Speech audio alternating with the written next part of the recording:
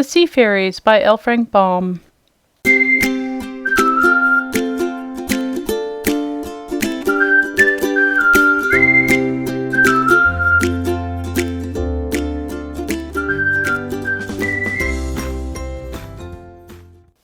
The oceans are big and broad. I believe 2/3 of the Earth's surface is covered with water.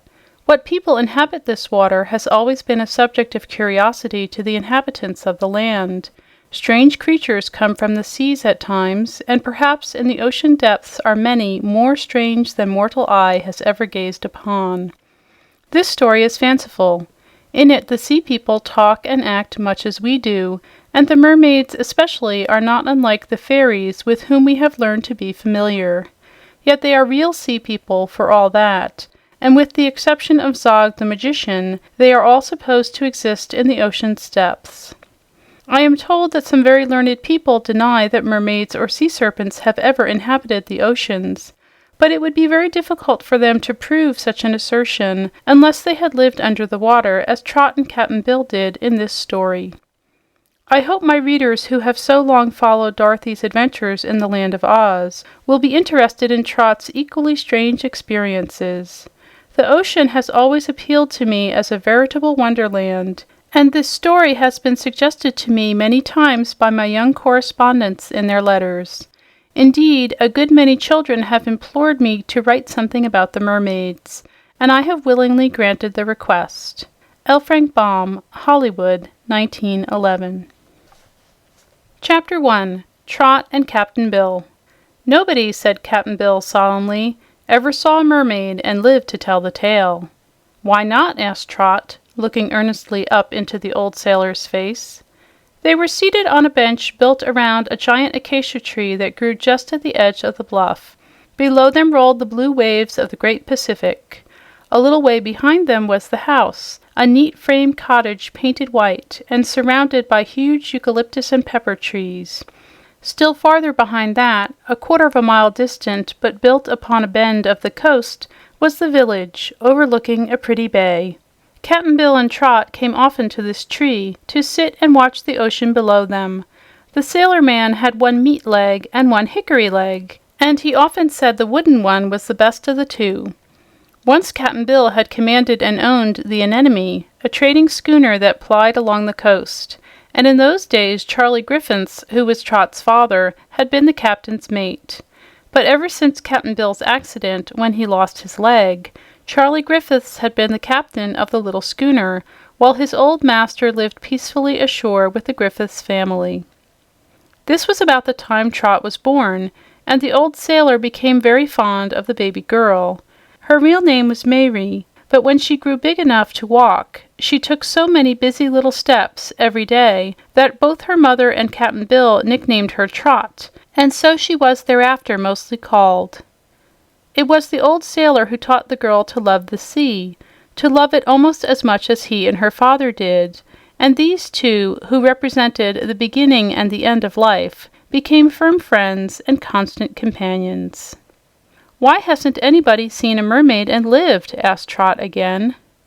"'Cause mermaids is fairies, and ain't meant to be seen by us mortal folk," replied Cap'n Bill. "But if anyone happens to see 'em, what then, Cap'n?" "Then," he answered slowly, wagging his head, "the mermaids give 'em a smile and a wink, and they dives into the water and gets drownded."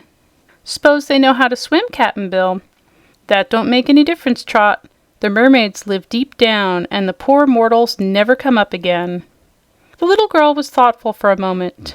"But why do folks dive in the water when the mermaids smile and wink?" she asked. "Mermaids," he said gravely, "is the most beautifulest creatures in the world, or in the water either. You know what they're like, Trot. They's got a lovely lady's form down to the waist, and then the other half of 'em is a fish, with green and purple and pink scales all adown it." "Have they got arms, Cap'n Bill?" "'Course, Trot. Arms like any other lady, and pretty faces that smile and look mighty sweet and fetchin'. Their hair is long and soft and silky, and floats all around 'em in the water. When they comes up atop the waves, they wring the water out'n their hair and sing songs that go right to your heart. If anybody is unlucky enough to be round just then, the beauty of them mermaids and their sweet songs charm 'em like magic. so's they plunge into the waves to get to the mermaids. But the mermaids haven't any hearts, Trot, no more'n the fish has, so they laughs when the poor people drown and don't care a fig. That's why I says, and I says it true, that nobody ever saw a mermaid and lived to tell the tale." "Nobody?" asked Trot. "Nobody at all." "Then how do you know, Cap'n Bill?" asked the little girl, looking up into his face with big round eyes.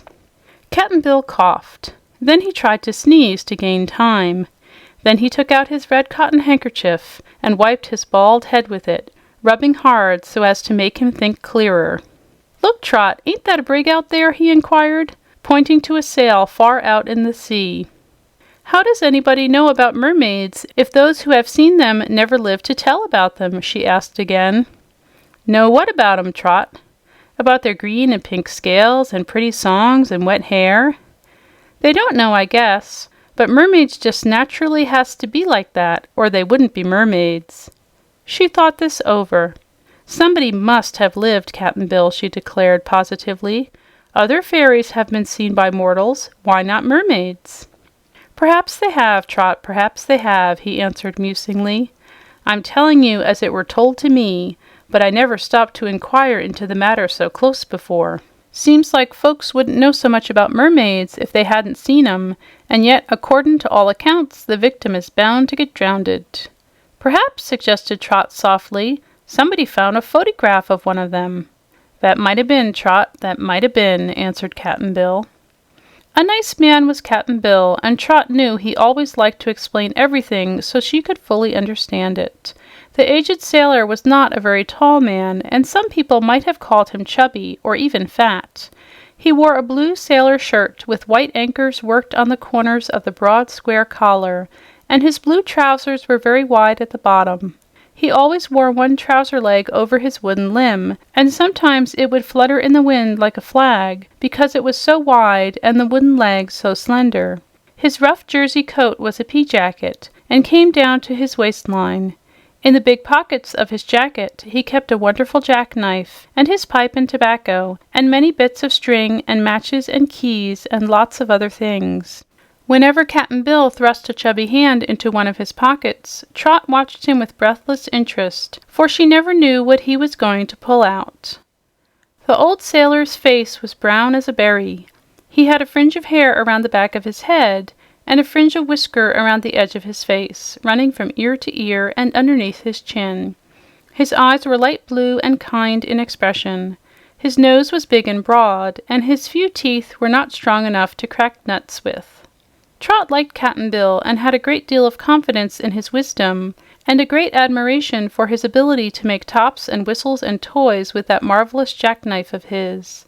In the village were many boys and girls of her own age, but she never had as much fun playing with them as she had wandering by the sea, accompanied by the old sailor and listening to his fascinating stories. She knew all about the Flying Dutchman and Davy Jones' locker and Captain Kidd and how to harpoon a whale or dodge an iceberg or lasso a seal. Cap'n Bill had been everywhere in the world almost on his many voyages. He had been wrecked on desert islands like Robinson Crusoe and had been attacked by cannibals and had a host of other exciting adventures. So he was a delightful comrade for the little girl, and whatever Cap'n Bill knew, Trot was sure to know in time. "How do the mermaids live?" she asked. "Are they in caves, or just in the water like fishes, or how?" "Can't say, Trot," he replied. "I've asked diverse about that, but none of 'em ever run across a mermaid's nest yet, as I've heard of." "If they're fairies," she said, "their homes must be very pretty." "Maybe so, Trot, but damp. They're sure to be damp, you know." "I'd like to see a mermaid, Cap'n Bill," said the child earnestly. "What? And get drownded?" he exclaimed. "No, and live to tell the tale. If they're beautiful and laughing and sweet, there can't be much harm in them, I'm sure." "Mermaids is mermaids," remarked Cap'n Bill in his most solemn voice. "It wouldn't do us any good to mix up with them, Trot." "Mary! Mary!" called a voice from the house. "Yes, Mama? You and Cap'n Bill come in to supper." Chapter 2. The Mermaids. The next morning, as soon as Trot had helped wipe the breakfast dishes and put them away in the cupboard, the little girl and Cap'n Bill started out toward the bluff. The air was soft and warm, and the sun turned the edges of the waves into sparkling diamonds. Across the bay, the last of the fisher boats was speeding away out to sea, for well the fishermen knew this was an ideal day to catch rock bass, barracuda, and yellowtail. The old man and the young girl stood on the bluff and watched all this with interest. Here was their world. "It isn't a bit rough this morning. Let's have a boat ride, Cap'n Bill," said the child.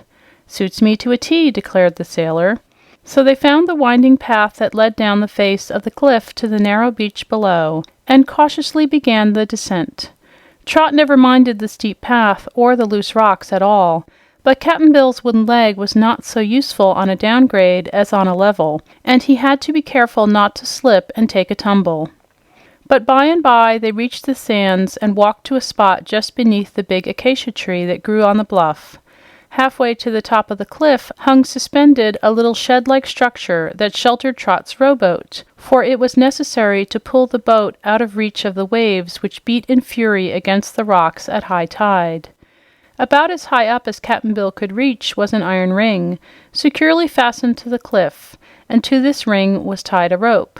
The old sailor unfastened the knot and began paying out the rope, and the rowboat came out of its shed and glided slowly downward to the beach. It hung on a pair of davits and was lowered just as a boat is lowered from a ship's side. When it reached the sands, the sailor unhooked the ropes and pushed the boat to the water's edge. It was a pretty little craft, light and strong, and Cap'n Bill knew how to sail it or row it, as Trot might desire. Today they decided to row, so the girl climbed into the bow and her companion stuck his wooden leg into the water's edge so he wouldn't get his foot wet, and pushed off the little boat as he climbed aboard. Then he seized the oars and began gently paddling. "Whither away, Commodore Trot?" he asked gaily. "I don't care, Cap'n. It's just fun enough to be on the water," she answered, trailing one hand overboard. So he rowed around by the north promontory, where the great caves were, and much as they were enjoying the ride, they soon began to feel the heat of the sun. "That's Dead Man's Cave, 'cause a skeleton was found there," observed the child, as they passed a dark, yawning mouth in the cliff. "And that's Bumble Cave, 'cause the bumblebees make nests in the top of it. And here's Smuggler's Cave, 'cause the smugglers used to hide things in it." She knew all the caves well, and so did Cap'n Bill.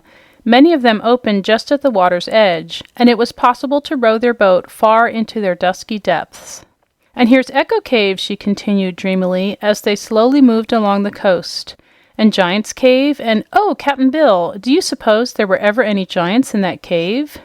"'Pears like they must have been, Trot, or they wouldn't have named it that name," he replied, pausing to wipe his bald head with the red handkerchief, while the oars dragged in the water. "We've never been into that cave, Cap'n," she remarked, looking at the small hole in the cliff, an archway through which the water flowed. "Let's go in now." "What for, Trot?" "To see if there's a giant there." Aren't you afraid?" "No, are you?" "I just don't believe it's big enough for a giant to get into." "Your father was in there once," remarked Cap'n Bill, "and he says it's the biggest cave on the coast, but low down. It's full of water, and the water's deep down to the very bottom of the ocean, but the rock roof's liable to bump your head at high tide." "It's low tide now," returned Trot. "And how could any giant live in there if the roof is so low down?" "Why, he couldn't, mate. I reckon they must have called it Giant's Cave 'cause it's so big, and not 'cause any giant man lived there." "Let's go in," said the girl again. "I'd like to explore it." "All right," replied the sailor. "It'll be cooler in there than out here in the sun. We won't go very far, for when the tide turns, we mightn't get out again." He picked up the oars and rowed slowly toward the cave. The black archway that marked its entrance seemed hardly big enough to admit the boat, at first, but as they drew nearer, the opening became bigger. The sea was very calm here, for the headland shielded it from the breeze. "Look out for your head, Trot," cautioned Cap'n Bill, as the boat glided slowly into the rocky arch. But it was the sailor who had to duck instead of the little girl, only for a moment, though. Just beyond the opening, the cave was higher, and as the boat floated into the dim interior, they found themselves on quite an extensive branch of the sea. For a time, neither of them spoke, and only the soft lapping of the water against the sides of the boat was heard. A beautiful sight met the eyes of the two adventurers and held them dumb with wonder and delight. It was not dark in this vast cave, yet the light seemed to come from underneath the water, which all around them glowed with an exquisite sapphire color. Where the little waves crept up to the sides of the rocks, they shone like brilliant jewels, and every drop of spray seemed a gem fit to deck a queen. Trot leaned her chin on her hands and her elbows on her lap, and gazed at this charming sight with real enjoyment. Cap'n Bill drew in the oars and let the boat drift where it would, while he also sat silently admiring the scene. Slowly the little craft crept farther and farther into the dim interior of the vast cavern, while its two passengers feasted their eyes on the beauties constantly revealed. Both the old seaman and the little girl loved the ocean in all its various moods. To them it was a constant companion and a genial comrade. If it stormed and raved, they laughed with glee. If it rolled great breakers against the shore, they clapped their hands joyfully. If it lay slumbering at their feet, they petted and caressed it, but always they loved it. Here was the ocean yet. It had crept under the dome of overhanging rock, to reveal itself crowned with sapphires and dressed in azure gown, revealing in the skies new and unexpected charms. "Good morning, Mayrie," said a sweet voice. Trot gave a start and looked around her in wonder. Just beside her in the water were little eddies, circles within circles, such as are caused when anything sinks below the surface. Did you hear that, Cap'n Bill?" she whispered solemnly. Cap'n Bill did not answer. He was staring with eyes that fairly bulged out at a place behind Trot's back, and he shook a little as if trembling from cold. Trot turned half around, and then she stared too. Rising from the blue water was a fair face around which floated a mass of long blonde hair. It was a sweet girlish face with eyes of the same deep blue as the water, and red lips whose dainty smile disclosed 2 rows of pearly teeth. The cheeks were plump and rosy, the brows gracefully penciled, while the chin was rounded and had a pretty dimple in it. The most beautifulest in all the world," murmured Cap'n Bill in a voice of horror, "and no one has ever lived to tell the tale." There was a peal of merry laughter at this, laughter that rippled and echoed throughout the cavern. Just at Trot's side appeared a new face, even fairer than the other, with a wealth of brown hair wreathing the lovely features, and the eyes smiled kindly into those of the child. "Are you a mermaid?" asked Trot curiously. She was not a bit afraid. They seemed both gentle and friendly. "Yes, dear," was the soft answer. "We are all mermaids," chimed a laughing chorus, and here and there all about the boat appeared pretty faces lying just upon the surface of the water. "Are you part fishes?" asked Trot, greatly pleased by this wonderful sight. "No, we are all mermaid," replied the one with the brown hair. "The fishes are partly like us, because they live in the sea and must move about. And you are partly like us, Mayrie dear, but have awkward stiff legs so you may walk on the land. But the mermaids lived before the fishes and before mankind, so both have borrowed something from us." "Then you must be fairies if you've lived always," remarked Trot, nodding wisely. "We are, dear. We are the water fairies," answered the one with the blonde hair, coming nearer and rising till her slender white throat showed plainly. We're goners, Trot," sighed Cap'n Bill with a white, woebegone face. "I guess not, Cap'n," she answered calmly. "These pretty mermaids aren't going to hurt us, I'm sure."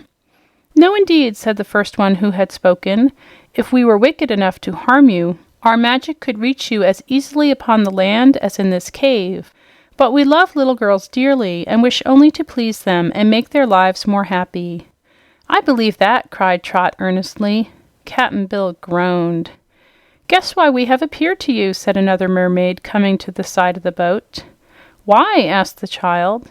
"We heard you say yesterday you would like to see a mermaid, and so we decided to grant your wish." "That was real nice of you," said Trot gratefully.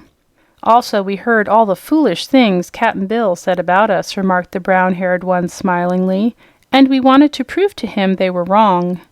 "I only said what I've heard," protested Cap'n Bill. "Never having seen a mermaid afore, I couldn't be accurate, and I never expected to see one and live to tell the tale." Again the cave rang with merry laughter, and as it died away, Trot said, May I see your scales, please? Are they green and purple and pink, like Cap'n Bill said?" They seemed undecided what to say to this, and swam a little way off, where the beautiful heads formed a group that was delightful to see. Perhaps they talked together, for the brown-haired mermaid soon came back to the side of the boat and asked, "Would you like to visit our kingdom and see all the wonders that exist below the sea?" "I'd like to," replied Trot promptly, "but I couldn't. I'd get drowned." "That you would, mate," cried Cap'n Bill. "Oh no," said the mermaid. "We would make you both like one of ourselves, and then you could live within the water as easily as we do." "I don't know as I'd like it," said the child, "at least for always." "You need not stay with us a moment longer than you please," returned the mermaid, smiling as if amused at the remark. "Whenever you are ready to return home, we promise to bring you to this place again and restore to you the same forms you are now wearing." "Would I have a fish's tail?" asked Trot earnestly. "You would have a mermaid's tail," was the reply. "What color would my scales be, pink or purple?" "You may choose the color yourself." "Look-a-here, Trot," said Cap'n Bill in excitement. "You ain't thinkin' of doin' such a fool thing, are you?" "Course I am," declared the little girl. "We don't get such invitations every day, Cap'n, and if I don't go now, I may never find out how the mermaids live." "I don't care how they live myself," said Cap'n Bill. "I just want 'em to let me live." "There's no danger," insisted Trot. "I don't know about that. That's what all the other folks said when they dove after the mermaids and got drowned." "Who?" asked the girl. "I don't know who, but I've heard tell." "You've heard that no one ever saw a mermaid and lived," said Trot. "To tell the tale," he added, nodding. "And if we dives down like they says, we won't live ourselves." All the mermaids laughed at this, and the brown-haired one said, "Well, if you are afraid, don't come. You may row your boat out of this cave and never see us again if you like. We merely thought it would please little Mary, and we're willing to show her the sights of our beautiful home." "I'd like to see 'em all right," said Trot, her eyes glistening with pleasure. "So would I," admitted Cap'n Bill, "if we would live to tell the tale." "Don't you believe us?" asked the mermaid, fixing her lovely eyes on those of the old sailor and smiling prettily.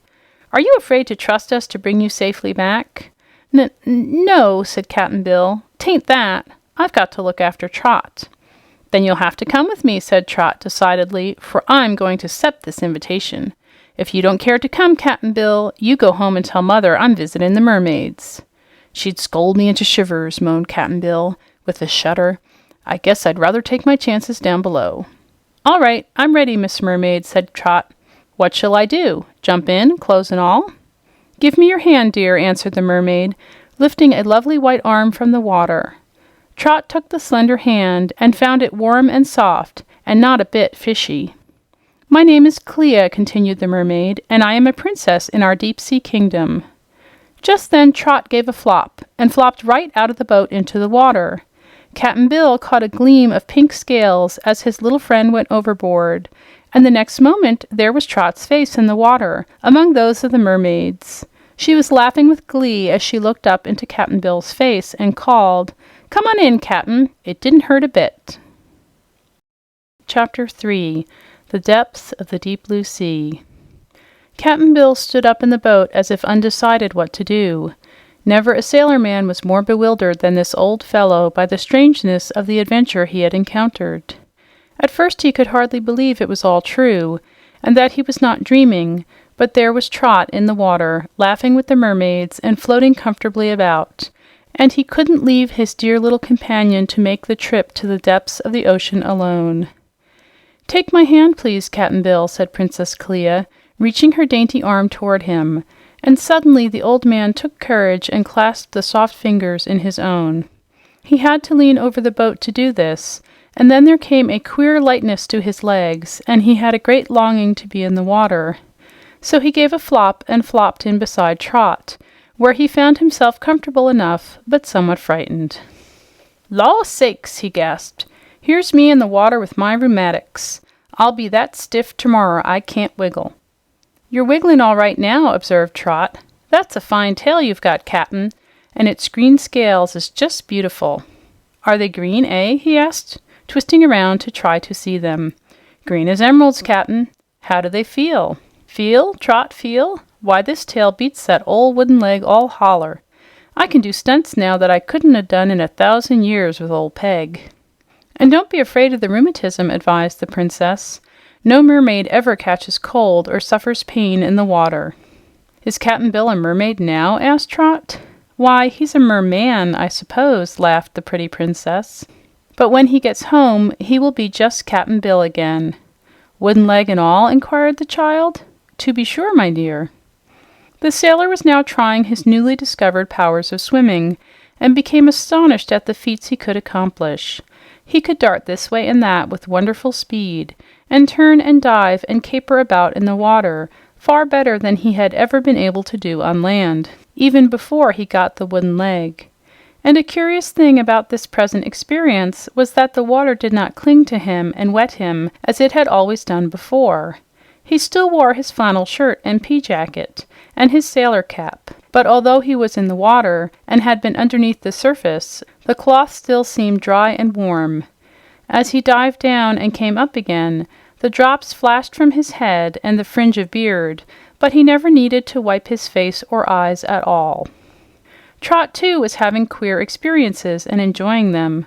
When she ducked under water, she saw plainly everything around her, as easily and distinctly as she had ever seen anything above water.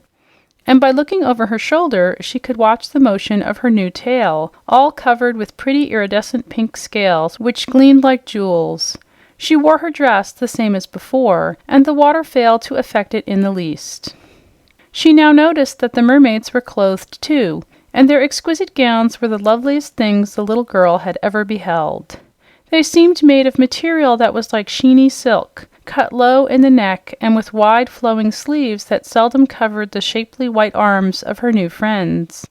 The gowns had trains that floated far behind the mermaids as they swam, but were so fleecy and transparent that the sparkle of their scales might be seen reaching back of their waists, where the human form ended and the fish part began. The Sea Fairies wore strings of splendid pearls twined around their throats, while more pearls were sewn upon their gowns for trimmings. They did not dress their beautiful hair at all, but let it float around them in clouds.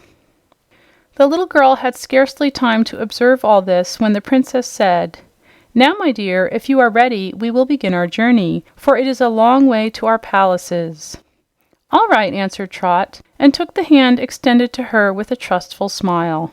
"Will you allow me to guide you, Cap'n Bill?" asked the blonde mermaid, extending her hand to the old sailor.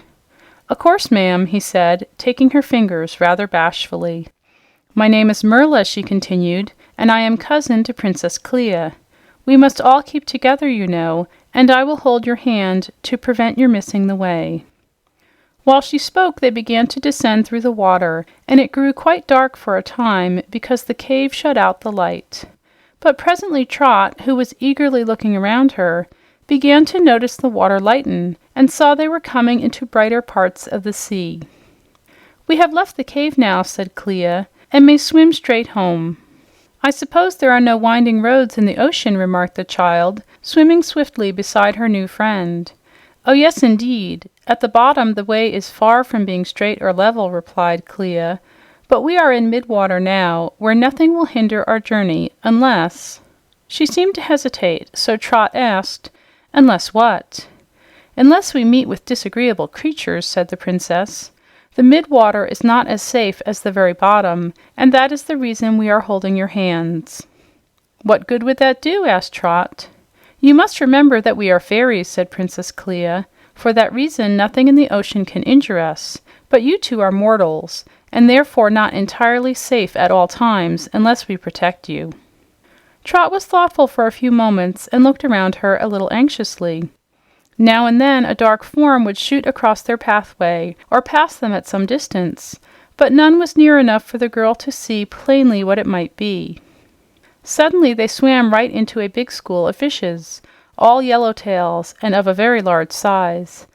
There must have been hundreds of them lying lazily in the water, and when they saw the mermaids, they merely wiggled to one side and opened a path for the Sea Fairies to pass through. "Will they hurt us?" asked Trot. "No, indeed," laughed the princess. "Fishes are stupid creatures mostly, and this family is quite harmless." "How about sharks?" asked Cap'n Bill, who was swimming gracefully beside them, his hand clutched in that of pretty Merla. "Sharks may indeed be dangerous to you," replied Clea, "so I advise you to keep them at a safe distance. They never dare attempt to bite a mermaid, and it may be they will think you belong to our band, but it is well to avoid them if possible." "Don't get careless, Captain," added Trot. "I surely won't, mate," he replied. "You see, I didn't used to be afraid of sharks, 'cause if they came near, I'd stick my wooden leg at 'em. But now, if they happens to fancy these green scales, it's all up with old Bill." "Never fear," said Merla. "I'll take care of you on our journey, and in our palaces you will find no sharks at all." "Can't they get in?" he asked anxiously. "No, the palaces of the mermaids are inhabited only by themselves." "Is there anything else to be afraid of in the sea?" asked the little girl, after they had swum quite a while in silence. "One or two things, my dear," answered Princess Clea. "Of course, we mermaids have great powers, being fairies, yet among the sea people is one nearly as powerful as we are, and that is the devilfish." "I know," said Trot. "I've seen 'em." "You have seen the smaller ones, I suppose, which sometimes rise to the surface or go near shore, and are often caught by fishermen," said Clea. "But they are only second cousins of the terrible deep-sea devilfish to which I refer." "Those ones are bad enough, though," declared Cap'n Bill. "If you know any worse ones, I don't want an introduction to 'em." "The monster devilfish inhabit caves in the rugged mountainous regions of the ocean," resumed the princess. "And they are evil spirits who delight in injuring all who meet them. None lives near our palaces, so there is little danger of your meeting any while you are our guests." "I hope we don't," said Trot. "None for me," added Cap'n Bill. "Devils of any sort ought to be give a wide berth, and devilfishes is worser'n sea serpents." "Oh, do you know the sea serpents?" asked Merla, as if surprised. "Not much, I don't," answered the sailor, "but I've heard tell of folks as has seen 'em." "Did they ever live to tell the tale?" asked Trot. "Sometimes," he replied. "They're just awful creatures, mate." "How easy it is to be mistaken," said Princess Clea softly. "We know the sea serpents very well, and we like them." "You do?" exclaimed Trot. "Yes, dear. There are only 3 of them in all the world, and not only are they harmless, but quite bashful and shy. They are kind-hearted, too, and although not beautiful in appearance, they do many kind deeds and are generally beloved." "Where do they live?" asked the child. "The oldest one, who is king of this ocean, lives quite near us," said Clea. "His name is Anko." "How old is he?" inquired Cap'n Bill curiously. "No one knows. He was here before the ocean came, and he stayed here because he learned to like the water better than the land as a habitation. Perhaps King Anko is 10,000 years old, perhaps 20,000. We often lose track of the centuries down here in the sea." "That's pretty old, isn't it?" said Trot. "Older'n Cap'n Bill, I guess." "Summat," chuckled the sailor man. "Summat older, mate, but not much. Perhaps the sea serpent ain't got gray whiskers." "Oh, yes, he has," responded Merla with a laugh. "And so have his 2 brothers, Unko and Inko. They each have an ocean of their own, you know, and once every 100 years they come to visit their brother Anko. So we've seen all 3 many times." "Why, how old are mermaids, then?" asked Trot, looking around at the beautiful creatures wonderingly. "We are like all ladies of uncertain age," rejoined the princess with a smile. "We don't care to tell." "Older than Cap'n Bill?" "Yes, dear," said Clea. "But we haven't any gray whiskers," added Merla merrily, "and our hearts are ever young." Trot was thoughtful. It made her feel solemn to be in the company of such old people. The band of mermaids seemed to all appearances young and fresh, and not a bit as if they'd been soaked in water for hundreds of years. The girl began to take more notice of the sea maidens following after her. More than a dozen were in the group, all very lovely in appearance and clothed in the same gauzy robes as Merla and the princess. These attendants did not join in the conversation, but darted here and there in sportive play, and often Trot heard the tinkling chorus of their laughter. Whatever doubts might have arisen in the child's mind through the ignorant tales of her sailor friend, she now found the mermaids to be light-hearted, joyous, and gay, and from the first she had not been in the least afraid of her new companions. "How much farther do we have to go?" asked Cap'n Bill presently. "Are you getting tired?" Merla inquired. "No," said he, "but I'm sorta anxious to see what your palaces look like. Inside the water ain't as interestin' as the top of it. It's fine swimmin', I'll agree, and I like it, but there ain't nothin' special to see that I can make out." "That is true, sir," replied the princess. "We have purposely led you through the midwater, hoping you would see nothing to alarm you until you get more accustomed to our ocean life. Moreover, we are able to travel more swiftly here. How far do you think we have already come, Cap'n?" "Oh, about 2 mile," he answered. "Well, we are now hundreds of miles from the cave where we started," she told him. "You don't mean it!" he exclaimed in wonder. "Then there's magic in it," announced Trot soberly. "True, my dear. To avoid tiring you and to save time, we have used a little of our fairy power," said Clea. "The result is that we are nearing our home. Let us go downward a bit now, for you must know that the mermaid palaces are at the very bottom of the ocean and in its deepest part." Chapter 4. The Palace of Queen Aquareine. Trot was surprised to find it was not at all dark or gloomy as they descended farther into the deep sea. Things were not so clear to her eyes as they had been in the bright sunshine above the ocean's surface, but every object was distinct nevertheless, as if she saw it through a pane of green-tinted glass. The water was very clear, except for this green shading, and the little girl had never before felt so light and buoyant as she did now. It was no effort at all to dart through the water, which seemed to support her on all sides. "I don't believe I weigh anything at all," she told Cap'n Bill. "No more do I, Trot," said he. "But that's natural, seeing as we're under water so far. What bothers me most is how we manage to breathe, having no gills like fishes have." "Are you sure we haven't any gills?" she asked, lifting her free hand to feel her throat. "Sure. Near the mermaids haven't any either," declared Cap'n Bill. "Then," said Trot, "we're breathing by magic." The mermaids laughed at the shrewd remark, and the princess said, "You have guessed correctly, my dear. Go a little slower now, for the palaces are in sight." "Where?" asked Trot eagerly. "Just before you." "In that grove of trees?" inquired the girl. And really, it seemed to her they were approaching a beautiful grove.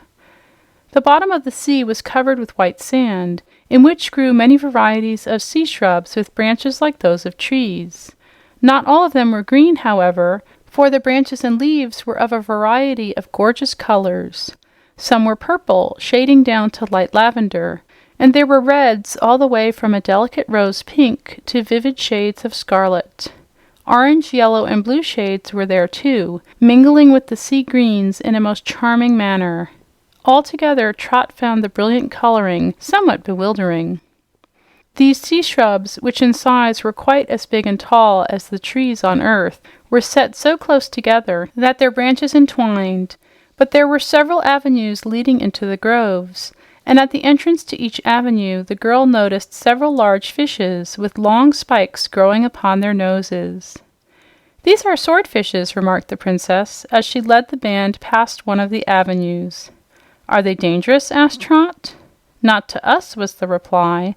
"The swordfishes are among our most valued and faithful servants, guarding the entrances to the gardens which surround our palaces.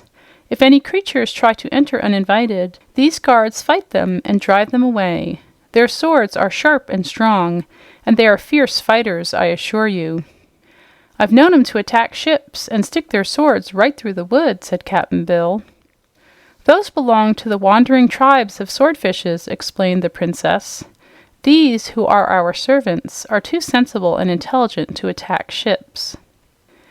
The band now headed into a broad passage through the gardens, as the mermaids called these gorgeous groves, and the great swordfishes guarding the entrance made way for them to pass, afterward resuming their posts with round and watchful eyes. As they slowly swam along the avenue, Trot noticed that some of the bushes seemed to have fruits growing upon them, but what these fruits might be, neither she nor Cap'n Bill could guess. The way wound here and there for some distance, till finally they came to a more open space, all carpeted with sea flowers of exquisite colorings. Although Trot did not know it, these flowers resembled the rare orchids of earth in their fanciful shapes and marvelous hues. The child did not examine them very closely, for across the carpet of flowers loomed the magnificent and extensive palaces of the mermaids. These palaces were built of coral, white, pink, and yellow being used, and the colors arranged in graceful designs. The front of the main palace, which now faced them, had circular ends connecting the straight wall, not unlike the architecture we are all familiar with.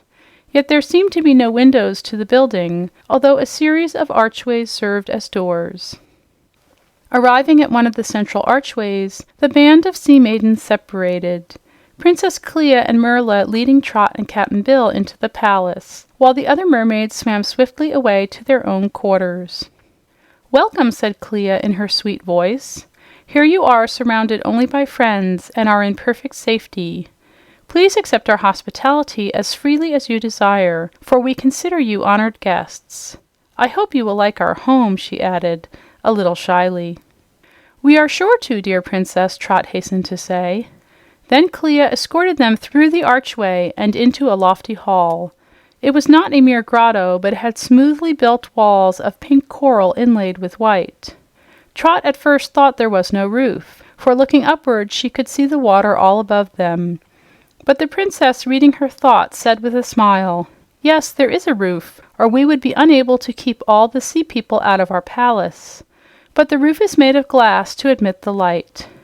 "Glass?" cried the astonished child. "Then it must be an awful big pane of glass." "It is," agreed Clea. "Our roofs are considered quite wonderful, and we owe them to the fairy powers of our queen. Of course, you understand, there is no natural way to make glass underwater." "No, indeed," said Cap'n Bill, and then he asked, "Does your queen live here?" "Yes, she is waiting now in her throne room to welcome you. Shall we go in?" "I'd just as soon," replied Trot rather timidly, but she boldly followed the princess, who glided through another arch into a small room, where several mermaids were reclining upon couches of coral. They were beautifully dressed and wore many sparkling jewels. "Her Majesty is awaiting the strangers," Princess Clea announced one of these. "You are asked to enter at once." "Come then," said Clea, and once more taking Trot's hand, she led the girl through still another arch, while Merla followed just behind them, escorting Cap'n Bill. They now entered an apartment so gorgeous that the child fairly gasped with astonishment. The queen's throne room was indeed the grandest and most beautiful chamber in all the ocean palaces. Its coral walls were thickly inlaid with mother-of-pearl, exquisitely shaded and made into borders and floral decorations. In the corners were cabinets, upon the shelves of which many curious shells were arranged, all beautifully polished. The floor glittered with gems arranged in patterns of flowers like a brilliant carpet. Near the center of the room was a raised platform of mother-of-pearl, upon which stood a couch thickly studded with diamonds, rubies, emeralds, and pearls. Here reclined Queen Aquareine, a being so lovely that Trot gazed upon her spellbound, and Cap'n Bill took off his sailor cap and held it in his hands. All about the room were grouped other mother-of-pearl couches, not raised like that of the queen, and upon each of these reclined a pretty mermaid. They could not sit down as we do, Trot readily understood, because of their tails, but they rested very gracefully upon the couches, with their trailing gauzy robes arranged in fleecy folds. When Clea and Merla escorted the strangers down the length of the great room toward the royal throne, they met with pleasant looks and smiles on every side, for the sea maidens were too polite to indulge in curious stares. They paused just before the throne, and the queen raised her head upon one elbow to observe them. "Welcome, Mary," she said, "and welcome, Cap'n Bill. I trust you are pleased with your glimpse of the life beneath the surface of the sea?" "I am," answered Trot, looking admiringly at the beautiful face of the queen. "It's all mighty curious and strange-like," said the sailor slowly. "I'd no idea you mermaids were like this at all." "Allow me to explain that it was to correct your wrong ideas about us that led me to invite you to visit us," replied the queen. "We usually pay little heed to the earth people, for we are content in our own dominions. But, of course, we know all that goes on upon your earth. So when Princess Clea chanced to overhear your absurd statements concerning us, we were greatly amused, and decided to let you see with your own eyes just what we are like." I'm glad you did, answered Cap'n Bill, dropping his eyes in some confusion as he remembered his former description of the mermaids. Now that you are here, continued the Queen in a cordial, friendly tone, you may as well remain with us a few days and see the wonderful sights of our ocean. I'm much obliged to you, ma'am, said Trot, and I'd like to stay ever so much, but Mother worries just dreadful if we don't get home in time. I'll arrange all that, said Aquareine with a smile. How? Asked the girl. I will make your mother forget the passage of time, so she will not realize how long you are away. Then she cannot worry. Can you do that? Inquired Trot. Very easily. I will send your mother into a deep sleep that will last until you are ready to return home. Just at present she is seated in her chair by the front window, engaged in knitting. The Queen paused to raise an arm and wave it slowly to and fro. Then she added, Now your good mother is asleep, little Mayrie, and instead of worries, I promise her pleasant dreams. Won't somebody rob the house while she's asleep? Asked the child anxiously. No, dear. My charm will protect the house from any intrusion. That's fine, exclaimed Trot in delight. It's just wonderful, said Cap'n Bill. I wish I knew it was so. Trot's mother has an awful sharp tongue when she's worried. You may see for yourselves, declared the Queen, and waved her hand again. At once they saw before them the room in the cottage, with Mayrie's mother asleep by the window. Her knitting was in her lap, and the cat lay curled up beside her chair. It was all so natural that Trot thought she could hear the clock over the fireplace tick.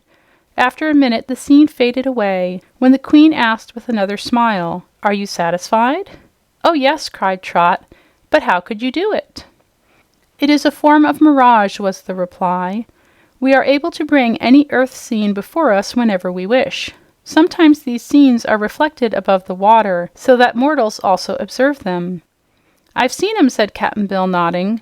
I've seen mirages, but I never knew what caused 'em afore now. Whenever you see anything you do not understand and wish to ask questions, I will be very glad to answer them, said the Queen. One thing that bothers me, said Trot, is why we don't get wet, being in the ocean with water all around us. That is because no water really touches you, explained the Queen. Your bodies have been made just like those of the mermaids, in order that you may fully enjoy your visit to us. One of our peculiar qualities is that water is never permitted to quite touch our bodies or our gowns.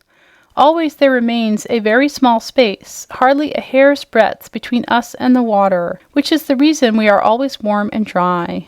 I see, said Trot. That's why you don't get soggy or withered.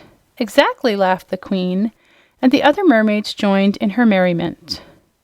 I suppose that's how we can breathe without gills, remarked Cap'n Bill thoughtfully.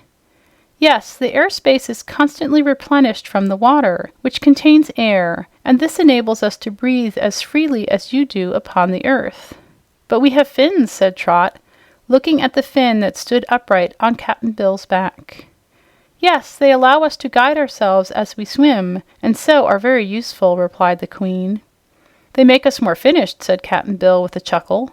Then suddenly becoming grave, he asked, How about my rheumatics, ma'am? Ain't I likely to get stiffened up with all this dampness? No, indeed, Aquareine answered. There is no such thing as rheumatism in all our dominions. I promise no evil result shall follow this visit to us, so please be as happy and contented as possible. Chapter 5. The Sea Serpent. Just then, Trot happened to look up at the glass roof and saw a startling sight. A big head, with a face surrounded by stubby gray whiskers, was poised just over them, and the head was connected with a long curved body that looked much like a sewer pipe. Oh, there is King Anko, said the Queen, following the child's gaze. Open a door and let him in, Clea, for I suppose our old friend is anxious to see the Earth people. Won't he hurt us? Asked the little girl, with a shiver of fear. Who, Anko? Oh, no, my dear. We are very fond of the sea serpent, who is king of this ocean, although he does not rule the mermaids. Old Anko is a very agreeable fellow, as you will soon discover. Can he talk? Asked Trot. Yes, indeed. And can we understand what he says? Perfectly, replied the Queen. I have given you power while you remain here to understand the language of every inhabitant of the sea. That's nice, said Trot gratefully. The Princess Clea swam slowly to one of the walls in the throne room where, at the wave of her hand, a round hole appeared in the coral. The sea serpent at once observed this opening, and the head left the roof of glass only to reappear presently at the round hole. Through this he slowly crawled until his head was just beneath the throne of Queen Aquareine, who said to him, "Good morning, your Majesty. I hope you are quite well?" "Quite well, thank your Majesty," answered Anko, and then he turned to the strangers. "I suppose these are the Earth folks you were expecting?" "Yes," returned the Queen. "The girl is named Mary and the man Cap'n Bill." While the sea serpent looked at the visitors, they ventured to look at him. He certainly was a queer creature, yet Trot decided he was not at all frightful. His head was round as a ball, but his ears were sharp-pointed and had tassels at the ends of them. His nose was flat, and his mouth very wide indeed, but his eyes were blue and gentle in expression. The white stubby hairs that surrounded his face were not thick like a beard, but scattered and scraggly. From the head, the long brown body of the sea serpent extended to the hole in the coral wall, which was just big enough to admit it, and how much more of the body remained outside the child could not tell. On the back of the body were several fins, which made the creature look more like an eel than a serpent. "The girl is young and the man is old," said King Anko in a soft voice. "But I'm quite sure Cap'n Bill isn't as old as I am." "How old are you?" asked the sailor. "I can't say exactly. I can remember several thousands of years back, but beyond that my memory fails me. How's your memory, Cap'n Bill?" "You've got me beat," was the reply. "I'll give in that you're older than I am." This seemed to please the sea serpent. "Are you well?" he asked. "Pretty fair," said Cap'n Bill. "How's yourself?" "Oh, I'm very well, thank you," answered Anko. "I never remember to have had a pain but 3 times in my life. The last time was when Julius Sneezer was on Earth." "You mean Julius Caesar," said Trot, correcting him. "No, I mean Julius Sneezer," insisted the sea serpent. "That was his real name, Sneezer. They called him Caesar sometimes, just because he took everything he could lay his hands on. I ought to know, because I saw him when he was alive. Did you see him when he was alive, Cap'n Bill?" "I reckon not," admitted the sailor. "That time I had a toothache," continued Anko, "but I got a lobster to pull the tooth with his claw, so the pain was soon over." "Did it hurt to pull it?" asked Trot. "Hurt!" exclaimed the sea serpent, groaning at the recollection. "My dear, those creatures have been called lobsters ever since. The second pain I had way back in the time of Never-Could-Never." "Oh, I suppose you mean Nebuchadnezzar?" said Trot. "Do you call him that now?" asked the sea serpent, as if surprised. "He used to be called Never-Could-Never when he was alive, but this new way of spelling seems to get everything mixed up. Nebuchadnezzar doesn't mean anything at all, it seems to me." "It means he ate grass," said the child. "Oh no, he didn't," declared the sea serpent. "He was the first to discover that lettuce was good to eat, and he became very fond of it. The people may have called it grass, but they were wrong. I ought to know because I was alive when Never-Could-Never lived. Were you alive then?" "No," said Trot. "The pain I had then," remarked Anko, "was caused by a kink in my tail about 300 feet from the end. There was an old octopus who did not like me, and so he tied a knot in my tail when I wasn't looking." "What did you do?" asked Cap'n Bill. "Well, first I transformed the octopus into a jellyfish, and then I waited for the tide to turn. When my tail was untied, the pain stopped." I don't understand that," said Trot, somewhat bewildered. "Thank you, my dear," replied the sea serpent in a grateful voice. "People who are always understood are very common. You are sure to respect those you can't understand, for you feel that perhaps they know more than you do." "About how long do you happen to be?" inquired Cap'n Bill. "When last measured, I was 7,482 feet, 5 inches and a quarter. I'm not sure about the quarter, but the rest is probably correct. Adam measured me when Cain was a baby." "Where's the rest of you, then?" asked Trot. "Safe at home, I hope, and coiled up in my parlor," answered the sea serpent. "When I go out, I usually take along only what is needed. It saves a lot of bother, and I can always find my way back in the darkest night by just coiling up the part that has been away." "Do you like to be a sea serpent?" inquired the child. "Yes, for I'm king of the ocean, and there is no other sea serpent to imagine he is just as good as I am. I have 2 brothers who live in other oceans, but one is 7 inches shorter than I am, and the other several feet shorter. It's curious to talk about feet when we haven't any feet, isn't it?" "Seems so," acknowledged Trot. "I feel I have much to be proud of," continued Anko in a dreamy tone. "My great age, my undisputed sway, and my exceptional length." "I don't believe I'd care to live so long," remarked Cap'n Bill thoughtfully. "So long as 7,482 feet, 5 inches and a quarter?" asked the sea serpent. "No, I mean so many years," replied the sailor. "But what can one do if one happens to be a sea serpent?" Anko inquired. "There is nothing in the sea that can hurt me, and I cannot commit suicide because we have no carbolic acid or firearms or gas to turn on. So it isn't a matter of choice, and I'd about as soon be alive as dead. It does not seem quite so monotonous, you know, but I guess I've stayed about long enough, so I'll go home to dinner. Come and see me when you have time." "Thank you," said Trot, and Merla added, "I'll take you over to His Majesty's palace when we go out, and let you see how he lives." "Yes, do," said Anko, and then he slowly slid out of the hole, which immediately closed behind him, leaving the coral wall as solid as before. "Oh!" exclaimed Trot. "King Anko forgot to tell us what the third pane was about."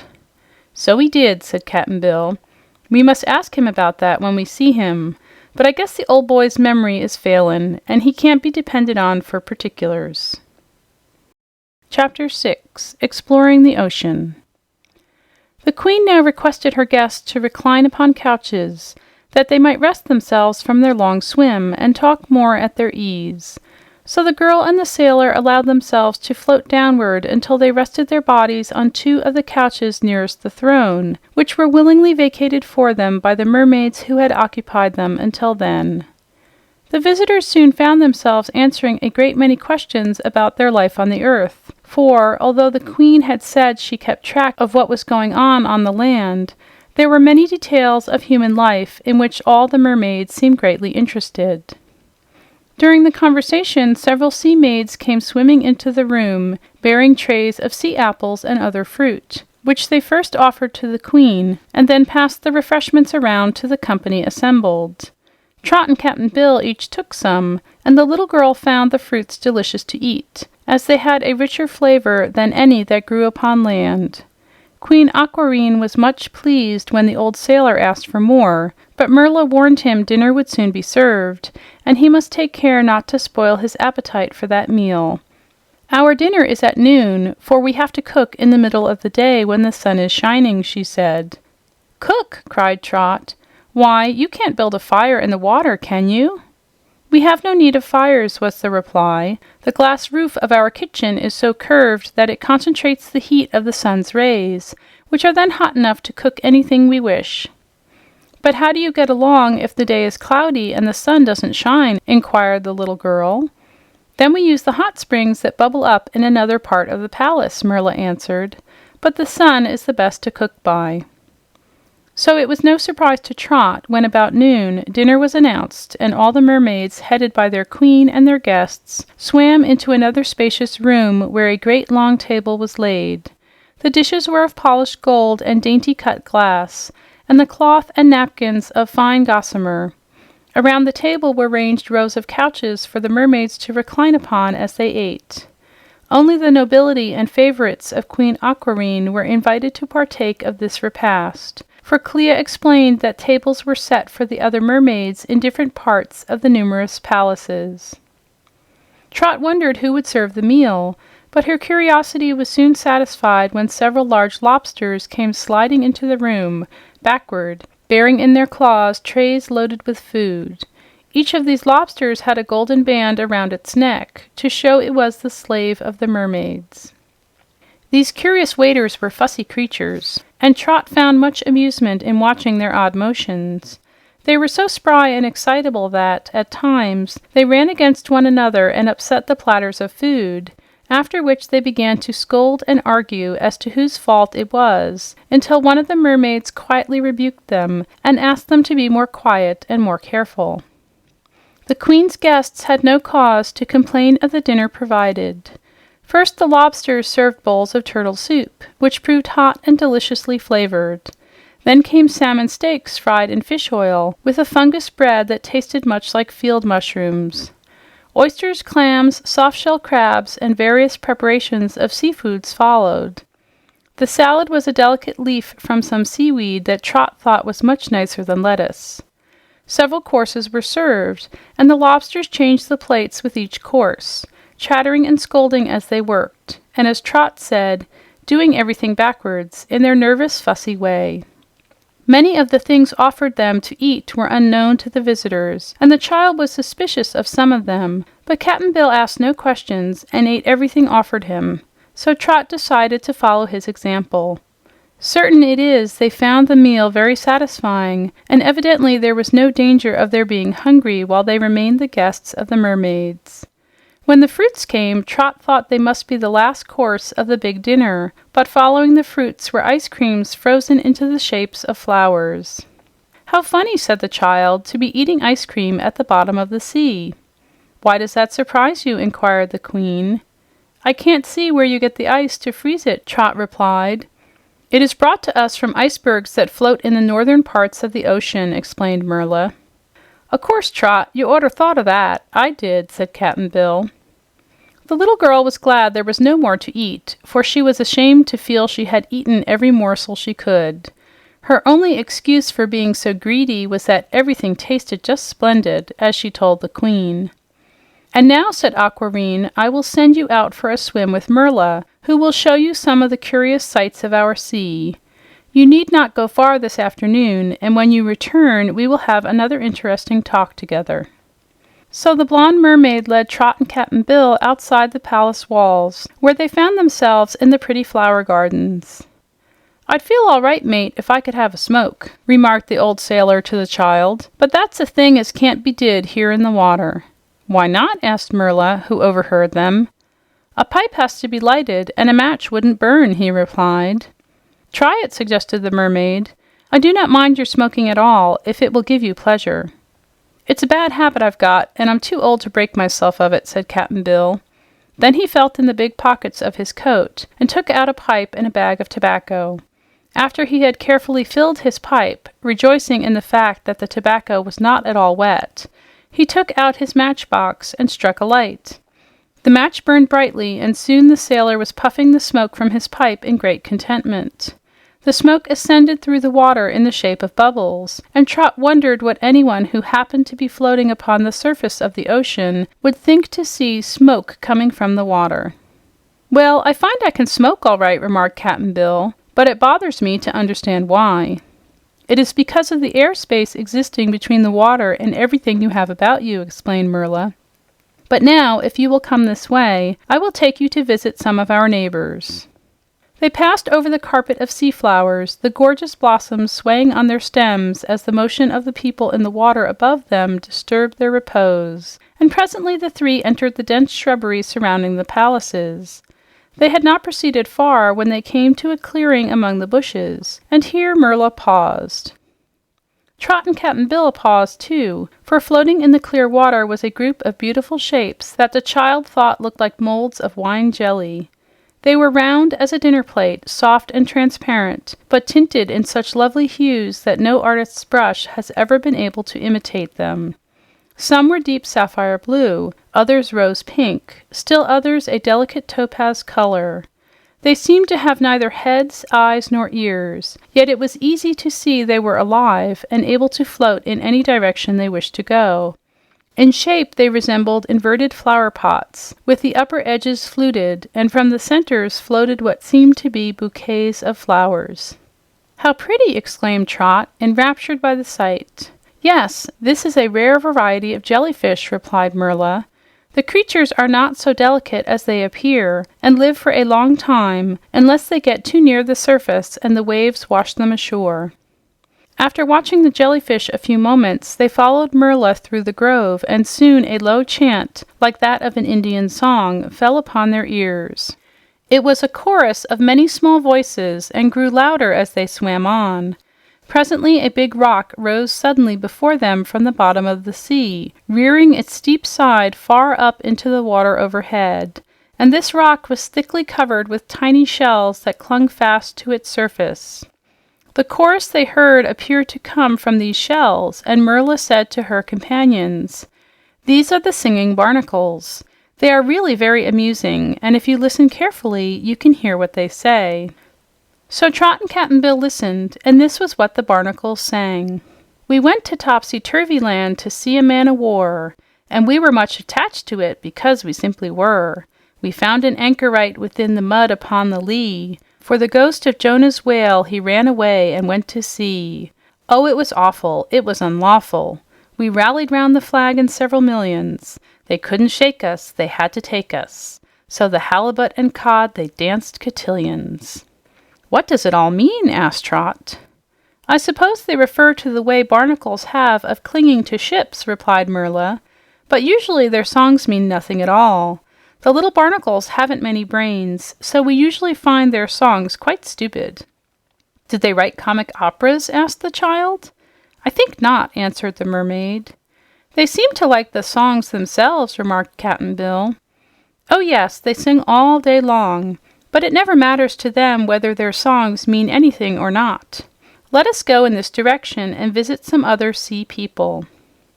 So they swam away from the barnacle-covered rock, and Trot heard the last chorus as she slowly followed their conductor. The barnacles were singing, "Oh, very well then, I hear the curfew. Please go away and come some other day. Goliath tussles with Samson's muscles, yet the muscles never fight in Oyster Bay." "It's just nonsense," said Trot scornfully. "Why don't they sing Annie Laurie or Home Sweet Home, or else keep quiet?" "Why, if they were quiet," replied Merla, "they wouldn't be singing barnacles." They now came to one of the avenues which led from the sea garden out into the broad ocean, and here 2 swordfishes were standing guard. "Is all quiet?" Merla asked them. "Just as usual, your highness," replied one of the guards. "Mummercubble was sick this morning and grunted dreadfully, but he's better now and has gone to sleep. King Anko has been stirring around some, but is now taking his after-dinner nap. I think it will be perfectly safe for you to swim out for a while, if you wish." "Who's Mummercubble?" asked Trot as they passed out into deep water. "He's the sea pig," replied Merla. "I am glad he is asleep, for now we won't meet him." "Don't you like him?" inquired Trot. "Oh, he complains so bitterly of everything that he bores us," Merla answered. "Mummercubble is never contented or happy for a single minute." "I've seen people like that," said Cap'n Bill with a nod of his head, "and they has a way of upsettin' the happiest folks they meet." "Look out!" suddenly cried the mermaid. "Look out for your fingers! Here are the snapping eels!" "Who? Where?" asked Trot anxiously. And now they were in the midst of a cluster of wriggling, darting eels, which sported all about them in the water with marvelous activity. "Yes, look out for your fingers and your noses," said one of the eels, making a dash for Cap'n Bill.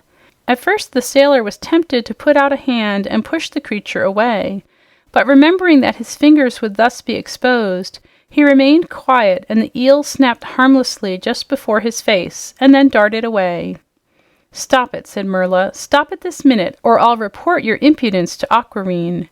"Oh, who cares?" shouted the eels. "We're not afraid of the mermaids." "She'll stiffen you all up again as she did once before," said Merla, "if you try to hurt the Earth people." "Are these Earth people?" asked one, and then they all stopped their play and regarded Trot and Cap'n Bill with their little black eyes. "The old pollywog looks something like King Anko," said one of them. "I'm not a pollywog," answered Cap'n Bill angrily. "I'm a respectable sailorman, and I'll have you treat me decent or I'll know why." "Sailor," said another. "That means to float on the water, not in it. What are you doing down here?" "I'm just a-visitin'," answered Cap'n Bill. "He is the guest of our queen," said Merla, "and so is this little girl. If you do not behave nicely to them, you will surely be sorry." "Oh, that's all right," replied one of the biggest eels, wriggling around in a circle and then snapping at a companion, which as quickly snapped out of his way. "We know how to be polite to company as well as the mermaids. We won't hurt them." "Come on, fellows, let's go scare old Mummercubble," cried another, and then in a flash they all darted away and left our friends to themselves. Trot was greatly relieved. "I don't like eels," she said. "They are more mischievous than harmful," replied Merla, "but I do not care much for them myself." "No," added Cap'n Bill, "they ain't respectful." Chapter 7. The Aristocratic Codfish. The three swam slowly along, quite enjoying the cool depths of the water. Every little while they met with some strange creature, or one that seemed strange to the Earth people. For although Trot and Cap'n Bill had seen many kinds of fish after they had been caught and pulled from the water, this was very different from meeting them in their own element, face to face, as Trot expressed it. Now that the various fishes were swimming around free and unafraid in their deep-sea home, they were quite different from the gasping, excited creatures struggling at the end of a fish line or flopping from a net. Before long they came upon a group of large fishes lying lazily near the bottom of the sea. They were a dark color upon their backs and silver underneath, but not especially pretty to look at. The fishes made no effort to get out of Merla's way and remained motionless except for the gentle motion of their fins and gills. "Here," said the mermaid, pausing, "is the most aristocratic family of fish in all the sea." "What are they?" asked the girl. "Codfish," was the reply. "Their only fault is that they are too haughty and foolishly proud of their pedigree." Overhearing this speech, one codfish said to another in a very dignified tone of voice, "What insolence!" "Isn't it?" replied the other. "There ought to be a law to prevent these common mermaids from discussing their superiors." "My sakes," said Trot, astonished. "How stuck up they are, aren't they?" For a moment the group of fishes stared at her solemnly. Then one of them remarked in a disdainful manner, "Come, my dears, let us leave these vulgar creatures." "I'm not as vulgar as you are," exclaimed Trot, much offended by this speech. "Where I came from, we only eat codfish when there's nothing else in the house to eat." "How absurd," observed one of the creatures arrogantly. "Eat codfish indeed," said another in a lofty manner. "Yes, and you're pretty salty, too, I can tell you. At home, you're nothing but a pickup," said Trot. "Dear me!" exclaimed the first fish which had spoken. "Must we stand this insulting language, and from a person to whom we have never been introduced?" "I don't need any introduction," replied the girl. "I've eaten you, and you always make me thirsty." Merla laughed merrily at this, and the codfish said with much dignity, "Come, fellow aristocrats, let us go." "Never mind, we're going ourselves," announced Merla, and followed by her guests, the pretty mermaid swam away. "I've heard tell of codfish aristocracy," said Cap'n Bill, "but I never knowed 'zactly what it meant afore." "They just made me mad with all their airs," observed Trot, "so I gave 'em a piece of my mind." "You surely did, mate," said the sailor, "but I ain't sure they understand what they're like when they're salted and hung up in the pantry. Folks generally get stuck up 'cause they don't know theirselves like other folks know 'em." "We are near Crabville now," declared Merla. "Shall we visit the crabs and see what they are doing?" "Yes, let's," replied Trot. "The crabs are lots of fun. I've often caught them among the rocks on the shore and laughed at the way they act. Wasn't it funny at dinner time to see the way they slid around with the plates?" "Those were not crabs, but lobsters and crawfish," remarked the mermaid. "They are very intelligent creatures, and by making them serve us, we save ourselves much household work. Of course, they are awkward and provoke us sometimes, but no servants are perfect, it is said, so we get along with ours as well as we can." "They're all right," protested the child, "even if they did tip things over once in a while. But it is easy to work in a sea palace, I'm sure, because there's no dusting or sweeping to be done." "Or scrubbin'," added Cap'n Bill. "The crabs," said Merla, "are second cousins to the lobsters, although smaller in size. There are many families or varieties of crabs, and so many of them live in one place near here that we call it Crabville. I think you will enjoy seeing these little creatures in their native haunts." They now approached a kelp bed, the straight, thin stems of the kelp running far upward to the surface of the water. Here and there upon the stalks were leaves, but Trot thought the growing kelp looked much like sticks of macaroni, except they were a rich red-brown color. It was beyond the kelp, which they had to push aside as they swam through it, so thickly did it grow, that they came to a higher level, a sort of plateau on the ocean's bottom. It was covered with scattered rocks of all sizes, which appeared to have broken off from the big shelving rocks they observed nearby. The place they entered seemed like one of the rocky canyons you often see upon the earth. "Here live the fiddler crabs," said Merla, "but we must have taken them by surprise. It is so quiet." Even as she spoke, there was a stirring and scrambling among the rocks, and soon scores of light green crabs were gathered before the visitors. The crabs bore fiddles of all sorts and shapes in their claws, and one big fellow carried a leader's baton.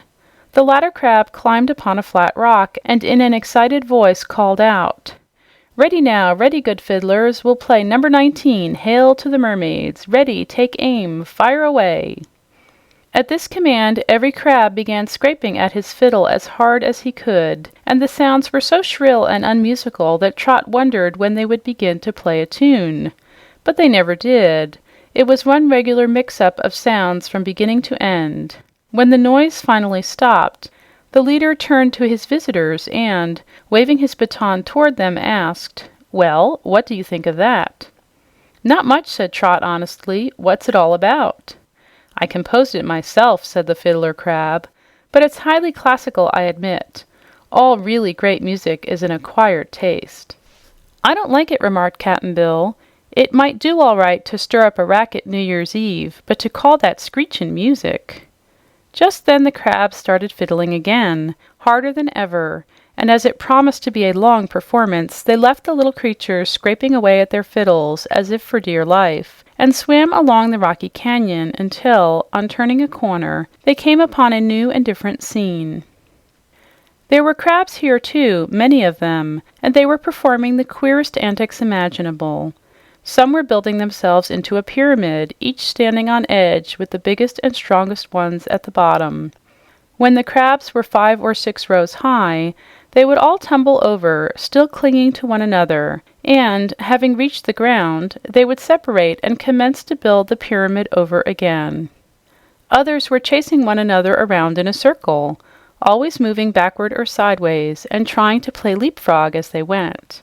Still others were swinging on slight branches of seaweed or turning cartwheels or indulging in similar antics.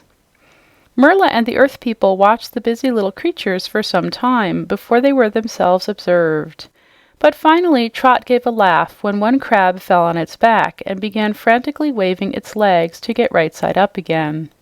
At the sound of her laughter, they all stopped their play and came toward the visitors in a flock, looking up at them with their bright eyes in the most comical way. "Welcome home!" cried one as he turned a back somersault and knocked another crab over. "What's the difference between a mermaid and a tadpole?" asked another in a loud voice, and without a pause continued, "Why, one drops its tail and the other holds on to it. Ha ha! Ho! Hee hee!" "These," said Merla, "are the clown crabs. They are very silly things, as you may already have discovered, but for a short time they are rather amusing. One tires of them very soon." "They're funny," said Trot, laughing again. "It's almost as good as a circus. I don't think they would make me tired, but then, I'm not a mermaid." The clown crabs had now formed a row in front of them. "Mr. Johnsing," asked one, "why is a mermaid like an automobile?" "I don't know, Tommy Blimkin," asked a big crab in the middle of the row. "Why do you think a mermaid is like an automobile?" "Because they both get tired," said Tommy Blimkin. Then all the crabs laughed, and Tommy seemed to laugh louder than the rest. "How do the crabs in the sea know anything about automobiles?" asked Trot. "Why, Tommy Blimkin and Harry Hustle were both captured once by humans and put in an aquarium," answered the mermaid. "But one day they climbed out and escaped, finally making their way back to the sea and home again. So they are quite traveled, you see, and great favorites among the crabs. While they were on land, they saw a great many curious things, and so, I suppose, they saw automobiles." We did!" cried Harry Hustle, an awkward crab with one big claw and one little one. "And we saw Earth People with legs. Awfully funny they were. And animals called horses with legs, and other creatures with legs. And the people cover themselves with the queerest things. They even wear feathers and flowers on their heads, and—" "Oh, we know all about that," said Trot. "We live on the Earth ourselves." "Well, you are lucky to get off from it and into the good water," said the crab. "I nearly died on the Earth. It was so stupid dry and airy. But the circus was great. They held the performance right in front of the aquarium where we lived, and Tommy and I learned all the tricks of the tumblers. Hi, come on, fellows, and show the Earth people what you can do." At this, the crabs began performing their antics again. But they did the same things over and over, so Cap'n Bill and Trot soon tired, as Merla said they would, and decided they had seen enough of the crab circus.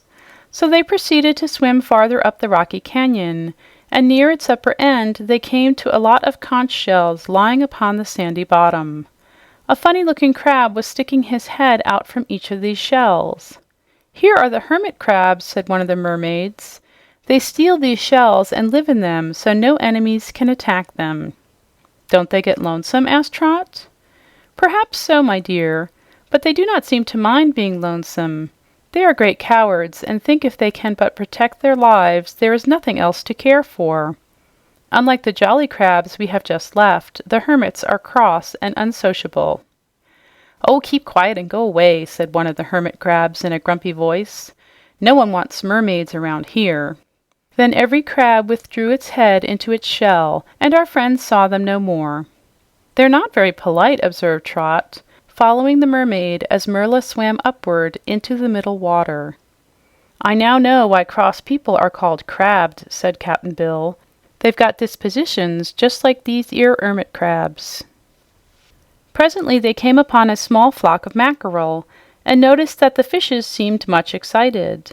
When they saw the mermaid, they cried out, "Oh, Merla, what do you think? Our Flippity has just gone to glory."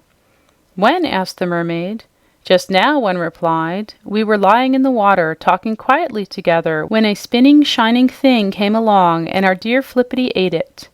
Then he went shooting up to the top of the water and gave a flop, and went to glory. Isn't it splendid, Merla?" "Poor Flippity," sighed the mermaid. "I'm sorry, for he was the prettiest and nicest mackerel in your whole flock." "What does it mean?" asked Trot. "How did Flippity go to glory?" "Why, he was caught by a hook and pulled out of the water into some boat," Merla explained. "But these poor stupid creatures do not understand that, and when one of them is jerked out of the water and disappears, they have an idea he has gone to glory, which means to them some unknown but beautiful sea." "I've often wondered," said Trot, "why fishes are foolish enough to bite on hooks." "They must know enough to know they're hooks," added Cap'n Bill musingly. "Oh, they do," replied Merla. "I've seen fishes gather around a hook and look at it carefully for a long time. They well know it is a hook, and that if they bite the bait upon it, they will be pulled out of the water. But they are curious to know what will happen to them afterward, and think it means happiness instead of death. So finally one takes the hook and disappears, and the others never know what becomes of him." "Why don't you tell 'em the truth?" asked Trot. "Oh, we do. The mermaids have warned them many times, but it does no good at all. The fish are stupid creatures." "But I wish I was Flippity," said one of the mackerel, staring at Trot with his big round eyes. "He went to glory before I could eat the hook myself." "You're lucky," answered the child. "Flippity will be fried in a pan for someone's dinner. You wouldn't like that, would you?" "Flippity has gone to glory," said another, and then they swam away in haste to tell the news to all they met. "I never heard of anything so foolish," remarked Trot, as they swam slowly on through the clear blue water. "Yes, it is very foolish and very sad," answered Merla. "But if the fishes were wise, men could not catch them for food, and many poor people on your earth make their living by fishing." "It seems wicked to catch such pretty things," said the child. "I do not think so," Merla replied laughingly, "for they were born to become food for someone, and men are not the only ones that eat fishes. Many creatures of the sea feed upon them. They even eat one another at times. And if none was ever destroyed, they would soon become so numerous that they would clog the waters of the ocean and leave no room for the rest of us. So after all, perhaps it is just as well that they are thoughtless and foolish." Presently they came to some round balls that looked much like balloons in shape and were gaily colored. They floated quietly in the water, and Trot inquired what they were. "Balloon fish," answered Merla. "They are helpless creatures, but have little spikes all over them, so their enemies dare not bite them for fear of getting pricked." Trot found the balloon fish quite interesting. They had little dots of eyes and dots for mouths, but she could see no noses, and their fins and tails were very small. "They catch these fish in the South Sea Islands and make lanterns of 'em," said Cap'n Bill. They first skin 'em and sew the skin up again to let it dry, and then they put candles inside and the light shines through the dried skin. Many other curious sights they saw in the ocean that afternoon, and both Cap'n Bill and Trot thoroughly enjoyed their glimpse of sea life. At last Merla said it was time to return to the palace, from which she had claimed they had not, at any time, been very far distant. "We must prepare for dinner, as it will soon begin to grow dark in the water," continued their conductor. So they swam leisurely back to the groves that surrounded the palaces, and as they entered the gardens, the sun sank and deep shadows began to form in the ocean depths. Chapter 8. A Banquet Underwater. The palaces of the mermaids were all aglow with lights as they approached them, and Trot was amazed at the sight. "Where did the lamps come from?" she asked their guide wonderingly. "They are not lamps, my dear," replied Merla, much amused at this suggestion. "We use electric lights in our palaces and have done so for thousands of years, long before the Earth people knew of electric lights." "But where do you get 'em?" inquired Cap'n Bill, who was as much astonished as the girl. "From a transparent jellyfish which naturally emits a strong and beautiful electric light," was the answer. "We have many hundreds of them in our palaces, as you will presently see." Their way was now lighted by small phosphorescent creatures scattered about the sea gardens, and which Merla informed them were Hylaea, or sea glowworms. But their light was dim when compared to that of the electric jellyfish, which they found placed in clusters upon the ceilings of all the rooms of the palaces, rendering them light as day. Trot watched these curious creatures with delight, for delicately colored lights ran around their bodies in every direction in a continuous stream, shedding splendid rays throughout the vast halls.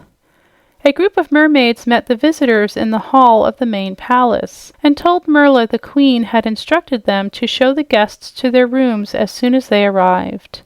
So Trot followed two of them through several passages, after which they swam upward and entered a circular opening. There were no stairs here because there was no need of them, and the little girl soon found herself in an upper room that was very beautiful indeed. All the walls were covered with iridescent shells, polished till they resembled mother of pearl, and upon the glass ceiling were clusters of the brilliant electric jellyfish, rendering the room bright and cheerful with their radiance. In one corner stood a couch of white coral, with gossamer draperies floating around it from the 4 high posts.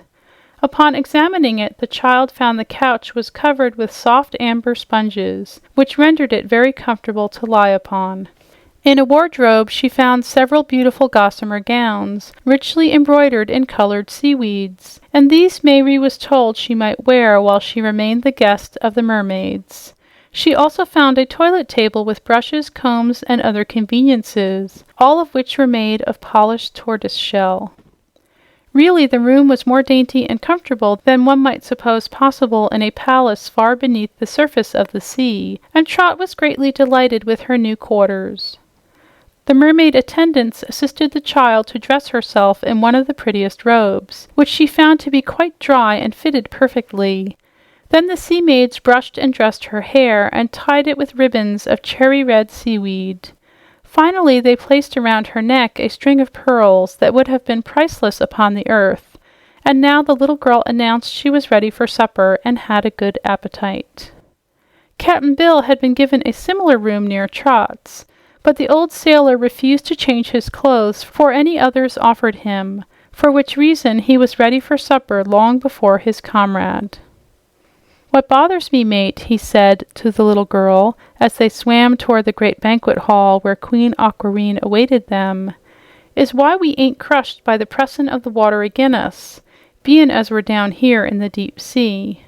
"How's that, Cap'n? Why should we be crushed?" she asked. "Why, everybody knows that the deeper you go in the sea, the more the water presses agin you," he explained.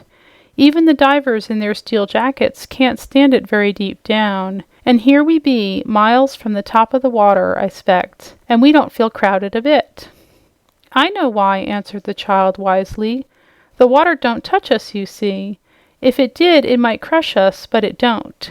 It's always held a little way off from our bodies by the magic of the fairy mermaids." "True enough, Trot," declared the sailor man. What an idiot I was not to think of that myself." In the royal banquet hall were assembled many of the mermaids, headed by the lovely queen, and as soon as their earth guests arrived, Aquareine ordered the meal to be served. The lobsters again waited upon the table, wearing little white caps and aprons, which made them look very funny, but Trot was so hungry after her afternoon's excursion that she did not pay as much attention to the lobsters as she did to her supper, which was very delicious and consisted of many courses. A lobster spilled some soup on Cap'n Bill's bald head and made him yell for a minute because it was hot, and he had not expected it. But the queen apologized very sweetly for the awkwardness of her servants, and the sailor soon forgot all about the incident in his enjoyment of the meal. After the feast ended, they all went to the big reception room, where some of the mermaids played upon harps, while others sang pretty songs. They danced together, too, a graceful swimming dance, so queer to the little girl that it interested and amused her greatly. Cap'n Bill seemed a bit bashful among so many beautiful mermaids, yet he was pleased when the queen offered him a place beside her throne, where he could see and hear all the delightful entertainment provided for the royal guests. He did not talk much, being a man of few words, except when alone with Trot, but his light blue eyes were big and round with wonder at the sights he saw. Trot and the sailor man went to bed early and slept soundly upon their sponge-covered couches. The little girl never wakened until long after the sun was shining down through the glass roof of her room, and when she opened her eyes, she was startled to find a number of big, small, and middle-sized fishes staring at her through the glass. "That's one bad thing about this mermaid palace," she said to herself. "It's too public. Everything in the sea can look at you through the glass as much as it likes. I wouldn't mind fishes looking at me if they hadn't such big eyes, and goodness me, there's a monster that's all head, and there goes a fish with a sail on its back. And here's old Mummercubble, I'm sure, for he's got a head just like a pig."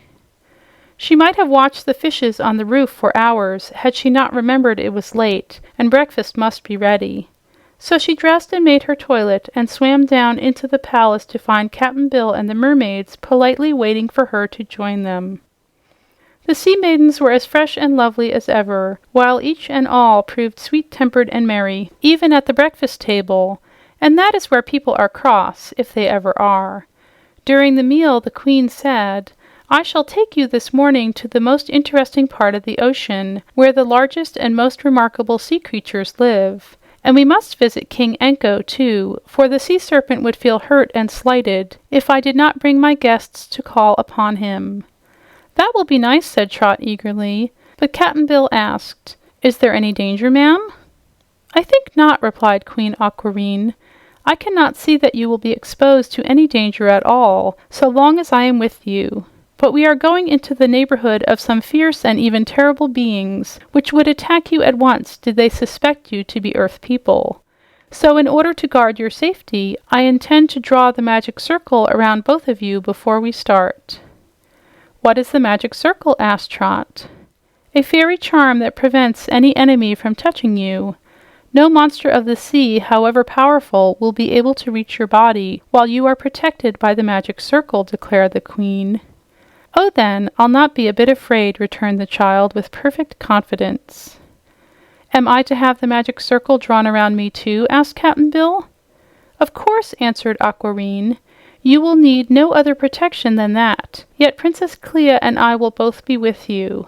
For today I shall leave Merla to rule our palaces in my place until we return." No sooner was breakfast finished than Trot was anxious to start. The girl was also curious to discover what the powerful magic circle might prove to be, but she was a little disappointed in the ceremony. The queen merely grasped her fairy wand in her right hand and swam around the child in a circle from left to right. Then she took her wand in her left hand and swam around Trot in another circle from right to left. "Now, my dear," said she, "you are safe from any creature we are liable to meet."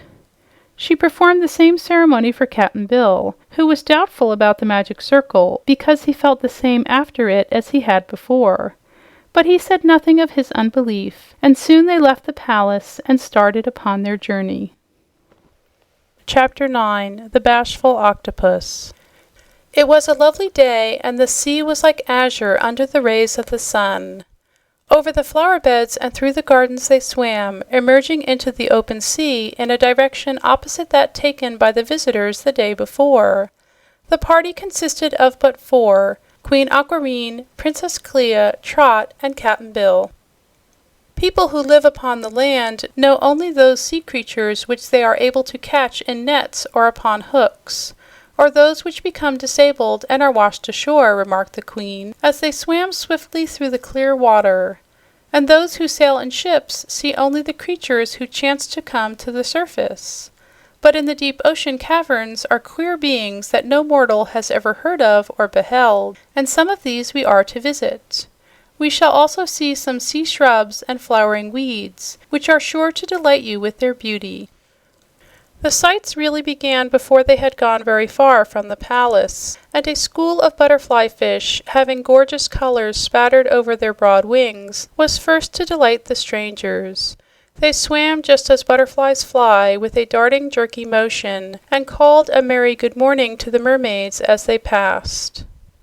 "These butterfly fish are remarkably active," said the princess, "and their quick motions protect them from their enemies. We like to meet them, they are always so gay and good-natured." "Why, so am I!" cried a sharp voice just beside them, and they all paused to discover what creature had spoken to them. "Take care," said Clea in a low voice. "It's an octopus." Trot looked eagerly around. A long brown arm stretched across their way in front, and another just behind them. But that did not worry her. The octopus himself came slowly sliding up to them and proved to be well worth looking at. He wore a red coat with brass buttons and a silk hat which was tipped over one ear. His eyes were somewhat dull and watery, and he had a mustache of long hair-like feelers that curled stiffly at the ends. When he tried to smile at them, he showed 2 rows of sharp white teeth.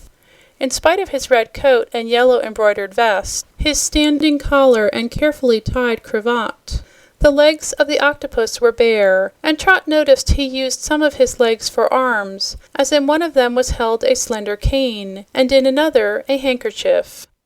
"Well, well," said the octopus, "are you all dumb? Or don't you know enough to be civil when you meet a neighbor?"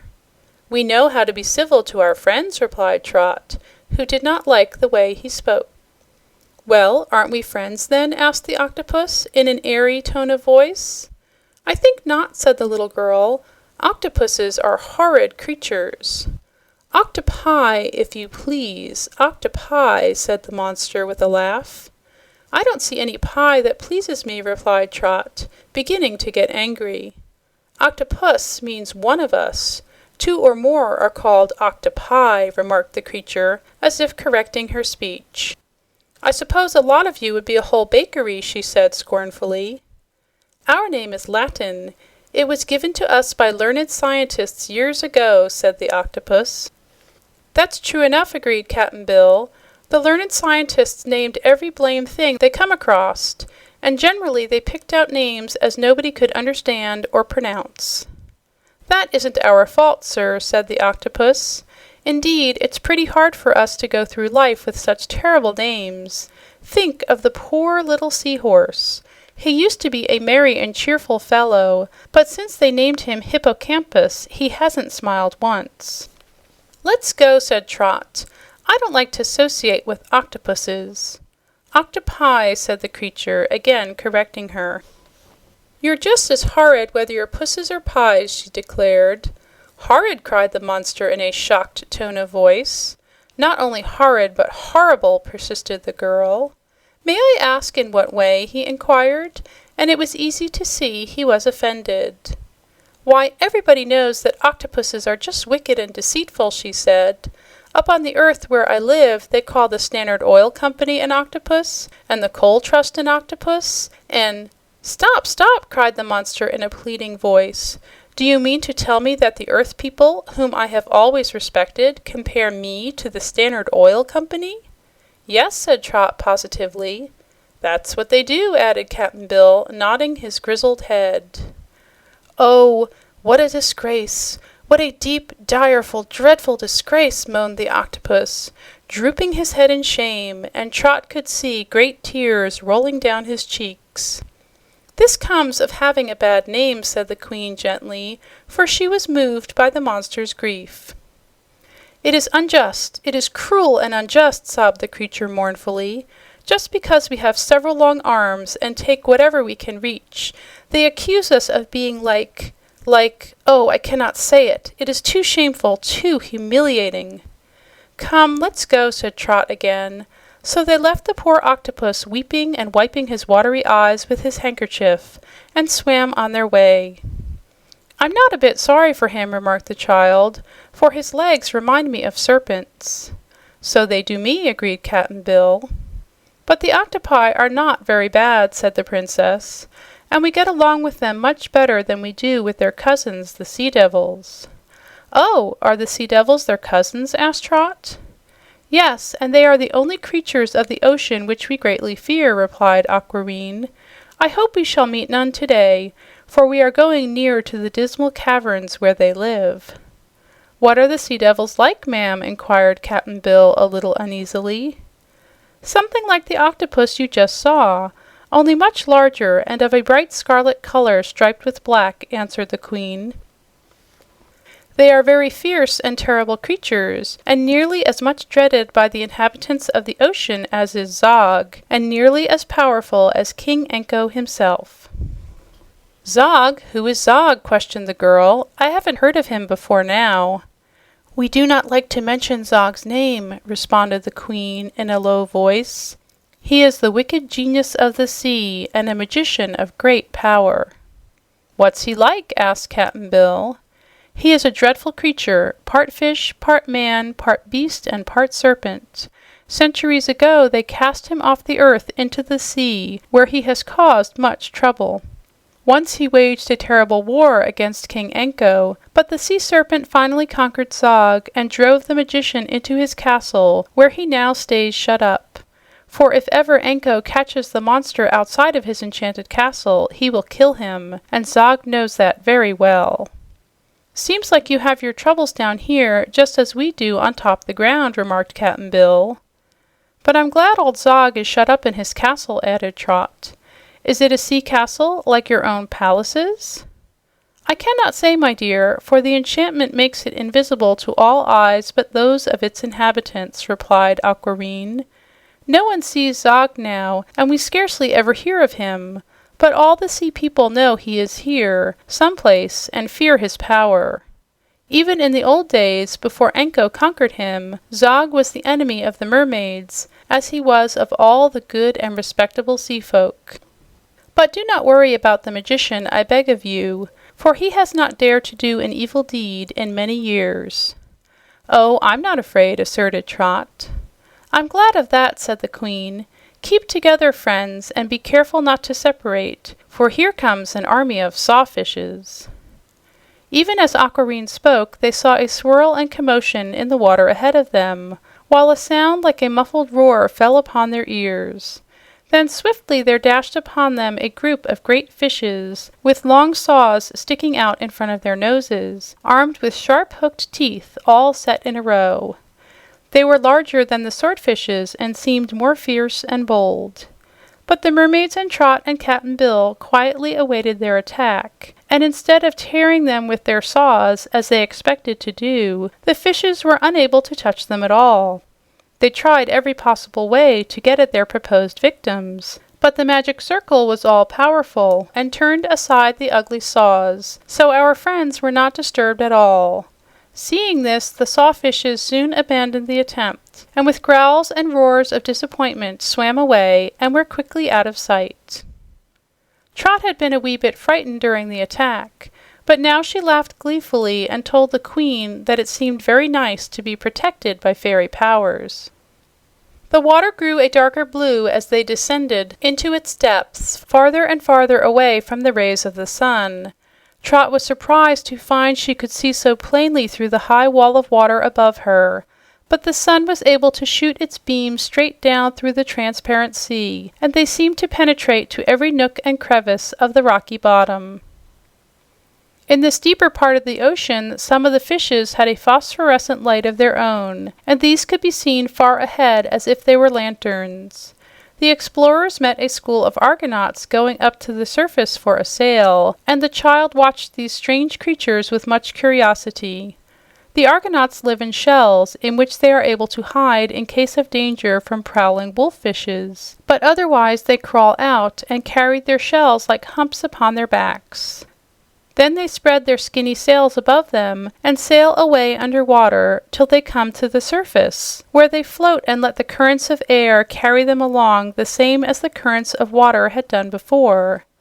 Trot thought the Argonauts comical little creatures with their big eyes and sharp noses, and to her they looked like a fleet of tiny ships. It is said that men got their first idea of boats, and of how to sail them, from watching these little Argonauts.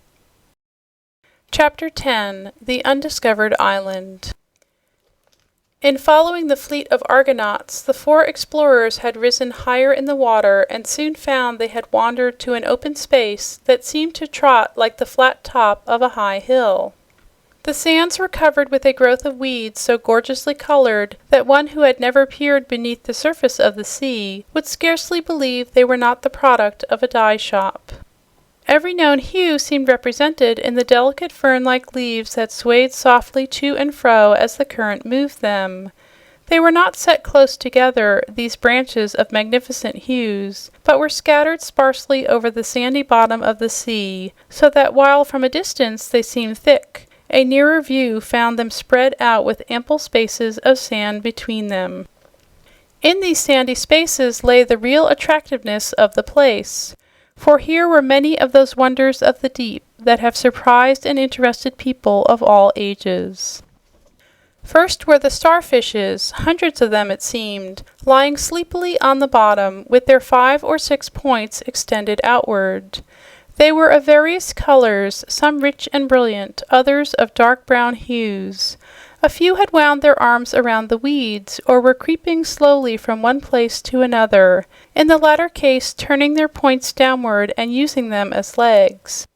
But most of them were lying motionless, and as Trot looked down upon them, she thought they resembled stars in the sky on a bright night, except that the blue of the heavens was here replaced by the white sand, and the twinkling diamond stars by the colored starfish.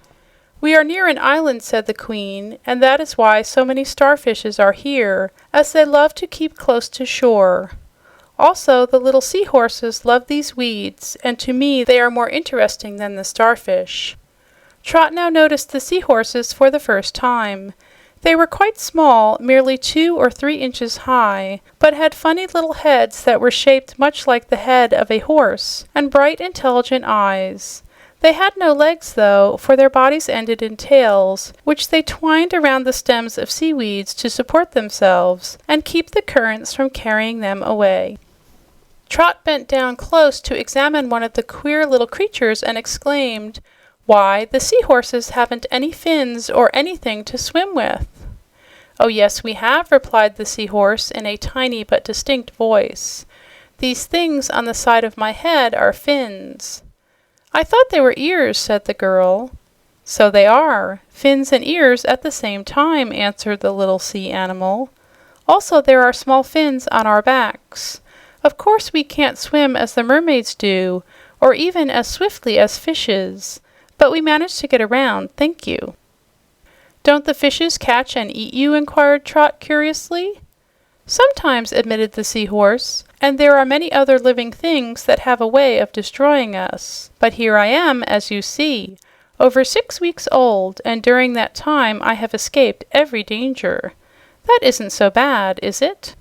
"Phoo," said a starfish lying near. "I'm over 3 months old. You're a mere baby, seahorse." "I'm not," cried the seahorse excitedly. "I'm full grown and may live to be as old as you are." "Not if I keep on living," said the starfish calmly, and Trot knew he was correct in his statement. The little girl now noticed several sea spiders creeping around and drew back because she did not think them very pretty. They were shaped not unlike the starfishes, but had slender legs and big heads with wicked-looking eyes sticking out of them. "Oh, I don't like those things," said Trot, coming closer to her companions. "You don't, eh?" said a big sea spider in a cross voice. "Why do you come around here, then, scaring away my dinner when you're not wanted?" "It isn't your ocean," replied Trot. "No, and it isn't yours," snapped the spider. "But as it's big enough for us both, I'd like you to go away." "So we will," said Aquareine gently, and at once she moved toward the surface of the water. Trot and Cap'n Bill followed with Clea, and the child asked, "What island are we near?" "It has no name," answered the queen, "for it is not inhabited by man, nor has it ever yet been discovered by them. Perhaps you will be the first humans to see this island. But it is a barren, rocky place, and only fit for seals and turtles." "Are any of them there now?" Cap'n Bill inquired. "I think so. We will see." Trot was astonished to find how near they were to the top of the ocean, for they had not ascended through the water very long when suddenly her head popped into the air, and she gave a gasp of surprise to find herself looking at the clear sky for the first time since she had started upon this adventure by rowing into Giant's Cave. She floated comfortably in the water with her head and face just out of it and began to look around her. Cap'n Bill was at her side, and so were the two mermaids. The day was fair, and the surface of the sea, which stretched far away as the eye could reach, rippled under a gentle breeze. They had risen almost at the edge of a small rocky islet, high in the middle but gradually slanting down to the water. No trees or bushes or grass grew anywhere about. Only rocks, gray and bleak, were to be seen. Trot scarcely noticed this at first, however, for the island seemed covered with groups of forms, some still and some moving, which the old sailor promptly recognized as seals. Many were lying asleep or sunning themselves. Others crept awkwardly around, using their strong fins as legs or paddles, and caring little if they disturbed the slumbers of the others.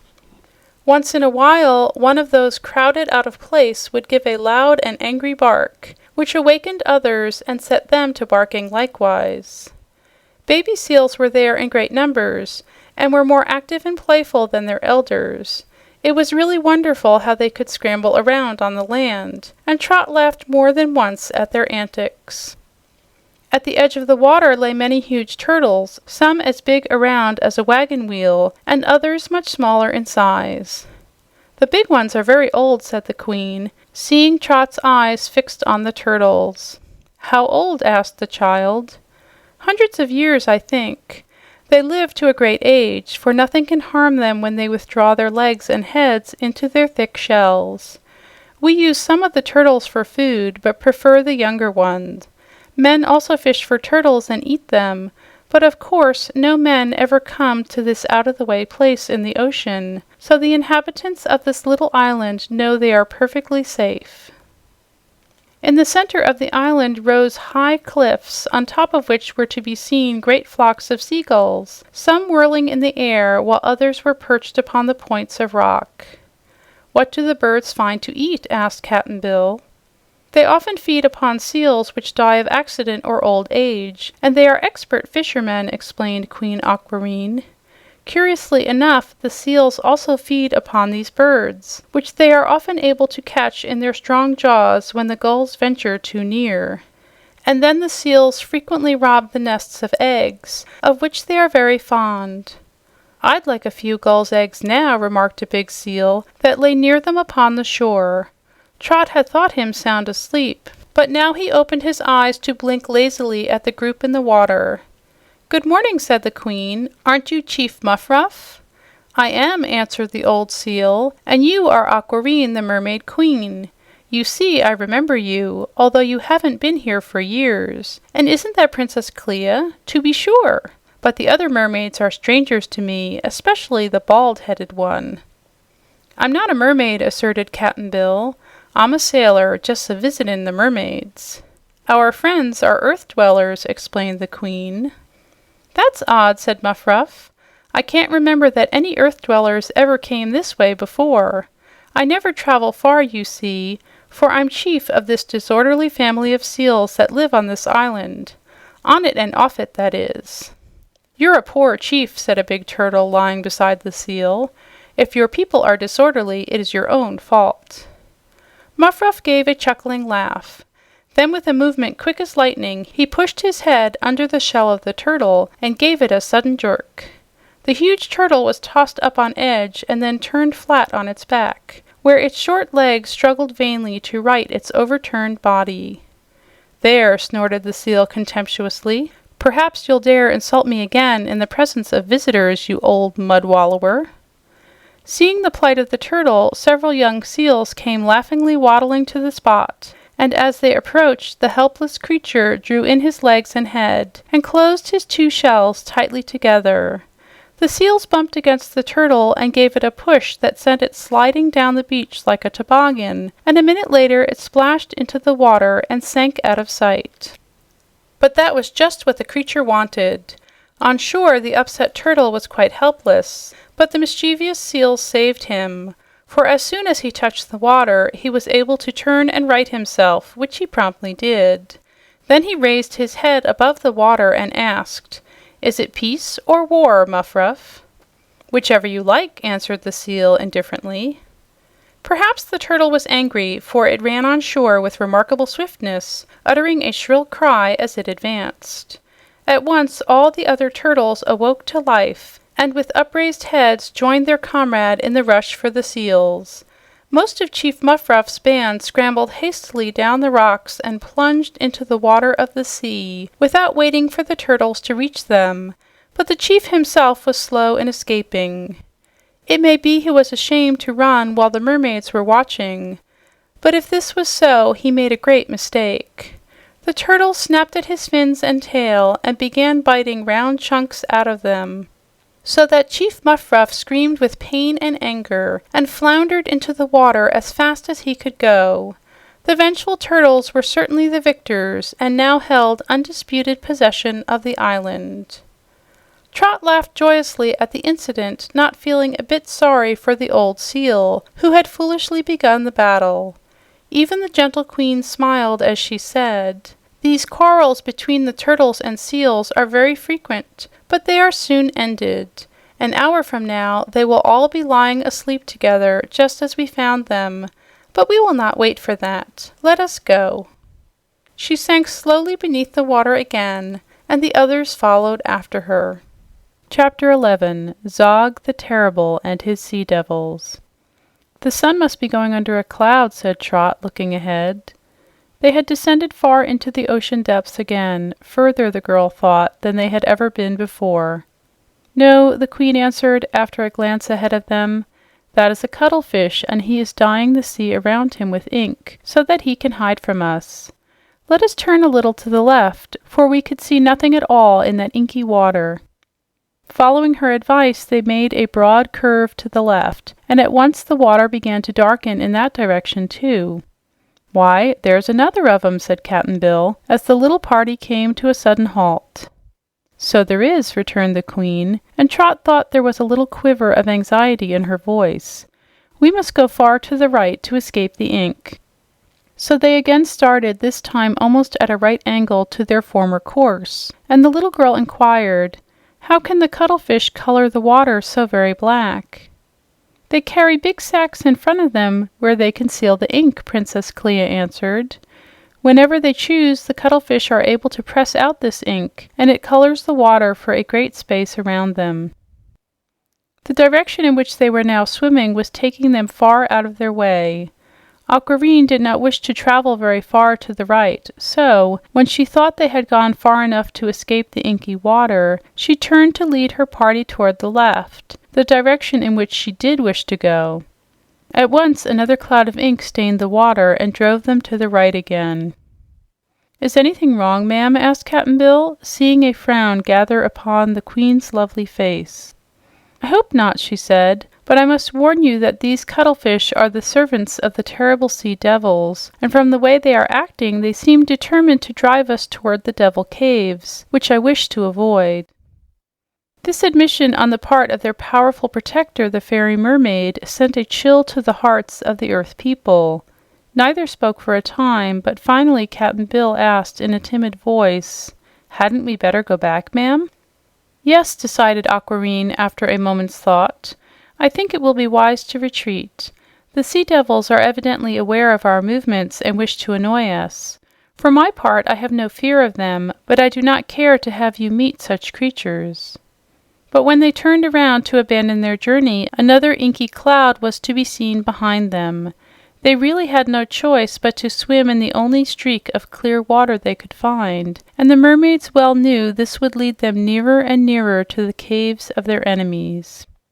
But Aquareine led the way, moving very slowly, and the others followed her.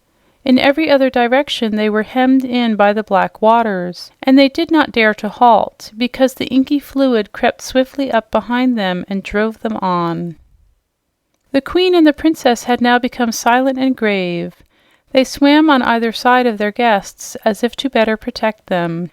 "Don't look up," whispered Clea, pressing close to the little girl's side.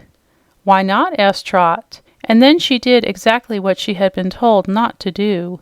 She lifted her head and saw stretched over them a network of scrawny crimson arms, interlaced like the branches of trees in winter when the leaves have fallen and left them bare. Cap'n Bill gave a start and muttered, "Land sakes!" for he too had gazed upward and seen the crimson network of limbs. "Are these the sea devils?" asked the child, more curious than frightened. "Yes, dear," replied the queen, "but I advise you to pay no attention to them. Remember, they cannot touch us."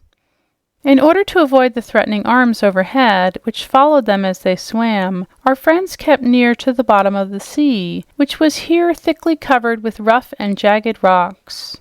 The inky water had now been left far behind, but when Trot looked over her shoulder, she shuddered to find a great crimson monster following closely after them, with a dozen long snaky feelers stretched out as if to grab anyone that lagged behind.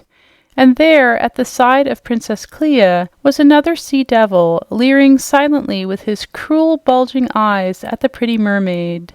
Beside the queen swam still another of their enemies. Indeed, the sea devils had crept upon them and surrounded them everywhere except at the front, and Trot began to feel nervous and worried for the first time. Cap'n Bill kept mumbling queer words under his breath, for he had a way of talking to himself when anything upset him, as he would quaintly remark. Trot always knew he was disturbed or in trouble when he began to growl. The only way now open was straight ahead. They swam slowly, yet fast enough to keep a safe distance from the dreadful creature behind them. "I'm afraid they are driving us into a trap," whispered the queen softly. "But whatever happens, do not lose courage, Earth friends. Clea and I are here to protect you, and our fairy powers are sufficient to keep you from all harm." "Oh, I don't mind so very much," declared Trot calmly. "It's like the fairy adventures in storybooks, and I've often thought I'd like that kind of adventures, 'cause the story always turns out the right way." Cap'n Bill growled something just then, but the only words Trot could make out were, "Never lived to tell the tale." "Oh, pshaw, Captain," she said. "We may be in danger right enough, and to be honest, I don't like the looks of those sea devils at all. But I'm sure it's no killing matter, for we've got the fairy circles all around us." "Ha ha," laughed the monster beside her. "We know all about the fairy circles, don't we, Mig?" "Ho ho," laughed the monster on the other side. "We do, Slib, my boy, and we don't think much of fairy circles either." "They have foiled our enemies many a time," declared the princess with much dignity. "Ha ha," laughed one. "That's why we're here now." "Ho ho," laughed the other. "We've learned a trick or two, and we've got you fast this time." Then all the sea devils, those above and the one behind, and the two on the sides, laughed all together, and their laughter was so horrible that it made even Trot shudder. But now the queen stopped short, and the others stopped with her. "I will go no farther," she said firmly, not caring if the creatures overheard her. "It is evident that these monsters are trying to drive us into some secret place, and it is well known that they are in league with Zog the Terrible, whom they serve because they are as wicked as he is. We must be somewhere near the hidden castle of Zog, so I prefer to stay here rather than be driven into some place far more dangerous. As for the sea devils, they are powerless to injure us in any way. Not one of the 1,000 arms about us can possibly touch our bodies." The only reply to this defiant speech was another burst of horrible laughter, and now there suddenly appeared before them still another of the monsters, which thus completely hemmed them in. Then the creatures began interlacing their long arms or feelers until they formed a perfect cage around the prisoners, not an opening being left that was large enough for one of them to escape through. The mermaids and the girl and the sailor man kept huddled close together, for although they might be walled in by the sea devils, their captors could not touch them because of the protecting magic circles. All at once Trot exclaimed, "Why, we must be moving!" This was startling news, but by watching the flow of the water past them, they saw that the little girl was right. The sea devils were swimming all together, and as the cage they were in moved forward, our friends were carried with it.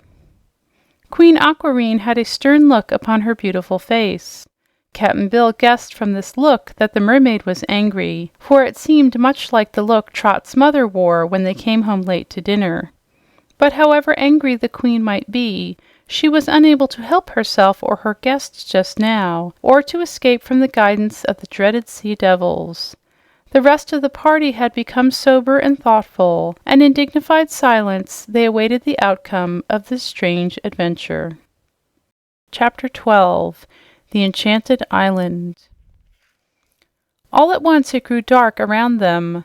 Neither Cap'n Bill nor Trot liked this gloom, for it made them nervous not to be able to see their enemies.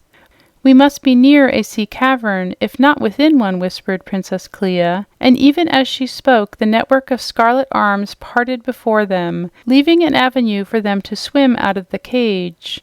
There was brighter water ahead, too, so the queen said without hesitation, "Come along, dear friends, but let us clasp hands and keep close together." They obeyed her commands and swam swiftly out of their prison and into the clear water before them, glad to put a distance between themselves and the loathsome sea devils. The monsters made no attempt to follow them, but they burst into a chorus of harsh laughter which warned our friends that they had not yet accomplished their escape. The four now found themselves in a broad rocky passage which was dimly lighted from some unknown source. The walls overhead, below them, and at the sides all glistened as if made of silver, and in places were set small statues of birds, beasts, and fishes, occupying niches in the walls and seemingly made from the same glistening material.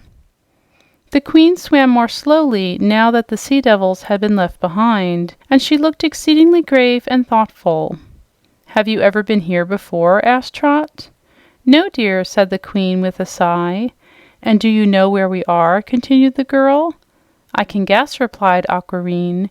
"There is only one place in all the sea where such a passage as that we are in could exist without my knowledge, and that is in the hidden dominions of Zog. If we are indeed in the power of that fearful magician, we must summon all our courage to resist him, or we are lost." "Is Zog more powerful than the mermaids?" asked Trot anxiously. "I do not know, for we have never before met to measure our strength," answered Aquamarine. "But if King Anko could defeat the magician, as he surely did, then I think I shall be able to do so." "I wish I was sure of it," muttered Cap'n Bill. Absolute silence reigned in the silver passage. No fish were there, not even a sea flower grew to relieve the stern grandeur of this vast corridor. Trot began to be impressed with the fact that she was a good way from her home and mother, and she wondered if she would ever get back again to the white cottage on the cliff. Here she was at the bottom of the great ocean, swimming through a big tunnel that had an enchanted castle at one end and a group of horrible sea devils at the other. In spite of this thought, she was not very much afraid. Although 2 fairy mermaids were her companions, she relied, strange to say, more upon her tried and true friend Cap'n Bill than upon her newer acquaintances to see her safely out of her present troubles. Cap'n Bill himself did not feel very confident. "I don't care 2 cents what becomes of me," he told Princess Clea in a low voice, "but I am dreadful worried over our Trot. She's too sweet and too young to be made an end of in this here fashion." Clea smiled at the speech. "I'm sure you will find our little girl's end a good way off," she replied. Trust to our powerful queen and be sure she will find some means for us all to escape uninjured." The light grew brighter as they advanced until finally they perceived a magnificent archway just ahead of them. Aquamarine hesitated a moment whether to go on or turn back, but there was no escaping the sea devils behind them, and she decided the best way out of their difficulties was to bravely face the unknown Zog and rely upon her fairy powers to prevent his doing any mischief to herself or her friends. So she led the way, and together they approached the archway and passed through it. They now found themselves in a vast cavern, so great in extent that the dome overhead looked like the sky when seen from the earth. In the center of this immense sea cavern rose the towers of a splendid castle, all built of coral inlaid with silver and having windows of clear glass. Surrounding the castle were beds of beautiful sea flowers, many being in full bloom, and these were laid out with great care in artistic designs. Goldfish and silverfish darted here and there among the foliage, and the whole scene was so pretty and peaceful that Trot began to doubt there was any danger lurking in such a lovely place. As they paused to look around them, a brilliantly colored gregfish approached and gazed at them curiously with his big saucer-like eyes. "So Zog has got you at last," he said in a pitying tone. "How foolish you were to swim into that part of the sea where he is powerful." "The sea devils made us," explained Clea. "Well, I'm sorry for you, I'm sure," remarked the Greg, and with a flash of his tail he disappeared among the sea foliage. "Let us go to the castle," said the queen in a determined voice. "We may as well boldly defy our fate as to wait until Zog seeks us out." So they swam to the entrance of the castle. The doors stood wide open, and the interior seemed as well lighted as the cavern itself, although none of them could discover from whence the light came. At each side of the entrance lay a fish such as they had never seen before. It was flat as a doormat and seemed to cling fast to the coral floor. Upon its back were quills like those of a porcupine, all pointed and sharp. From the center of the fish arose a head shaped like a round ball with a circle of piercing bead-like eyes set in it. These strange guardians of the entrance might be able to talk and to tell what their numerous eyes saw, yet they remained silent and watchful. Even Aquamarine gazed upon them curiously, and she gave a little shudder as she did so. Inside the entrance was a domed hall with a flight of stairs leading to an upper balcony. Around the hall were several doorways hung with curtains made of woven seaweeds. Chairs and benches stood against the wall, and these astonished the visitors because neither stairs nor chairs seemed useful in a kingdom where every living thing was supposed to swim and have a fish's tail. In Queen Aquamarine's palaces, benches for reclining were used, and stairs were wholly unnecessary. But in the palace of Zog, the furniture and fittings were much like those of a house upon earth, and, except that every space was here filled with water instead of air, Trot and Cap'n Bill might have imagined themselves in a handsome earthly castle. The little group paused half fearfully in the hall, yet so far there was surely nothing to be afraid of. They were wondering what to do next when the curtains of an archway were pushed aside and a boy entered. To Trot's astonishment, he had legs and walked upon them naturally and with perfect ease. He was a delicate, frail-looking little fellow, dressed in a black velvet suit with knee breeches. The bows at his throat and knees were of colored seaweeds, woven into broad ribbons. His hair was yellow and banged across his forehead. His eyes were large and dark, with a pleasant, merry sparkle in them. Around his neck he wore a high ruff, but in spite of this, Trot could see that below his plump cheeks were several scarlet-edged slits that looked like the gills of fishes, for they gently opened and closed as the boy breathed in the water by which he was surrounded. These gills did not greatly mar the lad's delicate beauty, and he spread out his arms and bowed low and gracefully in greeting. "Hello," said Trot. "Why, I'd like to," replied the boy with a laugh. "But being a mere slave, it isn't proper for me to hello. But it's good to see Earth people again, and I'm glad you're here." "We're not glad," observed the girl. "We're afraid." "You'll get over that," declared the boy smilingly. People lose a lot of time being afraid. Once I was myself afraid, but I found it was no fun, so I gave it up." "Why were we brought here?" inquired Queen Aquareine gently. "I can't say, madam, being a mere slave," replied the boy. "But you have reminded me of my errand. I am sent to inform you that Zog the Forsaken, who hates all the world and is hated by all the world, commands your presence in his den." "Do you hate Zog too?" asked Trot. "Oh no," answered the boy. "People lose a lot of time in hating others, and there's no fun in it at all. Zog may be hateful, but I'm not going to waste time hating him. You may do so if you like." "You are a queer child," remarked the Mermaid Queen, looking at him attentively. "Will you tell us who you are?" "Once I was Prince Sako of Saccharinola-land, which is a sweet country but hard to pronounce," he answered. "But in this domain I have but one title and one name, and that is Slave." "How came you to be Zog's slave?" asked Clea. "The funniest adventure you ever heard of," asserted the boy with eager pride. "I sailed in a ship that went to pieces in a storm. All on board were drowned but me, and I came mighty near it, to tell the truth. I went down deep, deep into the sea, and at the bottom was Zog, watching the people drown. I tumbled on his head, and he grabbed and saved me, saying I would make a useful slave. By his magic power, he made me able to live underwater as the fishes live, and he brought me to this castle and taught me to wait upon him as his other slaves do." "Isn't it a dreadful, lonely life?" asked Trot. "No, indeed," said Sako. "We haven't any time to be lonely, and the dreadful things Zog does are very exciting and amusing, I assure you. He keeps us guessing every minute, and that makes the life here interesting. Things were getting a bit slow an hour ago, but now that you are here, I'm in hopes we will all be kept busy and amused for some time." "Are there many others in the castle besides you and Zog?" asked Aquareine. "Dozens of us, perhaps hundreds. I've never counted them," said the boy. "But Zog is the only master. All the rest of us are in the same class, so there is no jealousy among the slaves." "What is Zog like?" Cap'n Bill questioned. At this, the boy laughed, and the laugh was full of mischief. "If I could tell you what Zog is like, it would take me a year," was the reply. "But I can't tell you. Everyone has a different idea of what he's like, and soon you will see him yourselves." "Are you fond of him?" asked Trot. "If I said yes, I'd get a good whipping," declared Sako. "I am commanded to hate Zog, and being a good servant, I try to obey. If anyone dared to like Zog, I am sure he'd be instantly fed to the turtles, so I advise you not to like him."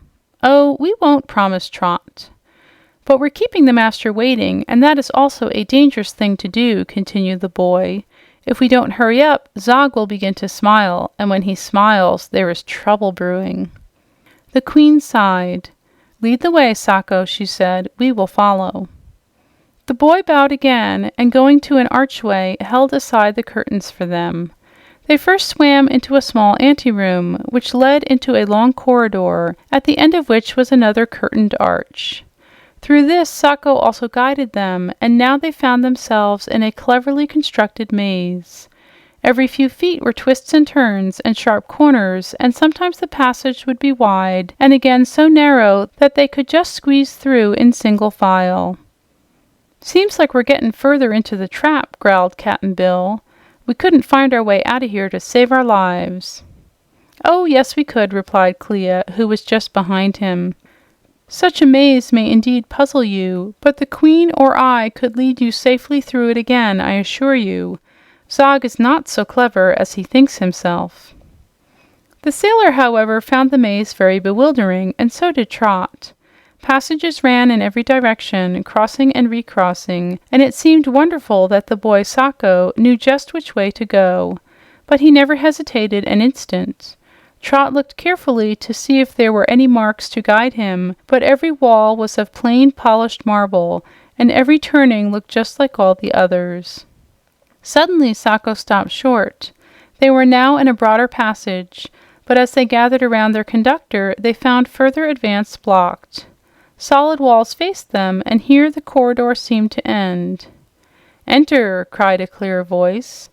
"But we can't," protested Trot. "Swim straight ahead," whispered the boy in soft tones. "There is no real barrier before you. Your eyes are merely deceived by magic." "Ah, I understand," said Aquareine, nodding her pretty head. And then she took Mary's hand and swam boldly forward, while Cap'n Bill followed holding the hand of Clea. And behold, the marble wall melted away before them, and they found themselves in a chamber more splendid than even the fairy mermaids had ever seen before. Chapter 13. Prisoners of the Sea Monster. The room in the enchanted castle which Zog called his den, and in which the wicked sea monster passed most of his time, was a perfectly shaped dome of solid gold. The upper part of this dome was thickly set with precious jewels, diamonds, rubies, sapphires, and emeralds, which sparkled beautifully through the crystal water. The lower walls were as thickly studded with pearls, all being of perfect shape and color. Many of the pearls were larger than any which may be found upon earth, for the sea people know where to find the very best, and hide them away where men cannot discover them. The golden floor was engraved with designs of rare beauty, depicting not only sea life, but many adventures upon land. In the room were several large golden cabinets, the doors of which were closed and locked, and in addition to the cabinets, there were tables, chairs, and sofas, the latter upholstered with softest sealskins. Handsome rugs of exquisitely woven seaweeds were scattered about, the colors of which were artistically blended together. In one corner, a fountain of air bubbled up through the water. The entire room was lighted as brilliantly as if exposed to the direct rays of the sun, yet where this light came from our friends could not imagine. No lamp or other similar device was visible anywhere. The strangers at first scarcely glanced at all these beautiful things, for in an easy chair sat Zog himself, more wonderful than any other living creature, and as they gazed upon him, their eyes seemed fascinated as if held by a spell. Zog's face was the face of a man, except that the tops of his ears were pointed like horns, and he had small horns instead of eyebrows, and a horn on the end of his chin. In spite of these deformities, the expression of the face was not unpleasant or repulsive. His hair was carefully parted and brushed, and his mouth and nose were not only perfect in shape, but quite handsome. Only the eyes betrayed Zog and made him terrible to all beholders.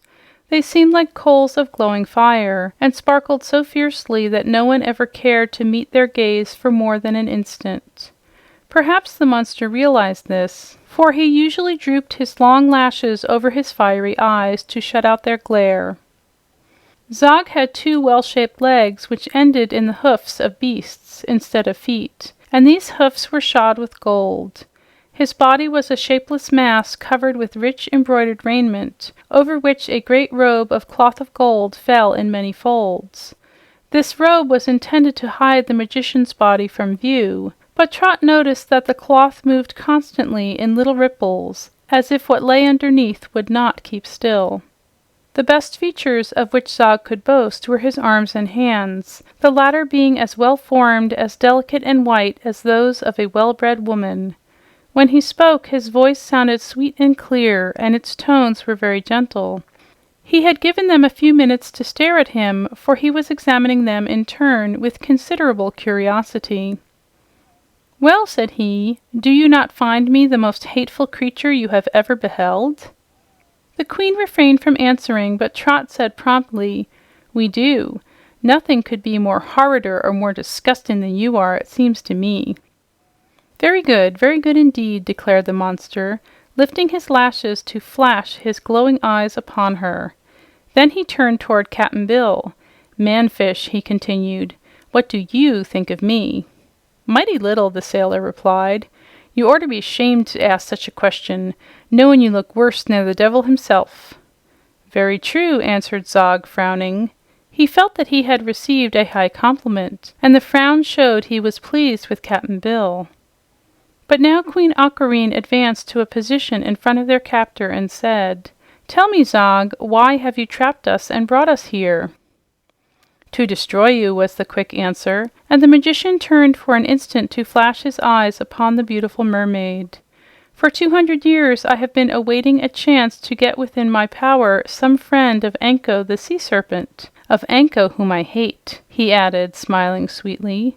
"When you left your palace today, my swift spies warned me, and so I sent the sea devils to capture you.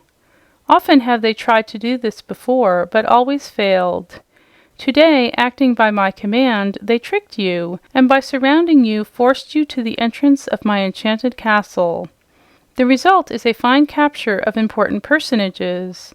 I have now in my power the queen and princess of the fairy mermaids, as well as 2 wandering earth people, and I assure you I shall take great enjoyment in destroying you utterly." "You are a coward," declared the queen proudly. "You dared not meet us in the open sea." "No, I dare not leave this castle," Zog admitted, still smiling. "But here in my own domain, my power is supreme. Nothing can interfere with my vengeance." "That remains to be seen," said Aquareine, firmly meeting the gaze of the terrible eyes. "Of course," he answered, nodding his head with a graceful movement. "You will try to thwart me and escape. You will pit your fairy power against my powers of magic. This will give me great pleasure, for the more you struggle, the greater will be my revenge." "But why should you seek revenge upon us?" asked Clea. "We have never harmed you." "That is true," replied Zog. "I bear you no personal ill will, but you are friends of my great enemy, King Anko, and it will annoy him very much when he finds that you have been destroyed by me. I cannot hurt the rascally old sea serpent himself, but through you I can make him feel my vengeance." "The mermaids have existed thousands of years," said the queen in a tone of pride. "Do you imagine the despised and conquered Zog has power to destroy them?" "I do not know," was the quiet answer. "It will be interesting to discover which is the more powerful." "I challenge you to begin the test at once, vile magician!" exclaimed Aquareine. "There is no hurry, fair queen," answered Zog in his softest tones. "I have been so many years in accomplishing your capture that it is foolish to act hastily now. Besides, I am lonely. Here in my forced retirement, I see only those uninteresting earth mortals whom I have made my slaves, for all sea dwellers are forbidden to serve me save the sea devils, and they dare not enter my castle. I have saved many mortals from drowning and brought them here to people my castle, but I do not love mortals. 2 lovely mermaids are much more interesting, and before I allow you to perish, I shall have much amusement in witnessing your despair and your struggles to escape. You are now my prisoners. By slow degrees, I shall wear out your fairy powers and break your hearts, as well as the hearts of these earth dwellers who have no magic powers, and I think it will be a long time before I finally permit you to die." "That's all right," said Trot cheerfully. "The longer I live, the better I'll be satisfied." "That's how I feel about it," added Cap'n Bill. "Don't get in a hurry to kill us, Zog. It'll be such a wear and tear on your nerves. Just take it easy and let us live as long as we can." "Don't you care to die?" asked the magician. "It's a thing I never longed for," the sailor replied. "You see, we had no business to go on a trip with the mermaids to begin with. I've always heard tell that mermaids is dangerous, and no one as met 'em ever lived to tell the tale, eh, Trot?" "That's what you said, Cap'n Bill." "So I guess we're done for, one way or another, and it don't matter much which. But Trot's a good child, and mighty young and tender. It don't seem like her time has come to die. I'd like to have her sent safe home to her mother. So I've got this here proposition to make, Zog. If your magic could make me die twice, or even 3 times for good measure, why, you go ahead and do it, and I won't complain. All I ask is for you to send this little girl safe back to dry land again." "Don't you do it, Zog," cried Trot indignantly. And turning to Cap'n Bill, she added, "I'm not going to leave you down here in all this mess, Cap'n, and don't you think it. If one of us gets out of the muddle we're in, we'll both get out. So don't you make any bargains with Zog to die twice." Zog listened to this conversation very carefully. "The dying does not amount to much," he said. "It is the thinking about it that hurts you mortals most. I've watched many a shipwreck at sea, and the people would howl and scream for hours before the ship broke up. Their terror was very enjoyable. But when the end came, they all drowned as peacefully as if they were going to sleep, so it didn't amuse me at all." "I'm not worrying," said Trot. "Ner me," said Cap'n Bill. "You'll find we can take what comes just as easy as anybody." "I do not expect to get much fun from you poor mortals," said Zog carelessly. "You are merely a sideshow to my circus, a sort of dessert to my feast of vengeance. When the time comes, I can find 100 ways to kill you. My most interesting prisoners are these pretty mermaids, who claim that none of their race has ever yet died or been destroyed. The first mermaid ever created is living yet, and I am told she is none other than Queen Aquareine. So I have a pretty problem before me, to invent some way to destroy the mermaids or put them out of existence, and it will require some thought." "Also, it will require some power you do not possess," suggested the Queen. "That may be," replied Zog softly, "but I am going to experiment, and I believe I shall be able to cause you a lot of pain and sorrow before I finally make an end of you." "I have not lived 27,000 years, Aquareine, without getting a certain amount of wisdom, and I am more powerful than you suspect." "You are a monster and a wicked magician," said the Mermaid Queen. "I am," agreed Zog, "but I cannot help it. I was created part man, part bird, part fish, part beast, and part reptile, and such a monstrosity could not be otherwise than wicked. Everybody hates me, and I hate everybody." "Why don't you kill yourself?" asked Trot. "I've tried that and failed," he answered. "Only one being in the world has power to destroy me, and that is King Anko, the sea serpent." "Then you'd better let him do it," advised the little girl. "No, much as I long to die, I cannot allow King Anko the pleasure of killing me. He has always been my worst enemy, and it would be such a joy to him to kill me that I really cannot allow him. Indeed, I have always hoped to kill Anko. I have now been 3,642 years, 11 months, and 9 days figuring out a plan to destroy old Anko, and as yet I have not discovered a way." "I'd give it up if I were you," advised Trot. "Don't you think you could get some fun out of trying to be good?" "No," cried Zog, and his voice was not so soft as before. "Listen, Aquareine, you and your attendants shall be prisoners in this castle until I can manage to stop you from living. Rooms will be placed at your disposal, and I wish you to go to them at once, as I am tired of looking at you." "You're no more tired than we are," remarked Trot. "It's lucky you can't see yourself, Zog." He turned his glowing eyes full upon her. "The worst of my queer body I keep concealed," he said. "If ever you see it, you will scream with terror." He touched a bell beside him, and the girl was surprised to find how clearly its tones rang through the water. In an instant, the boy Sacco appeared and bowed low before his dreadful master. "Take the mermaids and the child to the rose chamber," commanded Zog, "and take the old man-fish to the peony room." Sacco turned to obey. "Are the outer passages well guarded?" asked the monster. "Yes, as you have commanded," said the boy. "Then you may allow the prisoners to roam at will throughout the castle. Now go." The prisoners followed Sacco from the room, glad to get away. The presence of this evil being had grown oppressive to them, and Zog had himself seemed ill at ease during the last few minutes. The robe so closely wound around his body moved jerkily, as if something beneath disturbed it, and at such times Zog shifted nervously in his seat. Sacco's thin little legs trotted through the water and led the way into a different passage from the one by which they had entered. They swam slowly after him and breathed easier when they had left the golden domed chamber where their wicked enemy sat enthroned. "Well, how do you like him?" asked Sacco with a laugh. "We hate him," declared Trot emphatically. "Of course you do," replied Sacco. "But you're wasting time hating anything. It doesn't do you any good or him any harm. Can you sing?" "A little," said Trot, "but I don't feel like singing now." "You're wrong about that," the boy asserted. "Anything that keeps you from singing is foolishness, unless it's laughter. Laughter, joy, and song are the only good things in the world." Trot did not answer this queer speech, for just then they came to a flight of stairs, and Sacco climbed up them while the others swam. And now they were in a lofty, broad corridor, having many rooms hung with seaweed draperies. At one of these doorways, Sako stopped and said, "Here is the Rose Chamber, where the master commands you to live until you die.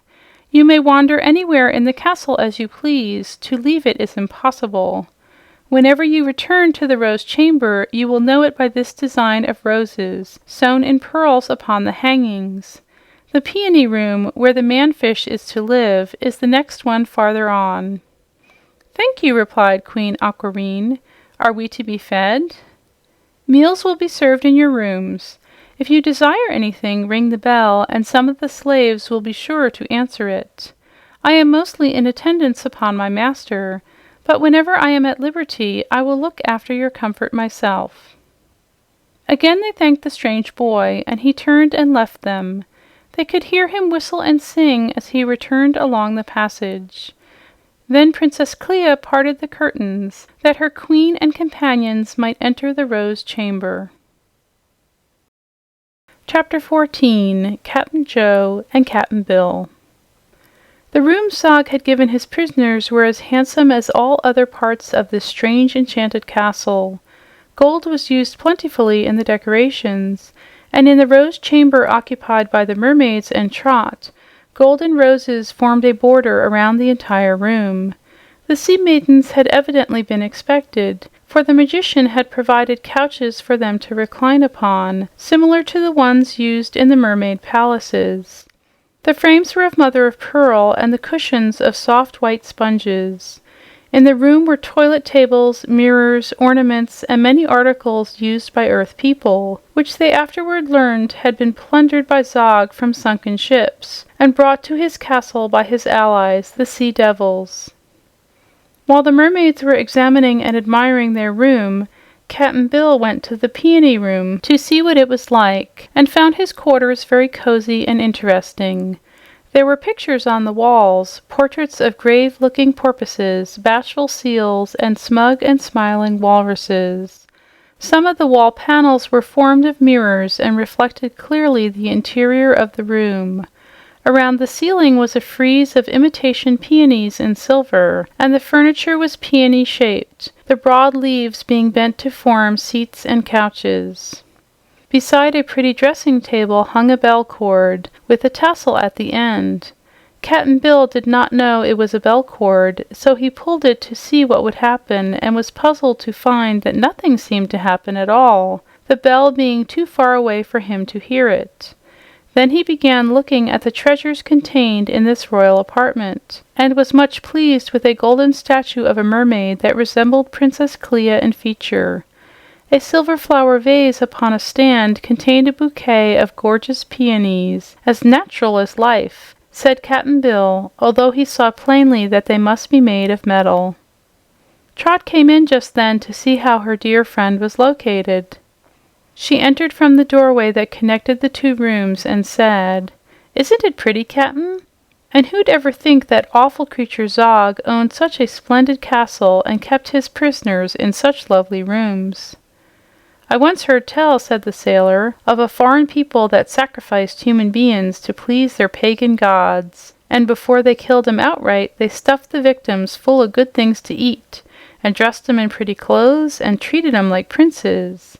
That's why I don't take much comfort in our fine surroundings, Trot. This Zog is a pagan if ever there was one, and he don't mean us any good, you may depend on it." "No," replied Trot soberly, "I'm sure he doesn't expect us to be happy here, but I'm going to fool him and have just a good time as I can." As she spoke, they both turned around, an easy thing to do with a single flop of their flexible tails, and Cap'n Bill uttered a cry of surprise. Just around the room stood a perfect duplicate of himself. The round head with its bald top and scraggly whiskers, the sailor cap and shirt, the wide pantaloons, even the wooden leg, each and every one were exact copies of those owned by Cap'n Bill. Even the expression in the light blue eyes was the same, and it is no wonder the old sailor stared at his double in amazement. But the next minute he laughed and said, "Why, Trot, it's me reflected in a mirror. But at first I thought it was someone else." Trot was staring too. "Look, Cap'n," she whispered. "Look at the wooden leg." "Well, it's my wooden leg, ain't it?" he inquired. "If it is, it can't be a reflection in a mirror," she argued, "for you haven't got a wooden leg. You've got a fish's tail."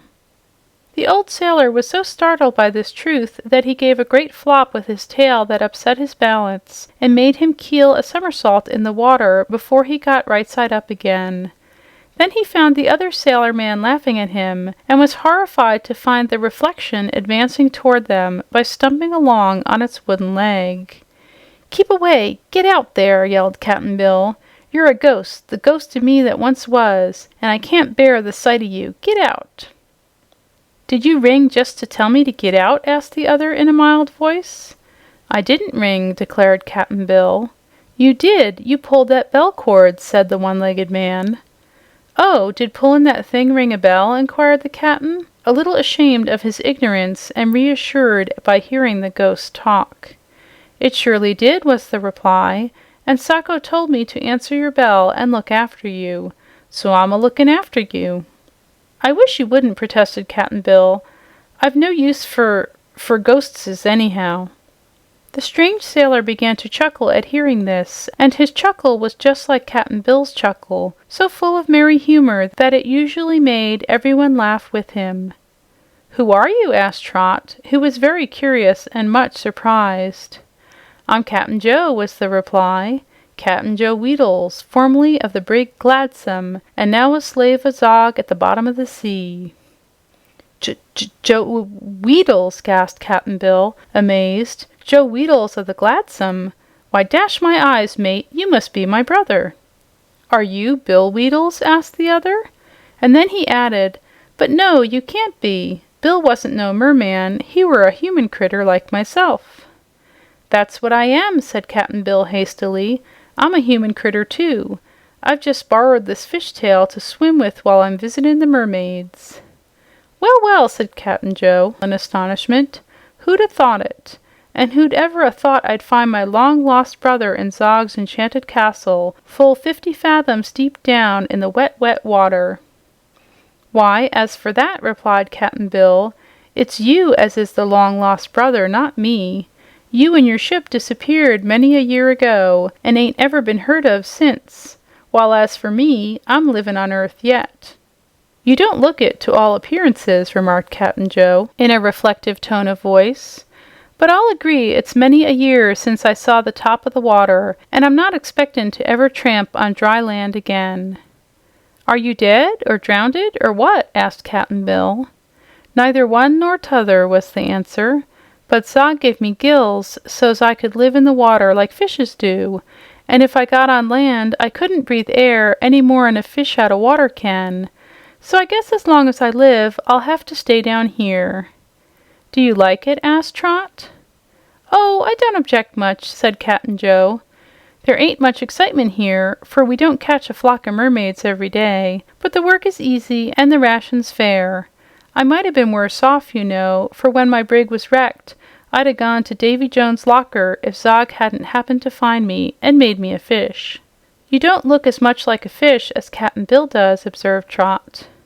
"Perhaps not," said Cap'n Joe, "but I notice Bill ain't got any gills and breathes like you and the mermaids does. When he gets back to land, he'll have his 2 legs again and live in comfort breathin' air."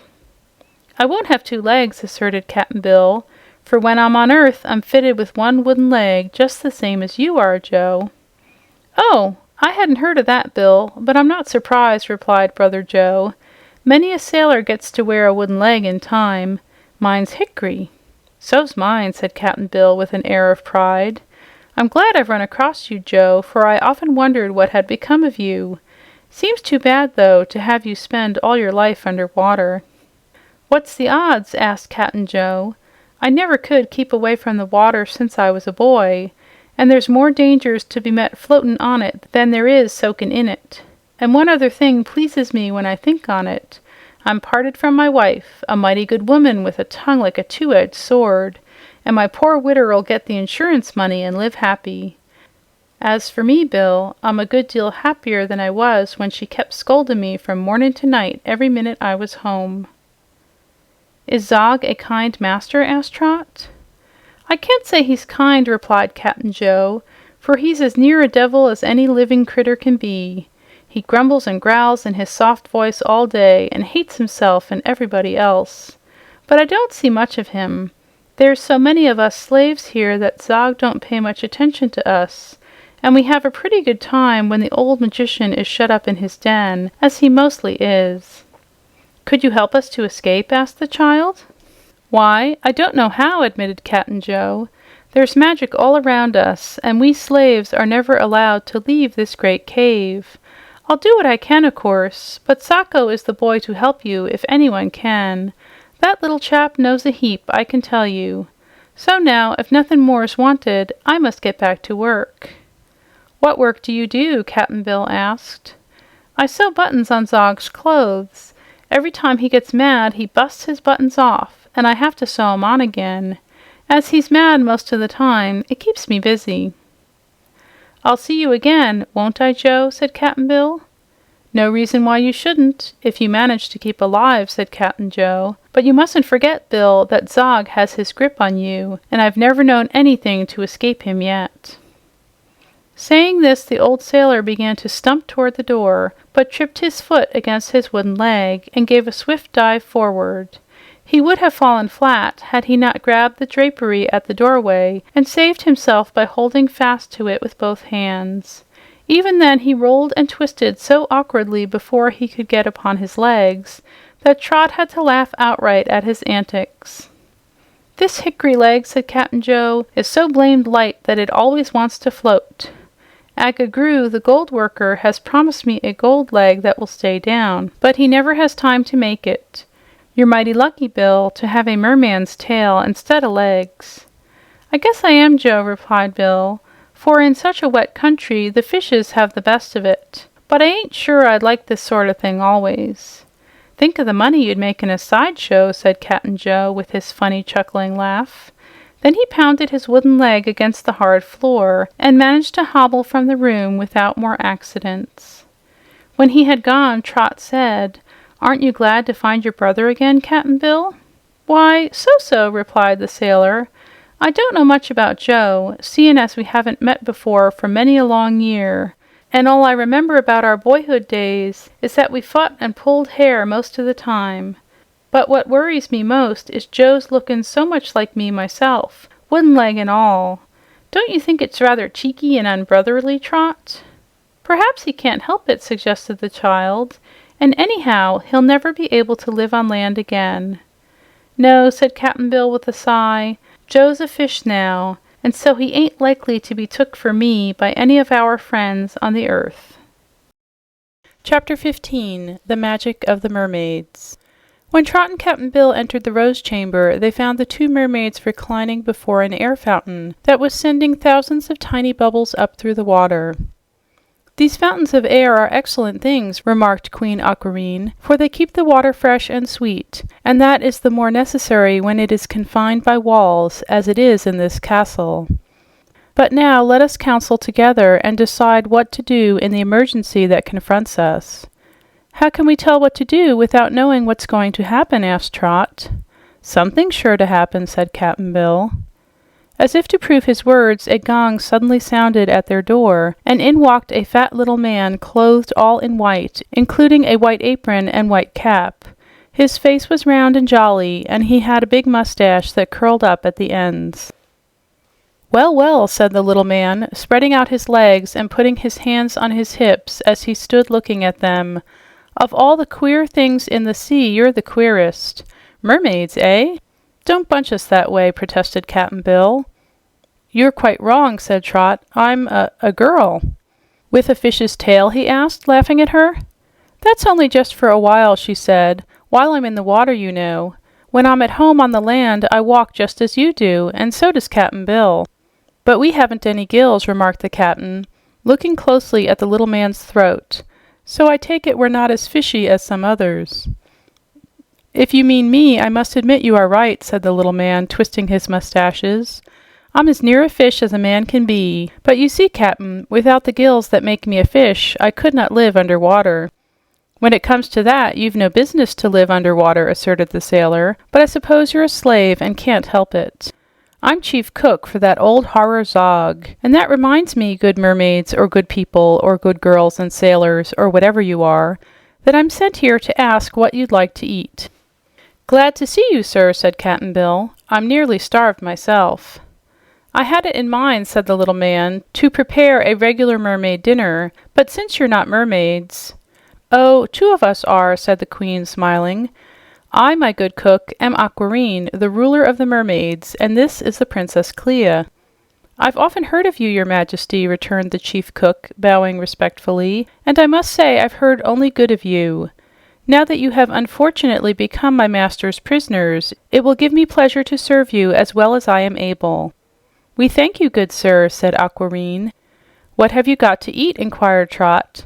"Seems to me I'm hollow way down to my toes, my tail, I mean, and it'll take a lot to fill me up. We haven't eaten a morsel since breakfast, you know." "I think I shall be able to give you almost anything you would like," said the cook.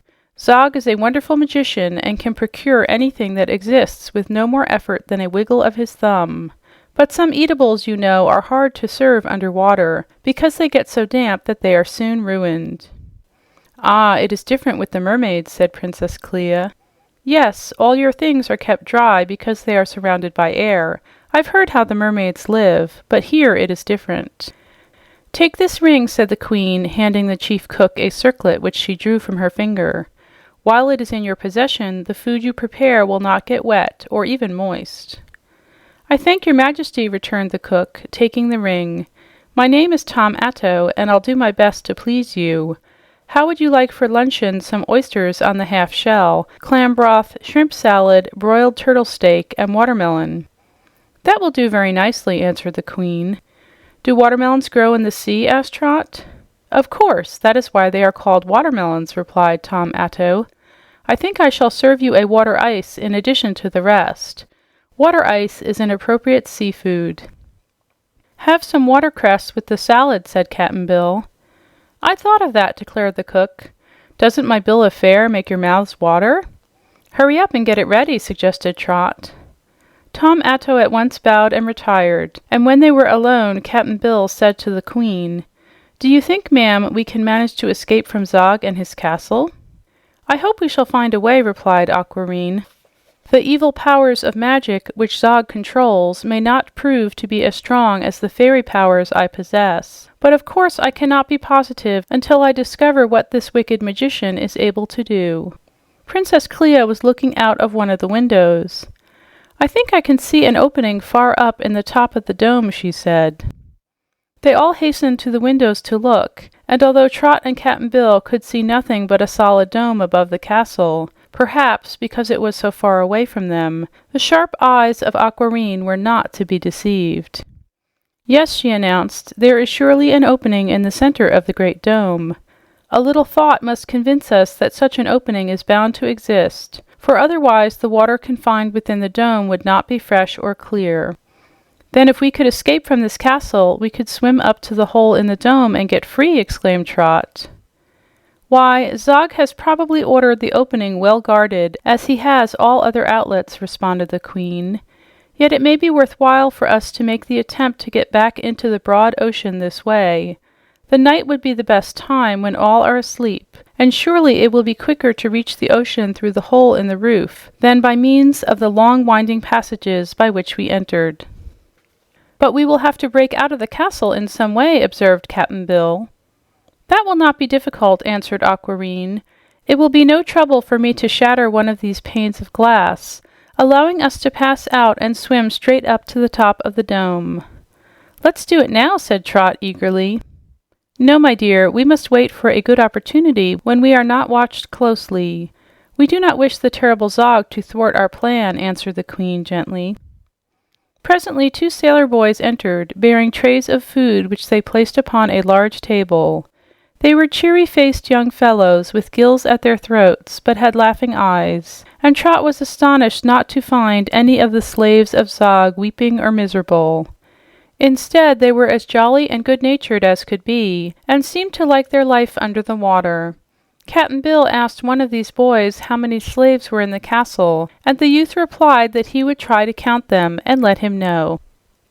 Tom Atto had, they found, prepared for them an excellent meal, and they ate heartily because they were really hungry. After luncheon, Cap'n Bill smoked his pipe contentedly, and they renewed their conversation, planning various ways to outwit Zog and make their escape. While thus engaged, the gong at the door sounded, and Sacco entered. "My diabolical master commands you to attend him," said the boy. "When?" asked Aquareine. "At once, your majesty." "Very well, we will follow you," she said. So they swam down the corridors, following Sacco, until they again reached the golden-domed room they had formerly visited. Here sat Zog just as they had left him, seemingly, but when the prisoners entered, the magician arose and stood upon his cloven feet, and then silently walked to a curtained archway. Sacco commanded the prisoners to follow, and beyond the archway they found a vast chamber that occupied the center of the castle and was as big as a ballroom. Zog, who seemed to walk with much difficulty because his ungainly body swayed back and forth, did not go far beyond the arched entrance. A golden throne was set nearby, and in this the monster seated himself. At one side of the throne stood a group of slaves. They were men, women, and children. All had broad gold bands clasped around their ankles as a badge of servitude, and at each throat were the fish's gills that enabled them to breathe and live under water. Yet every face was smiling and serene, even in the presence of their dread master. In parts of the big hall were groups of other slaves. Sacco ranged the prisoners in a circle before Zog's throne, and slowly the magician turned his eyes, glowing like live coals, upon the four. "Captives," said he, speaking in his clear, sweet voice, "in our first interview you defied me, and both the mermaid queen and the princess declared they could not die. But if that is a true statement, as I have yet to discover, there are various ways to make you miserable and unhappy, and this I propose to do in order to amuse myself at your expense. You have been brought here to undergo the first trial of strength between us." None of the prisoners replied to this speech, so Zog turned to one of his slaves and said, "Revivi, bring in the Yell Maker." Revivi was a big fellow, brown of skin and with flashing black eyes. He bowed to his master and left the room by an archway covered with heavy draperies. The next moment these curtains were violently pushed aside, and a dreadful sea creature swam into the hall. It had a body much like that of a crab, only more round and of a jet-black color. Its eyes were bright yellow balls set on the ends of two horns that stuck out of its head. They were cruel-looking eyes, too, and seemed able to see every person in the room at the same time. The legs of the Yell-Maker, however, were the most curious part of the creature. There were 6 of them, slender and black as coal, and each extended 12 to 15 feet from its body when stretched out in a straight line. They were hinged in several places, so they could be folded up or extended at will. At the ends of these thin legs were immense claws shaped like those of a lobster, and they were real nippers of a most dangerous sort. The prisoners knew, as soon as they saw the awful claws, why the thing was called the Yell-Maker, and Trot gave a little shiver and crept closer to Cap'n Bill. Zog looked with approval upon the creature he had summoned and said to it, "I give you 4 victims, the 4 people with fishes' tails. Let me hear how loud they can yell." The Yell-Maker uttered a grunt of pleasure and in a flash stretched out one of its long legs toward the queen's nose, where its powerful claws came together with a loud snap. Aquareine did not stir, she only smiled. Both Zog and the creature that had attacked her seemed much surprised to find she was unhurt. "Again!" cried Zog, and again the Yell-Maker's claw shot out and tried to pinch the queen's pretty ear. But the magic of the fairy mermaid was proof against this sea rascal's strength and swiftness. Nor could he touch any part of Aquareine, although he tried again and again, roaring with anger like a mad bull. Trot began to enjoy this performance, and as her merry, childish laughter rang out, the Yell-Maker turned furiously upon the little girl, 2 of the dreadful claws trying to nip her at the same time. She had no chance to cry out or jump backward, yet she remained unharmed, for the fairy circle of Queen Aquareine kept her safe. Now Cap'n Bill was attacked, and Princess Clea as well. The half-dozen slender legs darted in every direction, like sword thrusts, to reach their victims, and the cruel claws snapped so rapidly that the sound was like the rattling of castanets. But the four prisoners regarded their enemy with smiling composure, and no yell greeted the Yell-maker's efforts. "Enough," said Zog, softly and sweetly. "You may retire, my poor Yell-maker, for with these people you are powerless." The creature paused and rolled its yellow eyes. "May I nip just one of the slaves, O Zog?" he asked pleadingly. "I hate to leave without pleasing your ears with a single yell." "Let my slaves alone," was Zog's answer. "They are here to serve me and must not be injured. Go, feeble one." "Not so," cried the queen. "It is a shame, Zog, that such an evil thing should exist in our fair sea." With this, she drew her fairy wand from a fold of her gown and waved it toward the creature. At once the Yell-maker sank down unconscious upon the floor. Its legs fell apart in many pieces, the claws tumbling in a heap beside the body. Then all grew withered and lost shape, becoming a pulpy mass like gelatin. A few moments later, the creature had melted away to nothing at all, forever disappearing from the ocean where it had caused so much horror and pain. Zog watched this destruction with surprising patience.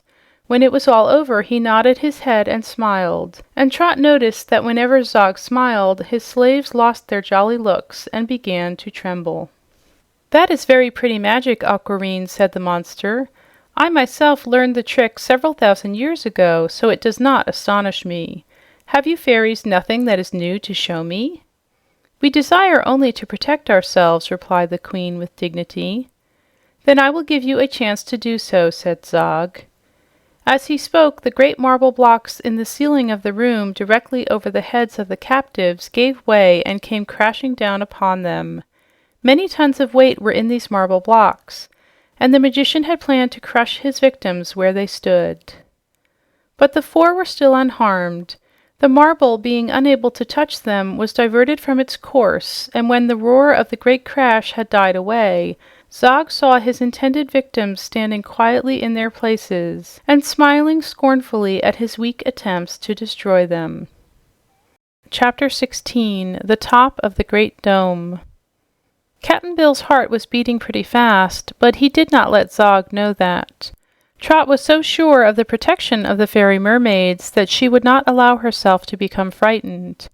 Aquareine and Clea were as calm as if nothing had happened. "Please excuse this little interruption," said Zog. "I knew very well the marble blocks could not hurt you, but the play is over for a time. You may now retire to your rooms, and when I again invite you to my presence, I shall have found some better way to entertain you." Without reply to this threat, they turned and followed Sacco from the hall, and the boy led them straight back to their own rooms. "Zog is making a great mistake," said Sacco with a laugh.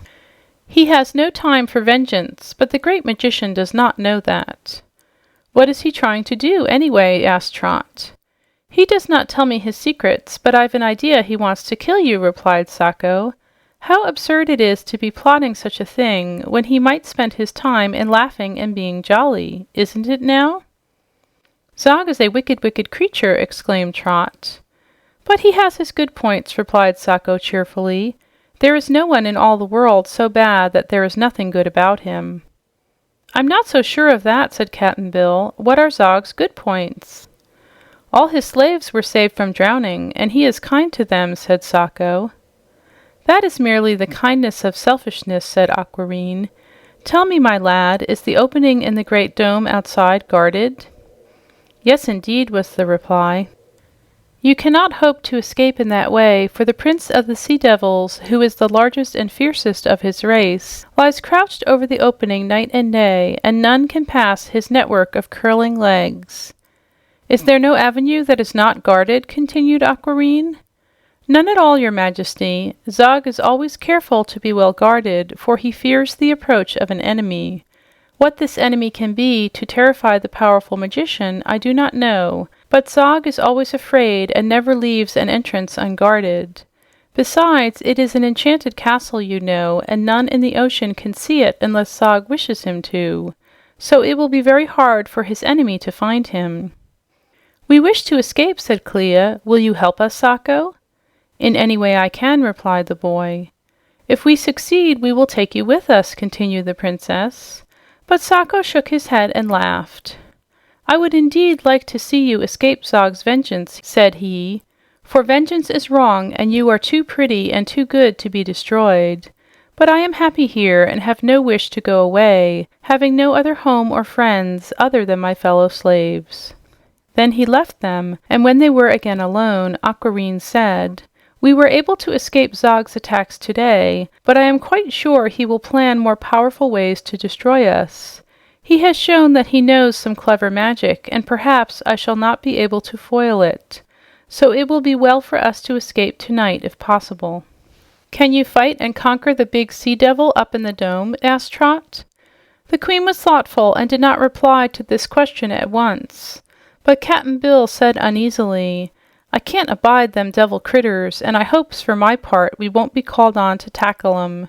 You see, Trot, we're in considerable of a bad mess, and if we ever live to tell the tale—" "Why not, Cap'n?" asked the child. "We're safe enough so far. Can't you trust to our good friend, the queen?" "She don't seem plumb sure o' things herself," remarked the sailor. "The mermaids is all right and friendly, mate, but this here magic maker, ol' Zog, is a bad one out and out, and means to kill us if he can." "But he can't!" cried Trot bravely. "I hope you're right, dear. I wouldn't want to bet on Zog's chances just yet, and at the same time it would be riskin' money to bet on our chances. Seems to me it's a case of luck which wins." "Don't worry, friend," said the queen. "I have a plan to save us. Let us wait patiently until nightfall." They waited in the rose chamber a long time, talking earnestly together, but the brilliant light that flooded both the room and the great dome outside did not fade in the least. After several hours had passed away, the gong sounded and Tom Atto again appeared, followed by 4 slaves bearing many golden dishes upon silver trays. The friendly cook had prepared a fine dinner, and they were glad to find that whatever Zog intended to do to them, he had no intention of starving them. Perhaps the magician realized that Aquarine's fairy powers, if put to the test, would be able to provide food for her companions. But whatever his object may have been, their enemy had given them splendid rooms and plenty to eat. "Isn't it nearly night-time?" asked the queen, as Tom Atto spread the table with a cloth of woven seaweed and directed his men to place the dishes upon it. "Night?" he exclaimed, as if surprised. "There is no night here." "Doesn't it ever get dark?" inquired Trot. "Never. We know nothing of the passage of time or of day and night. The light always shines just as you see it now, and we sleep whenever we are tired and rise again as soon as we are rested." "What causes the light?" Princess Clea asked. "It's magic, your highness," said the cook solemnly. "It's one of the curious things Zog is able to do. But you must remember all this place is a big cave in which the castle stands, so the light is never seen by anyone except those who live here." "But why does Zog keep his light going all the time?" asked the queen. "I suppose it is because he himself never sleeps," replied Tom Atto. "They say the master hasn't slept for hundreds of years, not since Anko the sea serpent defeated him and drove him into this place." They asked no more questions and began to eat their dinner in silence. Before long, Captain Joe came in to visit his brother and took a seat at the table with the prisoners. He proved a jolly fellow, and when he and Cap'n Bill talked about their boyhood days, the stories were so funny that everybody laughed and for a time forgot their worries. When dinner was over, however, and Captain Joe had gone back to his work of sewing on buttons, and the servants had carried away the dishes, the prisoners remembered their troubles and the fate that awaited them. "I am much disappointed," said the queen, "to find there is no night here and that Zog never sleeps. It will make our escape more difficult. Yet we must make the attempt, and as we are tired and a great struggle is before us, it will be best for us to sleep and refresh ourselves." They agreed to this, for the day had been long and adventurous. So Cap'n Bill kissed Trot and went into the peony room, where he lay down upon his spongy couch and soon fell fast asleep. The mermaids and Trot followed this example, and I think none of them was much worried after all, because they quickly sank into peaceful slumber and forgot all the dangers that threatened them. Chapter 17. The Queen's Golden Sword. "Goodness me!" exclaimed Trot, raising herself by a flirt of her pink-scaled tail and a wave of her fins. "Isn't it dreadful hot here?" The mermaids had risen at the same time, and Cap'n Bill came swimming in from the peony room in time to hear the little girl's speech. "Hot?" echoed the sailor. "Why, I feel like the inside of a steam engine." The perspiration was rolling down his round red face, and he took out his handkerchief and carefully wiped it away, waving his fishtail gently at the same time. "What we need most in this room," said he, "is a fan." "What's the matter, do you suppose?" inquired Trot. "It is another trick of the monster Zog," answered the Queen calmly. "He has made the water in our rooms boiling hot, and if it could touch us, we would be well cooked by this time. Even as it is, we are all made uncomfortable by breathing the heated air." "What shall we do, ma'am?" the sailor-man asked with a groan. "I expected to get into hot water afore we've done with this foolishness, but I don't like the feel of bein' parboiled just the same." The Queen was waving her fairy wand and paid no attention to Cap'n Bill's moans. Already the water felt cooler and they began to breathe more easily.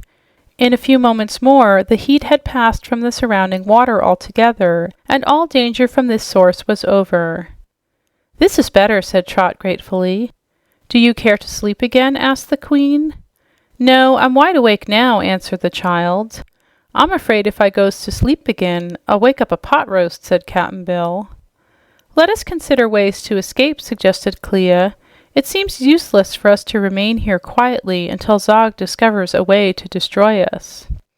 "But we must not blunder," added Aquareine cautiously.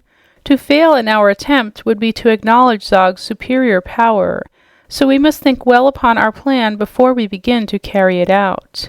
What do you advise, sir?" she asked, turning to Cap'n Bill. "My opinion, ma'am, is that the only way for us to escape is to get out of here," was the sailor's vague answer. "How to do it is your business, seein' as I ain't no fairy myself, either in looks or in edication." The Queen smiled and said to Trot, "What is your opinion, my dear?" "I think we might swim out the same way we came in," answered the child. "If we could get Sacco to lead us back through the maze, we would follow that long tunnel to the open ocean and there would be the sea devils waitin' for us," added Cap'n Bill with a shake of his bald head. "They'd drive us back into the tunnel like they did the first time, Trot. It won't do, mate, it won't do." "Have you a suggestion, Clea?" inquired the Queen. "I have thought of an undertaking," replied the pretty princess. "But it is a bold plan, your majesty, and you may not care to risk it." "Let us hear it anyway," said Aquareine encouragingly. "It is to destroy Zog himself and put him out of the world forever. Then we would be free to go home whenever we pleased." "Can you suggest a way to destroy Zog?" asked Aquareine. "No, your majesty," Clea answered. "I must leave the way for you to determine." "In the old days," said the Queen thoughtfully, "the mighty King Enko could not destroy this monster. He succeeded in defeating Zog and drove him into this great cavern, but even Enko could not destroy him." "I have heard the sea serpent explain that it was because he could not reach the magician," returned Clea. "If King Enko could have seized Zog in his coils, he would have made an end of the wicked monster quickly. Zog knows this, and that is why he does not dare to venture forth from his retreat. Enko is the enemy he constantly dreads. But with you, my queen, the case is different. You may easily reach Zog, and the only question is whether your power is sufficient to destroy him." For a while, Aquareine remained silent. "I am not sure of my power over Zog," she said at last, "and for that reason I hesitate to attack him personally. His slaves and his allies, the sea devils, I can easily conquer, so I prefer to find a way to overcome the guards at the entrances rather than to encounter their terrible master. But even the guards have been given strength and power by the magician, as we have already discovered, so I must procure a weapon with which to fight them." "A weapon, ma'am?" said Cap'n Bill. And then he took a jackknife from his coat pocket and opened the big blade, afterward handing it to the queen. "That ain't a bad weapon," he announced. "But it is useless in this case," she replied, smiling at the old sailor's earnestness. "For my purpose, I must have a golden sword." "Well, there's plenty of gold around this castle," said Trot, looking around her. "Even in this room, there's enough to make 100 golden swords." "But we can't melt or forge gold under water, mate," the captain said. "Why not? Don't you suppose all these gold roses and things were made underwater?" asked the little girl. "Like enough," admitted the sailor, "but I don't see how." Just then the gong at their door sounded, and the boy Sacco came in, smiling and cheerful as ever. He said Zog had sent him to inquire after their health and happiness. "You may tell him that his water became a trifle too warm, so we cooled it," replied the queen. Then they told Sacco how the boiling water had made them uncomfortable while they slept. Sacco whistled a little tune and seemed thoughtful. "Zog is foolish," said he. "How often have I told him that vengeance is but a waste of time? He is worried to know how to destroy you, and that is wasting more time. You are worried for fear he will injure you, and so you also are wasting time. My, what a waste of time is going on in this castle." "Seems to me that we have so much time it doesn't matter," said Trot. "What's time for, anyhow?" "Time is given us to be happy, and for no other reason," replied the boy soberly. "When we waste time, we waste happiness. But there is no time for preaching, so I'll go." "Please wait a moment, Sacco," said the queen. "Can I do anything to make you happy?" he asked, smiling again. "Yes," answered Aquareine. "We are curious to know who does all this beautiful gold work and ornamentation." "Some of the slaves here are goldsmiths, having been taught by Zog to forge and work metal underwater," explained Sacco. "In parts of the ocean lie many rocks filled with veins of pure gold and golden nuggets, and we get large supplies from sunken ships as well. There is no lack of gold here, but it is not as precious as it is upon the earth, because here we have no need of money." "We would like to see the goldsmiths at work," announced the queen. The boy hesitated a moment. Then he said, "I will take you to their room, where you may watch them for a time. I will not ask Zog's permission to do this, for he might refuse. But my orders were to allow you the liberty of the castle, and so I will let you see the goldsmith's shop." "Thank you," replied Aquareine quietly, and then the four followed Sacco along various corridors until they came to a large room where a dozen men were busily at work. The shop was flooded with the brilliant unknown light. Lying here and there were heaps of virgin gold, some of it in its natural state, and some already fashioned into ornaments and furniture of various sorts. Each man worked at a bench where there was a curious iron furnace in which glowed a vivid white light. Although this workshop was all underwater and the workmen were obliged to breathe as fishes do, the furnaces glowed so hot that the water touching them was turned into steam. Gold or other metal held over a furnace quickly softened or melted when it could be forged or molded into any shape desired.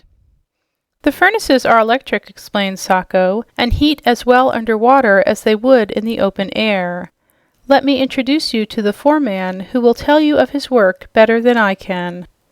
The foreman was a slave named Agagru, who was lean and lank, and had an expression more surly and unhappy than any slave they had yet seen.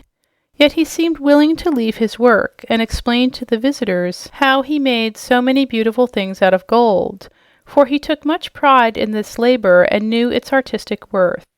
Moreover, since he had been in Zog's castle, these were the first strangers to enter his workshop, so he welcomed them in his own gruff way. The queen asked him if he was happy, and he shook his head and replied, "It isn't like Calcutta, where I used to work in gold before I was wrecked at sea and nearly drowned. Zog rescued me and brought me here a slave. It is a stupid life we lead, doing the same things over and over every day, but perhaps it is better than being dead. I'm not sure. The only pleasure I get in life is in creating pretty things out of gold." "Could you forge me a golden sword?" asked the queen, smiling sweetly upon the goldsmith. "I could, madam, but I won't unless Zog orders me to do it." "Do you like Zog better than you do me?" inquired Aquareine. "No," was the answer. "I hate Zog." "Then won't you make the sword to please me and to show your skill?" pleaded the pretty mermaid. "I'm afraid of my master. He might not like it," the man replied. "But he will never know," said Princess Clea. "You cannot say what Zog knows or what he doesn't know," growled the man. "I can't take chances of offending Zog, for I must live with him always as a slave." With this, he turned away and resumed his work, hammering the leaf of a golden tulip. Cap'n Bill had listened carefully to this conversation, and being a wise old sailor in his way, he thought he understood the nature of old Aga Groo better than the mermaids did. So he went close to the goldsmith and, feeling in his pockets of his coat, drew out a silver compass shaped like a watch. "I'll give you this if you make the queen the golden sword," he said. Aga Groo looked at the compass with interest and tested its power of pointing north. Then he shook his head and handed it back to Cap'n Bill. The sailor dived into his pocket again and pulled out a pair of scissors, which he placed beside the compass on the palm of his big hand. "You may have them both," he said. Aga Groo hesitated, for he wanted the scissors badly, but finally he shook his head again. Cap'n Bill added a piece of cord, an iron thimble, some fish hooks, 4 buttons, and a safety pin, but still the goldsmith would not be tempted. So with a sigh, the sailor brought out his fine big jackknife, and at sight of this, Aga Groo's eyes began to sparkle. Steel was not to be had at the bottom of the sea, although gold was so plentiful. "All right, friend," he said. "Give me that lot of trinkets, and I'll make you a pretty gold sword. But it won't be any good except to look at, for our gold is so pure that it is very soft." "Never mind that," replied Cap'n Bill. "All we want is the sword." The goldsmith set to work at once, and so skillful was he that in a few minutes he had forged a fine sword of yellow gold with an ornamental handle. The shape was graceful and the blade keen and slender. It was evident to them all that the golden sword would not stand hard use, for the edge of the blade would nick and curl like lead, but the queen was delighted with the prize and took it eagerly in her hand. Just then Sacco returned to say that they must go back to their rooms, and after thanking the goldsmith, who was so busy examining his newly acquired treasures that he made no response, they joyfully followed the boy back to the rose chamber. Sacco told them that he had just come from Zog, who was still wasting time in plotting vengeance. "You must be careful," he advised them, "for my cruel master intends to stop you from living, and he may succeed. Don't be unhappy, but be careful. Zog is angry because you escaped his Yell-Maker, and the falling stones, and the hot water. While he is angry, he is wasting time, but that will not help you. Take care not to waste any time yourselves." "Do you know what Zog intends to do to us next?" asked Princess Clea. "No," said Sacco, "but it is reasonable to guess that being evil, he intends evil. He never intends to do good, I assure you." Then the boy went away. "I am no longer afraid," declared the Mermaid Queen when they were alone. "When I have bestowed certain fairy powers upon this golden sword, it will fight its way against any who dare oppose us, and even Zog himself will not care to face so powerful a weapon. I am now able to promise you that we shall make our escape." "Good!" cried Trot joyfully. "Shall we start now?" "Not yet, my dear. It will take me a little while to charm this golden blade so that it will obey my commands and do my work. There is no need of undue haste, so I propose we all sleep for a time and obtain what rest we can. We must be fresh and ready for our great adventure." As their former nap had been interrupted, they readily agreed to Aquarine's proposal and at once went to their couches and composed themselves to slumber. While they were asleep, the fairy mermaid charmed her golden sword, and then she also lay down to rest herself. Chapter 18. A Dash for Liberty. Trot dreamed that she was at home in her own bed, but the night seemed chilly and she wanted to draw the coverlet up to her chin. She was not wide awake, but realized that she was cold and was unable to move her arms to cover herself up. She tried but could not stir. Then she roused herself a little more and tried again. Yes, it was cold, very cold. Really, she must do something to get warm, she thought. She opened her eyes and stared at a great wall of ice in front of her. She was awake now and frightened too, but she could not move because the ice was all around her. She was frozen inside of it, and the airspace around her was not big enough to allow her to turn over. At once the little girl realized what had happened. Their wicked enemy Zog had, by his magic art, frozen all the water in their room while they slept, and now they were all imprisoned and helpless. Trot and Cap'n Bill were sure to freeze to death in a short time, for only a tiny airspace remained between their bodies and the ice, and this air was like that of a winter day when the thermometer is below 0. Across the room, Trot could see the Mermaid Queen lying on her couch, for the solid ice was clear as crystal. Aquamarine was imprisoned just as Trot was, and although she held her fairy wand in one hand and the golden sword in the other, she seemed unable to move either of them, and the girl remembered that the queen always waved her magic wand to accomplish anything. Princess Clea's couch was behind that of Trot, so the girl could not see her, and Cap'n Bill was in his own room, probably frozen fast in the ice, as the others were. The terrible Zog had surely been very clever in this last attempt to destroy them. Trot thought it all over and decided that, inasmuch as the queen was unable to wave her fairy wand, she could do nothing to release herself or her friends. But in this the girl was mistaken. The fairy mermaid was even now at work trying to save them, and in a few minutes Trot was astonished and delighted to see the queen rise from her couch. She could not go far from it at first, but the ice was melting rapidly all around her, so that gradually Aquamarine approached the place where the child lay. Trot could hear the mermaid's voice sounding through the ice, as if from afar off, but it grew more distinct until she could make out that the queen was saying, "Courage, friends! Do not despair, for soon you will be free." Before very long, the ice between Trot and the queen had melted away entirely, and with a cry of joy, the little girl flopped her pink tail and swam to the side of her deliverer. "Are you very cold?" asked Aquamarine. Not very," replied Trot, but her teeth chattered and she was still shivering. "The water will be warm in a few minutes," said the queen, "but now I must melt the rest of the ice and liberate Clea." This she did in an astonishingly brief time, and the pretty princess, being herself a fairy, had not been at all affected by the cold surrounding her. They now swam to the door of Cap'n Bill's room and found the peony chamber a solid block of ice. The queen worked her magic power as hard as she could, and the ice thawed and melted quickly before her fairy wand. Yet when they reached the old sailor, he was almost frozen stiff, and Trot and Clea had to rub his hands and nose and ears very briskly to warm him up and bring him back to life. Cap'n Bill was pretty tough, and he came around in time and opened his eyes and sneezed and asked if the blizzard was over. So the queen waved her wand over his head a few times to restore him to his natural condition of warmth, and soon the old sailor became quite comfortable and was able to understand all about the strange adventure from which he had so marvelously escaped.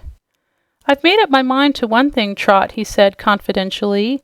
"If ever I get out of this mess I'm in, I won't be an Arctic explorer, whatever else happens.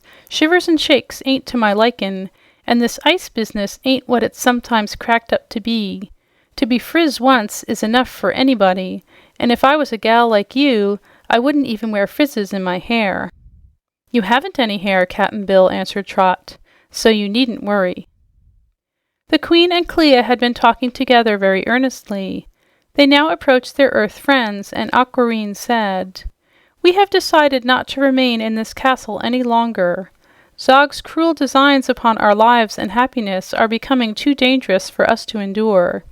The golden sword now bears a fairy charm, and by its aid I will cut a way through our enemies. Are you ready and willing to follow me?" "Of course we are," cried Trot. "It don't seem 'zactly right to ask a lady to do the fightin'," remarked Cap'n Bill, "but magic ain't my strong point, and it seems to be yours, ma'am. So swim ahead, and we'll wiggle the same way you do, and try to wiggle out of our troubles." "If I chance to fail," said the queen, "try not to blame me. I will do all in my power to provide for our escape, and I am willing to risk everything, because I well know that to remain here will mean to perish in the end." "That's all right," said Trot with fine courage. "Let's have it over with." "Then we will leave here at once," said Aquareine. She approached the window of the room and with one blow of her golden sword shattered the thick pane of glass. The opening thus made was large enough for them to swim through if they were careful not to scrape against the broken points of glass. The queen went first, followed by Trot and Cap'n Bill, with Clea last of all. And now they were in the vast dome in which the castle and gardens of Zog had been built. Around them was a clear stretch of water, and far above, full half a mile distant, was the opening in the roof guarded by the Prince of the Sea Devils. The Mermaid Queen had determined to attack this monster. If she succeeded in destroying it with her golden sword, the little band of fugitives might then swim through the opening into the clear waters of the ocean. Although this Prince of the Sea Devils was said to be big and wise and mighty, there was but one of him to fight, whereas if they attempted to escape through any of the passages, they must encounter scores of such enemies.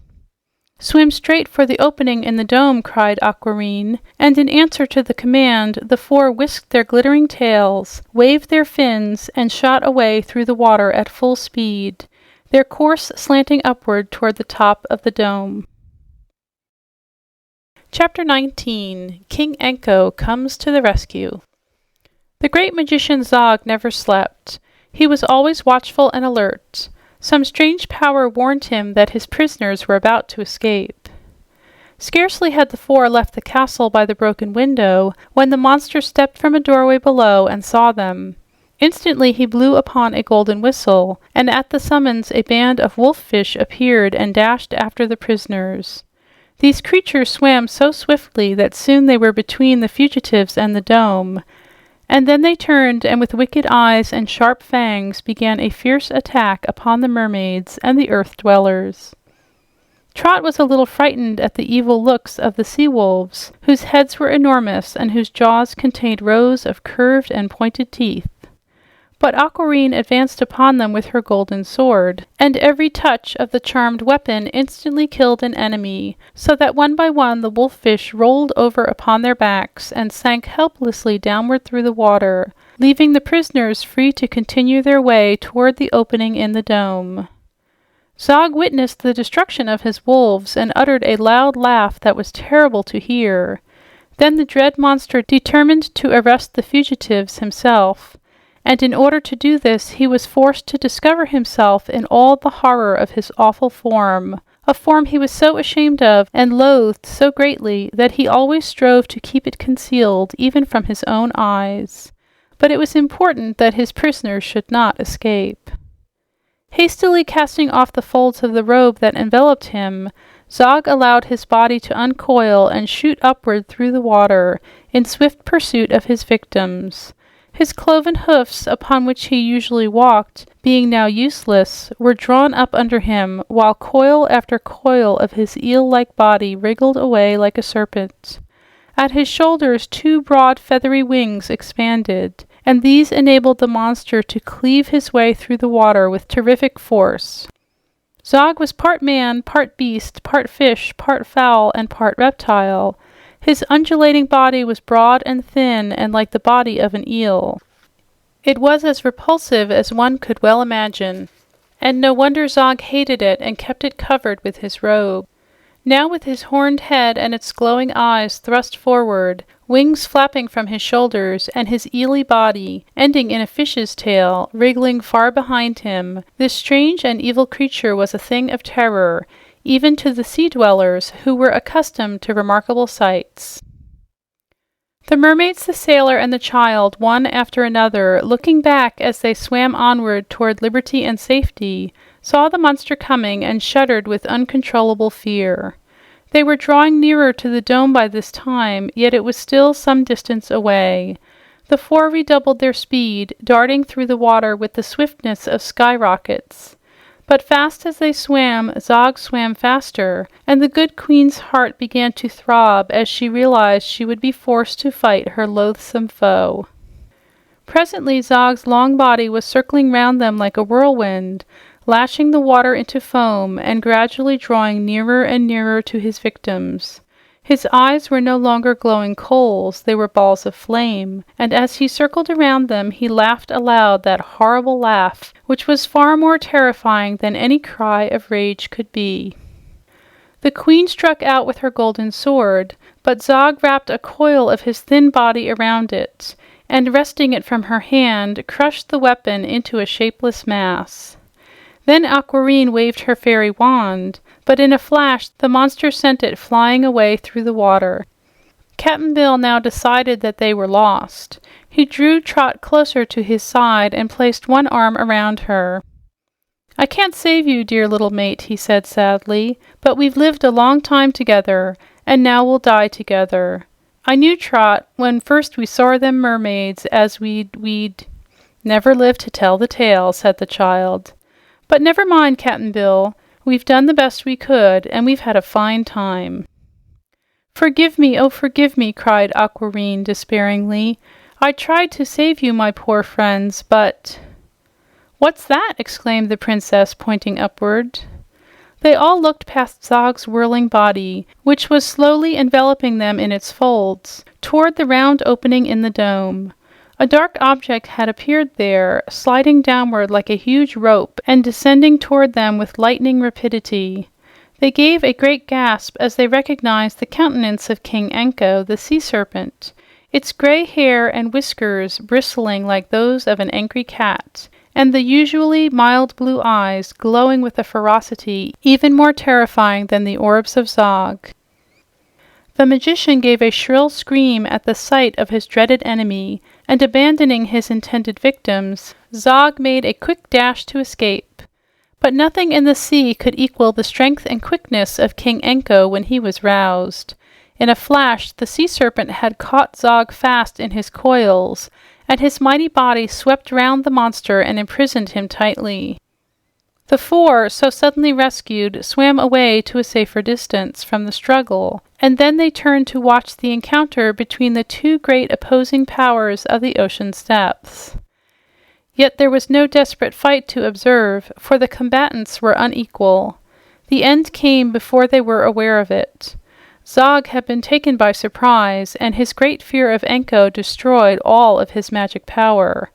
When the sea serpent slowly released those awful coils, a mass of jelly-like pulp floated downward through the water, with no remnant of life remaining in it, no form to show it had once been Zog the magician.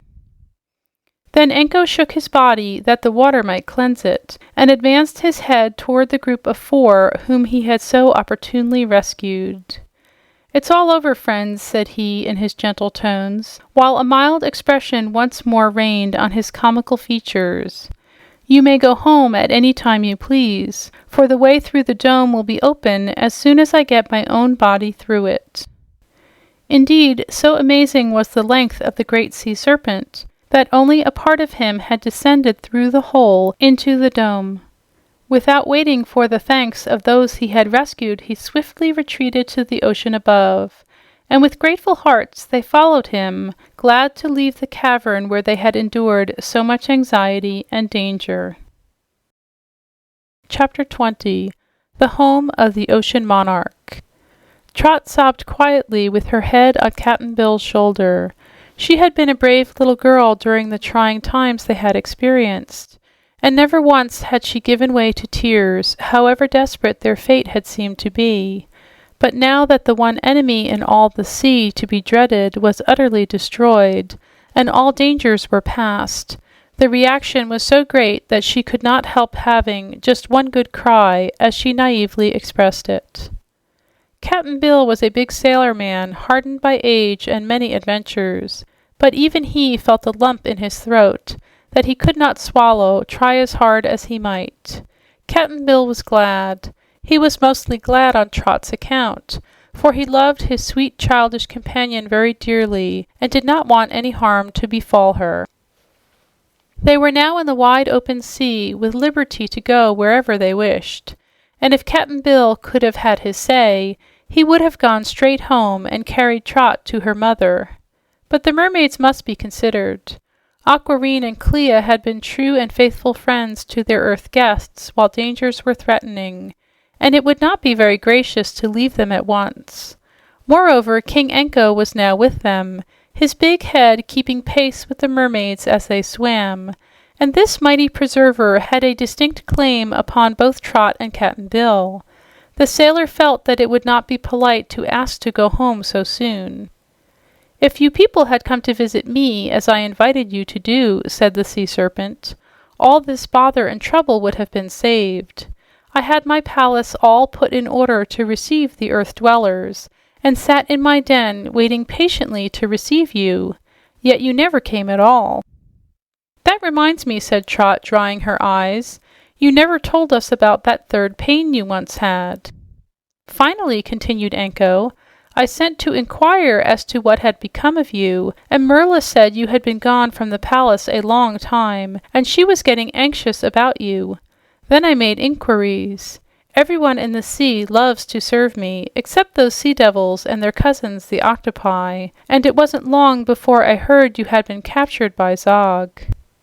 "Was the third pain as bad as the other two?" asked Trot. "Naturally, this news disturbed me and made me unhappy," said Anko, "for I well knew, my Aquareine, that the magician's evil powers were greater than your own fairy accomplishments. But I had never been able to find Zog's enchanted castle, and so I was at a loss to know how to save you from your dreadful fate.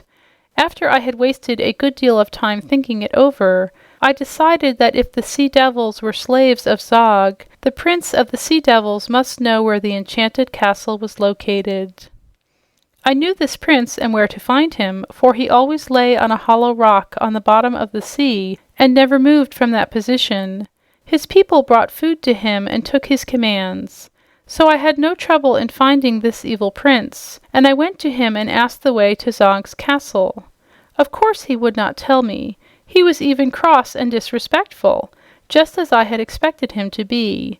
So I allowed myself to become angry and killed him, thinking he was much better dead than alive. But after the sea devil was destroyed, what was my surprise to find that all these years he had been lying over a round hole in the rock and covering it with his scarlet body. A light shone through this hole, so I thrust my head in and found a great domed cave underneath, with a splendid silver castle built at the bottom. You, my friends, were at that moment swimming toward me as fast as you could come, and the monster Zog, my enemy for centuries past, was close behind you. Well, the rest of the story you know. I would be angry with all of you for so carelessly getting captured, had the incident not led to the destruction of the one evil genius in all my ocean. I shall rest easier and be much happier now that Zog is dead. He has defied me for hundreds of years." "But about that third pain," said Trot, "if you don't tell us now, I'm afraid that I'll forget to ask you." "If you should happen to forget, just remind me of it," said Anko, "and I'll be sure to tell you." While Trot was thinking this over, the swimmers drew near to a great circular palace made all of solid alabaster, polished as smooth as ivory. Its roof was a vast dome, for domes seemed to be fashionable in the ocean houses. There were no doors or windows, but instead of these, several round holes appeared in different parts of the dome, some being high up and some low down, and some in between. Out of one of these holes, which it just fitted, stretched the long brown body of the sea serpent. Trot, being astonished at this sight, asked, "Didn't you take all of it when you went to the cavern, Anko?" "Nearly all, my dear," was the reply, accompanied by a cheerful smile, for Anko was proud of his great length. "But not quite all. Some of me remained, as usual, to keep house while my head was away. But I've been coiling up ever since we started back, and you will soon be able to see every inch of me all together." Even as he spoke, his head slid into the round hole, and at a signal from Aquareine, they all paused outside and waited. Presently there came to them 4 beautiful winged fishes with faces like doll babies. Their long hair and eyelashes were of a purple color, and their cheeks had rosy spots that looked as if they had been painted upon them. "His Majesty bids you welcome," said one of the doll fishes in a sweet voice. "Be kind enough to enter the royal palace, and our ocean monarch will graciously receive you." "Seems to me," said Trot to the queen, "these things are putting on airs. Perhaps they don't know we're friends of Anko." "The king insists on certain formalities when anyone visits him," was Aquarine's reply. "It is right that his dignity should be maintained." They followed their winged conductors to one of the upper openings, and as they entered it, Aquarine said in a clear voice, "May the glory and power of the Ocean King continue forever." Then she touched the palm of her hand to her forehead in token of allegiance, and Clea did the same, so Cap'n Bill and Trot followed suit. The brief ceremony being ended, the child looked curiously around to see what the palace of the mighty Anko was like. An extensive hall lined with alabaster was before them. In the floor were 5 of the round holes. Upon the walls were engraved many interesting scenes of ocean life, all chiseled very artistically by the tusks of walruses, who, Trot was afterward informed, are greatly skilled in such work. A few handsome rugs of woven sea grasses were spread upon the floor, but otherwise the vast hall was bare of furniture. The doll-faced fishes escorted them to an upper room where a table was set, and here the travelers were invited to refresh themselves.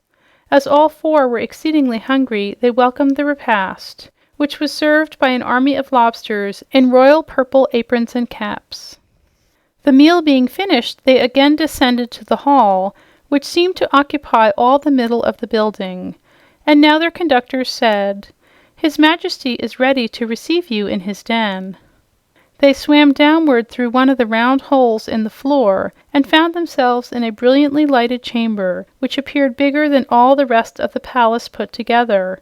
In the center was the quaint head of King Anko, and around it was spread a great coverlet of purple and gold woven together. This concealed all of his body and stretched from wall to wall of the circular room. "Welcome, friends," said Anko pleasantly. "How do you like my home?" "It's very grand," replied Trot. "Just the place for a sea serpent, seems to me," said Cap'n Bill. "I'm glad you admire it," said the king. "Perhaps I ought to tell you that from this day you 4 belong to me." "How's that?" asked the girl, surprised. "It is a law of the ocean," declared Anko, "that whoever saves any living creature from violent death owns that creature forever afterward, while life lasts. You will realize how just this law is when you remember that had I not saved you from Zog, you would now be dead. The law was suggested by Captain Kidglove when he once visited me." "Do you mean Captain Kidd?" asked Trot. "Because if you do—" "Give him his full name," said Anko. "Captain Kidglove was—" "There's no glove to it," protested Trot. "I ought to know, 'cause I've read about him." "Didn't it say anything about a glove?" asked Anko. "Nothing at all. It just called him Captain Kidd," replied Trot. "She's right, old man," added Cap'n Bill. "Books," said the sea serpent, "are good enough as far as they go, but it seems to me your earth books don't go far enough. Captain Kidglove was a gentleman pirate, a kid-glove pirate. To leave off the glove and call him just Kid is very disrespectful." "Oh, you told me to remind you of that third pane," said the little girl.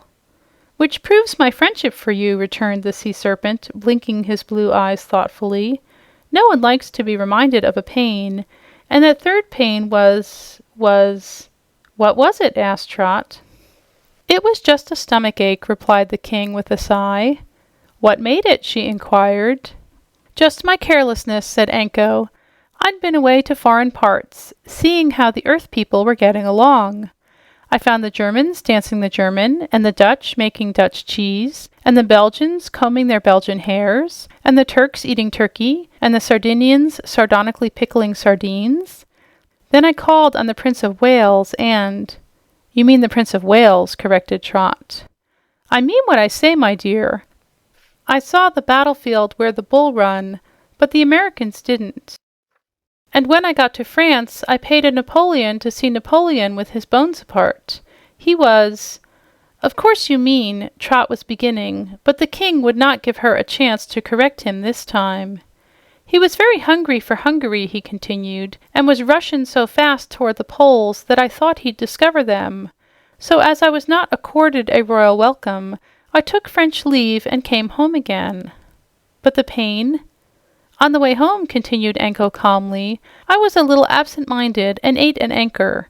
There was a long chain attached to it, and as I continued to swallow the anchor, I continued to eat the chain. I never realized what I had done until I found a ship at the other end of the chain. Then I bit it off." "The ship?" asked Trot. "No, the chain. I didn't care for the ship, as I saw it contained some skippers. On the way home, the chain and anchor began to lie heavily in my stomach. I didn't seem to digest them properly, and by the time I got to my palace, where you will notice there is no throne, I was thrown into throes of severe pain. So I at once sent for Dr. Shark." "Are all your doctors sharks?" asked the child. "Yes. Aren't your doctors sharks?" he replied. "Not all of them," said Trot. "That is true," remarked Cap'n Bill. "But when you talk of lawyers—" "I'm not talking of lawyers," said Anko reprovingly. "I'm talking about my pain. I don't imagine anyone could suffer more than I did with that stomachache." "Did you suffer long?" inquired Trot. "Why, about 7,482 feet and— I mean a long time." "It seemed like a long time," answered the king. "Dr. Shark said I ought to put a mustard poultice on my stomach. So I uncoiled myself and summoned my servants, and they began putting on the mustard plaster. It had to be bound all around me so it wouldn't slip off, and I began to look like an express package. In about 4 weeks, fully 1/2 of the pain had been covered by the mustard poultice, which got so hot that it hurt me worse than the stomachache did." "I know," said Trot. "I had one once." "One what?" asked Anko. "A mustard plaster. They smart pretty bad, but I guess they're a good thing."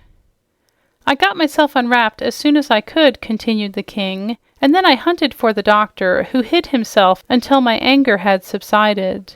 He has never sent in a bill, so I think he must be terribly ashamed of himself." "You're lucky, sir, to have escaped so easy," said Cap'n Bill. "But you seem pretty well now." "Yes, I'm more careful of what I eat," replied the sea serpent. "But I was saying when Trot interrupted me that you all belong to me because I have saved your lives. By the law of the ocean, you must obey me in everything." The sailor scowled a little at hearing this, but Trot laughed and said, "The law of the ocean isn't our law, 'cause we live on land." "Just now you are living in the ocean," declared Anko, "and as long as you live here, you must obey my commands." "What are your commands?" inquired the child. "Ah, that's the point I was coming to," returned the king with his comical smile. "The ocean is a beautiful place, and we who belong here love it dearly. In many ways, it's a nicer place for a home than the earth, for we have no sunstrokes, mosquitoes, earthquakes, or candy shops to bother us. But I am convinced that the ocean is no proper dwelling place for earth people, and I believe the mermaids did an unwise thing when they invited you to visit them." "I don't," protested the girl. "We've had a fine time, haven't we, Cap'n Bill?" "Well, it's been different from what I expected," admitted the sailor. "Our only thought was to give the earth people pleasure, your majesty," pleaded Aquareine. I know, my dear queen, and it was very good of you," replied Anko. "But still, it was an unwise act, for earth people are as constantly in danger underwater as we would be upon the land. So having won the right to command you all, I order you to take little Mary and Cap'n Bill straight home, and there restore them to their natural forms. It's a dreadful condition, I know, and they must each have 2 stumbling legs instead of a strong, beautiful fish tail. But it is the fate of earth dwellers, and they cannot escape it." "In my case, your majesty, make it 1 leg," suggested Cap'n Bill. "Ah, yes, I remember, 1 leg and a wooden stick to keep it company. I issue this order, my friends, not because I am not fond of your society, but to keep you from getting into more trouble in a country where all is strange and unnatural to you. Am I right, or do you think I am wrong?" "You're quite correct, sir," said Cap'n Bill, nodding his head in approval. "Well, I'm ready to go home," said Trot. "But in spite of Zog, I've enjoyed my visit, and I shall always love the mermaids for being so good to me." That speech pleased Aquareine and Clea, who smiled upon the child and kissed her affectionately. "We shall escort you home at once," announced the queen. "But before you go," said King Anko, "I will give you a rare treat. It is one you will remember as long as you live. You shall see every inch of the mightiest sea serpent in the world all at one time." As he spoke, the purple and gold cloth was lifted by unseen hands and disappeared from view.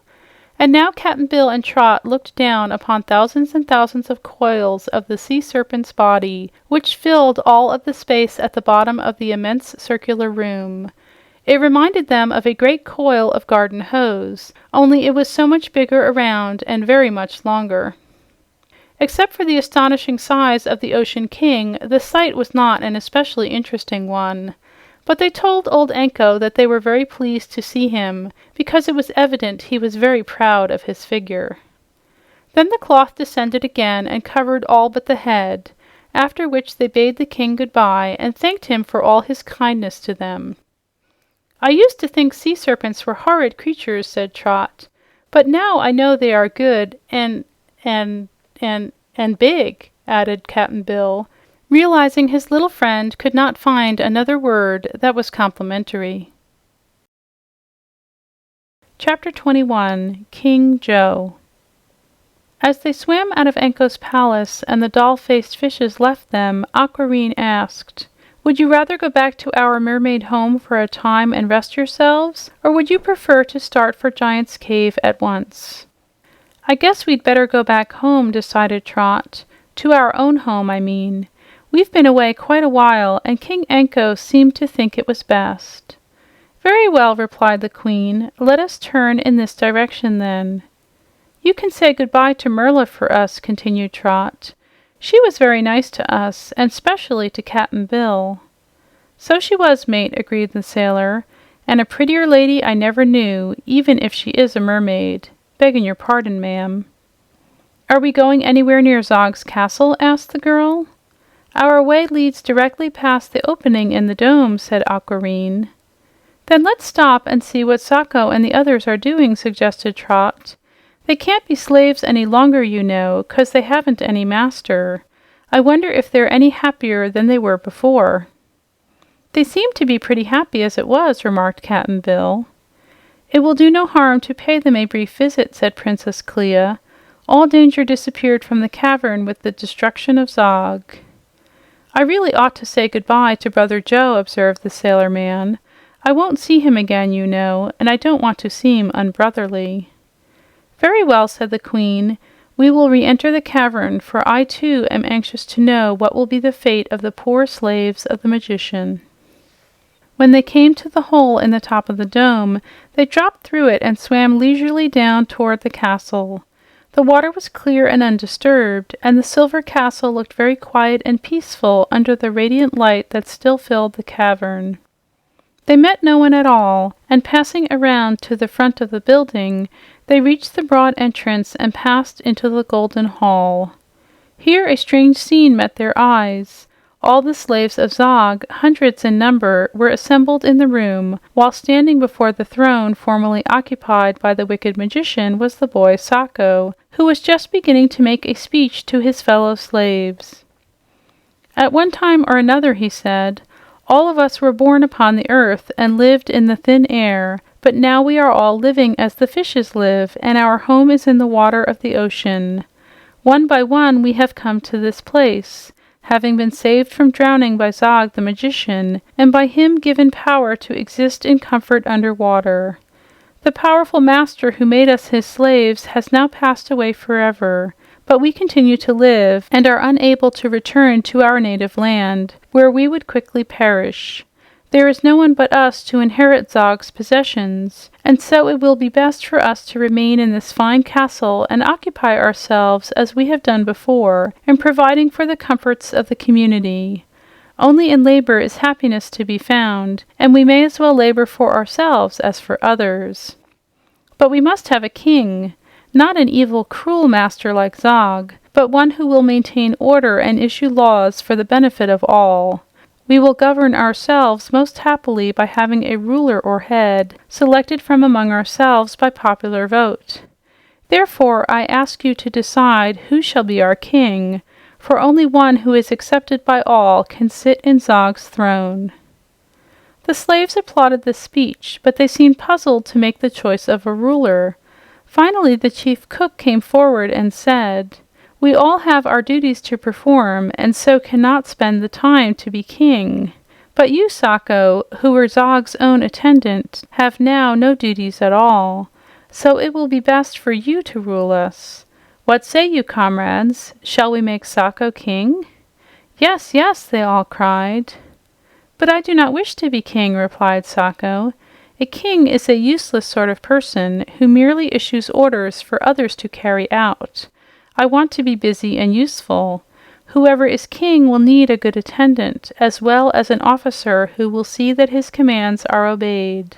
I am used to such duties, having served Zog in this same way." "Who then has the time to rule over us?" asked Agagru the goldsmith. "It seems to me that Cap'n Joe is the proper person for king," replied Sacco. "His former duty was to sew buttons on Zog's garments, so now he is out of a job and has plenty of time to be king, for he can sew on his own buttons. What do you say, Cap'n Joe?" "Oh, I don't mind," agreed Cap'n Joe. "That is, if you all want me to rule you." "We do," shouted the slaves, glad to find someone willing to take the job. "But I'll want a few pointers," continued Cap'n Bill's brother. "I ain't used to this sort of work, you know, and if I ain't properly posted, I'm liable to make mistakes." "Sacco will tell you," said Tom Atto encouragingly. "And now I must go back to the kitchen and look after my dumplings, or you people won't have any dinner today."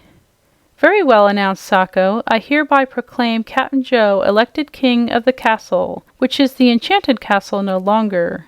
You may all return to your work." The slaves went away well contented, and the boy and Cap'n Joe now came forward to greet their visitors. "We are on our way home," explained Cap'n Bill, "and we don't expect to travel this way again. But it pleases me to know, Joe, that you're the king of such a fine castle, and I'll rest easier now that you're well provided for." "Oh, I'm all right, Bill," returned Cap'n Joe. "It's an easy life here, and a peaceful one. I wish you was as well fixed." "If ever you need friends, Sacco, or any assistance or counsel, come to me," said the Mermaid Queen to the boy. "Thank you, madam," he replied. "Now that Zog has gone, I am sure we shall be very safe and contented. But I shall not forget to come to you if we need you. We are not going to waste any time in anger or revenge or evil deeds, so I believe we shall prosper from now on." "I'm sure you will," declared Trot. They now decided that they must continue their journey, and as neither Sacco nor King Joe could ascend to the top of the dome without swimming in the human way, which was slow and tedious work for them, the goodbyes were said at the castle entrance, and the four visitors started on their return. Trot took one last view of the beautiful silver castle from the hole high up in the dome, which was now open and unguarded, and the next moment she was in the broad ocean again, swimming toward home beside her mermaid friends. Chapter 22. Trot Lives to Tell the Tale. Aquareine was thoughtful for a time. Then she drew from her finger a ring, a plain gold band set with a pearl of great value, and gave it to the little girl. "If at any period of your life the mermaids can be of service to you, my dear," she said, "you have but to come to the edge of the ocean and call Aquareine. If you are wearing this ring at the time, I shall instantly hear you and come to your assistance." "Thank you," cried the child, slipping the ring over her own chubby finger, which it fitted perfectly. "I shall never forget that I have good and loyal friends in the ocean, you may be sure." Away and away they swam, swiftly and in a straight line, keeping in the middle water, where they were not liable to meet many sea people. They passed a few schools of fishes, where the teachers were explaining to the young ones how to swim properly and to conduct themselves in a dignified manner, but Trot did not care to stop and watch the exercises. Although the queen had lost her fairy wand in Zog's dome chamber, she had still enough magic power to carry them all across the ocean in wonderfully quick time. And before Trot and Cap'n Bill were aware of the distance they had come, the mermaids paused while Princess Clea said, "Now we must go a little deeper, for here is the giant's cave, and the entrance to it is near the bottom of the sea." "What, already?" cried the girl joyfully. And then through the darker water they swam, passing through the rocky entrance, and began to ascend slowly into the azure blue water of the cave. "You've been awfully good to us, and I don't know just how to thank you," said Trot earnestly. "We have enjoyed your visit to us," said beautiful Queen Aquareine, smiling upon her little friend, "and you may easily repay any pleasure we have given you by speaking well of the mermaids when you hear ignorant earth people condemning us." "I'll do that, of course," exclaimed the child. "How about changing us back to our regular shapes?" inquired Cap'n Bill anxiously. "That will be very easy," replied Princess Clea with her merry laugh. "See, here we are at the surface of the water." They pushed their heads above the blue water and looked around the cave. It was silent and deserted. Floating gently near the spot where they had left it was their own little boat. Cap'n Bill swam to it, took hold of the side, and then turned an inquiring face toward the mermaids. "Climb in," said the queen. So he pulled himself up and awkwardly tumbled forward into the boat. As he did so, he heard his wooden leg clatter against the seat and turned around to look at it wonderingly. "It's me, all right," he muttered. "One meat and one hickory one. That's the same as belongs to me." "Will you lift Mayre aboard?" asked Princess Clea. The old sailor aroused himself, and as Trot lifted up her arms, he seized them and drew her safely into the boat. She was dressed just as usual, and her chubby legs wore shoes and stockings. Strangely enough, neither of them were at all wet or even damp in any part of their clothing. "I wonder where our legs have been while we've been gone," mused Cap'n Bill, gazing at his little friend in great delight. "And I wonder what's become of our pretty pink and green scaled tails," returned the girl, laughing with glee, for it seemed good to be herself again. Queen Aquareine and Princess Clea were a little way off, lying with their pretty faces just out of the water, while their hair floated in soft clouds around them. "Goodbye, friends," they called. "Goodbye," shouted both Trot and Cap'n Bill, and the little girl blew 2 kisses from her fingers towards the mermaids. Then the faces disappeared, leaving little ripples on the surface of the water. Cap'n Bill picked up the oars and slowly headed the boat toward the mouth of the cave. "I wonder, Trot, if your ma has missed us," he remarked uneasily. "Of course not," replied the girl. "She's been sound asleep, you know." As the boat crept out into the bright sunlight, they were both silent, but each sighed with pleasure at beholding their own everyday world again. Finally, Trot said softly, "The land's the best, Cap'n." "It is, mate, for livin' on," he answered. "But I'm glad to have seen the mermaids," she added. "Well, so'm I, Trot," he agreed. "But I wouldn't 'a believed any mortal could ever 'a seen 'em and Trot laughed merrily. "And lived to tell the tale," she cried, her eyes dancing with mischief. "Oh, Cap'n Bill, how little we mortals know." "True enough, mate," he replied. "But we're a-learnin' somethin' every day." End of The Sea Fairies by L. Frank Baum.